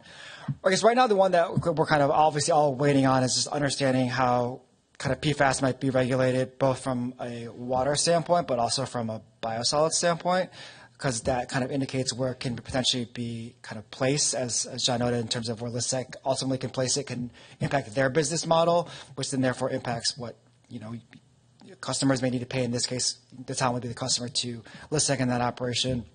So I think PFAS is one that we're looking at and just understanding where that's going. I think that's still, frankly, I don't want to kind of presume, but I think there's still a lot going on there from the federal level, how they're going to kind of trickle that down, if there's going to be a lot of discussion about what's currently on the water side, the drinking water side, and then when that moves to the wastewater side. So that's something that we are looking at, and that's kind of one of the major ones that everyone's kind of keeping an eye on. I think nutrients are one that particularly, we're talking about, the San Francisco Bay Area has been one that, the Bay Area Clean Water Agencies has been particularly tracking. I think it's one that we've looked at the town's data. I think they're in very good shape from that perspective, but they may kind of ratchet down those regulations from an ammonia perspective, so that may kind of consider what processes, for instance, that we're talking about right now as part of this master plan, we would recommend, because we might identify this process unit for you right now makes a lot of sense, and it's also the most flexible, that if you do need to ramp down in terms of your ammonia numbers or phosphorus, for instance, which is much, much further away in my opinion, then you'll be in much better shape than if you stick with this technology that helps you now, but then maybe has less future flexibility from that perspective. So again, I think it's PFAS, I think it's nutrients. That are probably the two that everyone's kind of tracking right now from a water quality standpoint. Great, thank you. Mm-hmm. Okay, any further questions? Yes. Quick question now, after Councilmember Tripp asked those questions, looking at those points above the line, they seem to center mostly in areas like in December, maybe where there's higher flow. Yep. So are those a reflection of limitations on facility or SOP or something like that in terms of process? Is that what you look at, or? Yeah, I think it's a little bit of a mix of all of the above to a degree. I think one part of it is because of the size of the plant, it doesn't have the same necessarily like buffering capacity like a huge plant does, right? Like SFPC Southeast plant or Sonoma Water plant where they have 10 MGD. So any fluctuation I think really impacts, and I think the town does an amazing job kind of operating. But to the point there, whenever you do like a wet weather event and there needs to be an operational kind of working with the town, given the data that's available to the town and maybe as part of our project, identify if there's any additional sensors that might be beneficial for the town to have to be able to kind of, to the note there, develop an SOP or revise the current SOP that could help alleviate those efforts and those items. I will note that these are over 5 years. There's like 5 points, I believe, over the line. So again, I want to kind of applaud the town's effort there. But I think it's kind of when you look at the scale of the plant, when you look at those wet weather events as we experience today, it does kind of throw havoc on kind of the standard procedure. So I think it's identifying during those 5-6 times a year where that event happens, okay, how do we need to rethink things, and then when do we need to start making decisions to kind of best get ahead of the curve. So this, for instance, would be like the disinfection strategy and the dosing and et cetera, et cetera. I don't want to get too granular with it, but that's kind of what we're trying to lay out as part of this master plan. All right, great. Any other questions?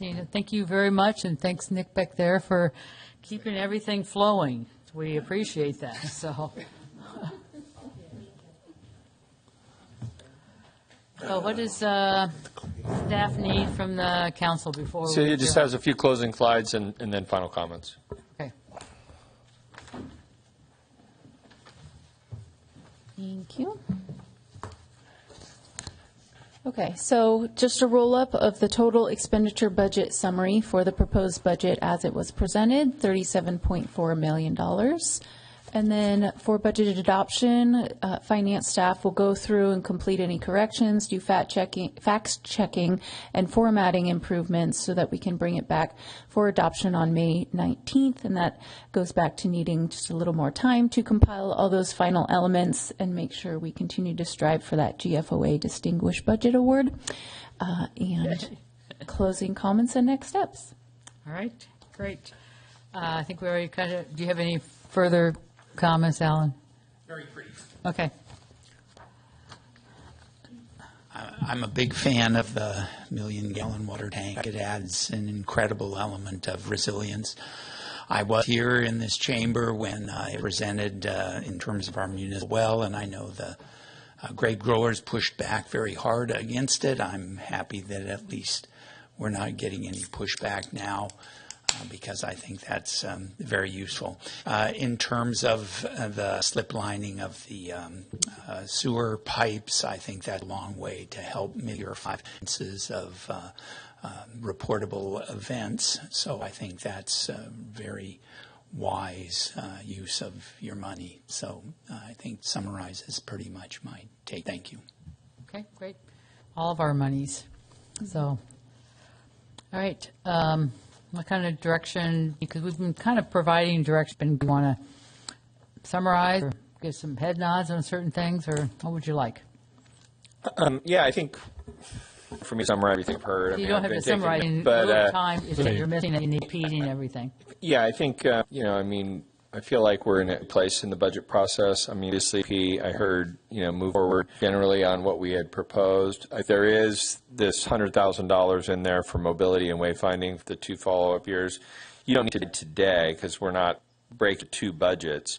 But I do feel like budget adoption, it would be good to know from the council, do we want to keep that powder dry wayfinding, or do we want to explore using general fund to study California Drive in terms of the safety or mobility enhancements that were discussed? I think that's one where I feel like we need to go there today, but if you wanted to, everything else I felt like we got pretty clear direction on. I'm looking at the rest of the team to see if there's anything. Just to start, the California Drive just seems a lot of money right now, I think, for kind of what we need. So I agree. It's a lot more than I was anticipating. And I still, just even last week, I saw a couple riding their bike and one split and went over to the vineyard, the estate, and the woman just stayed there in the intersection not knowing what to do. But I don't think that these problems will alleviate that kind of confusion. I think people come in from the Vine Trail and they don't understand. And my biggest concern are the people coming north on the off-ramp. And I think even just blinking lights there, but I understand the dilemma that it's a state property on that corner. So We can keep exploring sort of non-general fund improvements. And as So- we're doing road improvements in the area, I definitely agree. It could be a timing issue, but I just would hate for somebody to get hurt in the meantime. Understood.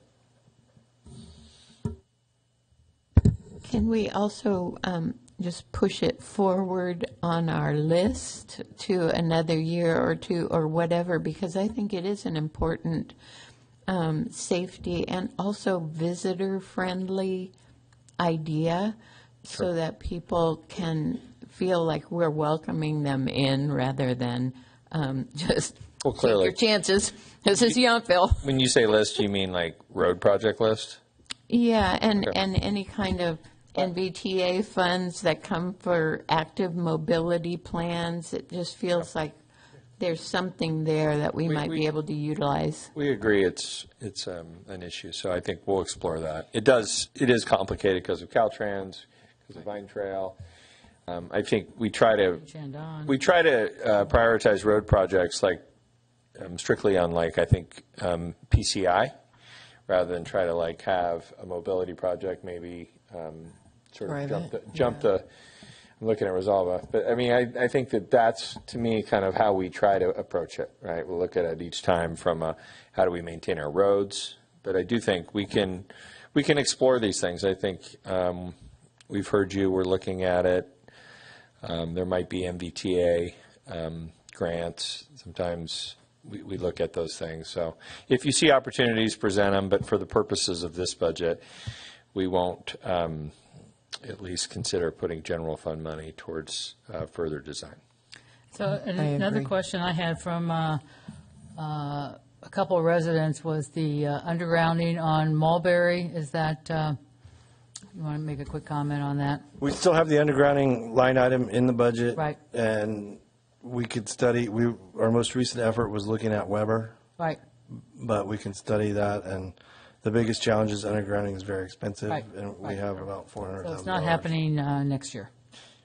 Well, I think to be clear, we likely have some money to study it, but we have no money to implement it. Okay. All right. Good. That's what I saw too. Yes. We're also talking about just continuing to work on ideas as Oak and Vine develops on the crossroads, that's a part of where we're trying to improve. We'll improve that as we develop funds and I mean, slowing traffic as people come west on the crossroads is always a benefit, whatever we come up with. So, yeah, and I think since I feel like Offset or Byron's presentation was well received, truthfully, we even looked at, like, there is a gateway sign there. That might be a good place to start because it could be integrated into like a traffic calming. So we'll keep exploring that. I think we're trying to be mindful of, I think it's $125,000 that was assigned from the project. So we do think we can do the intersection improvements we showed you, but we'll explore the other stuff coming west, and maybe there's opportunities to integrate, gateway features like signage. thank you. Okay.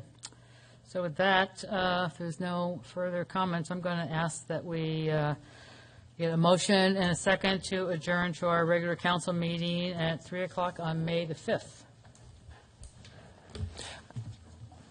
I move to adjourn to May 5th. I'll second. All in favor, say aye. Aye. Aye. Any opposed, any abstain? Okay, we've adjourned to that. So does everybody need a quick break before we move to closed session? Are we going No? to leave during that? You do? Okay. Stand up. Okay. I need to eat.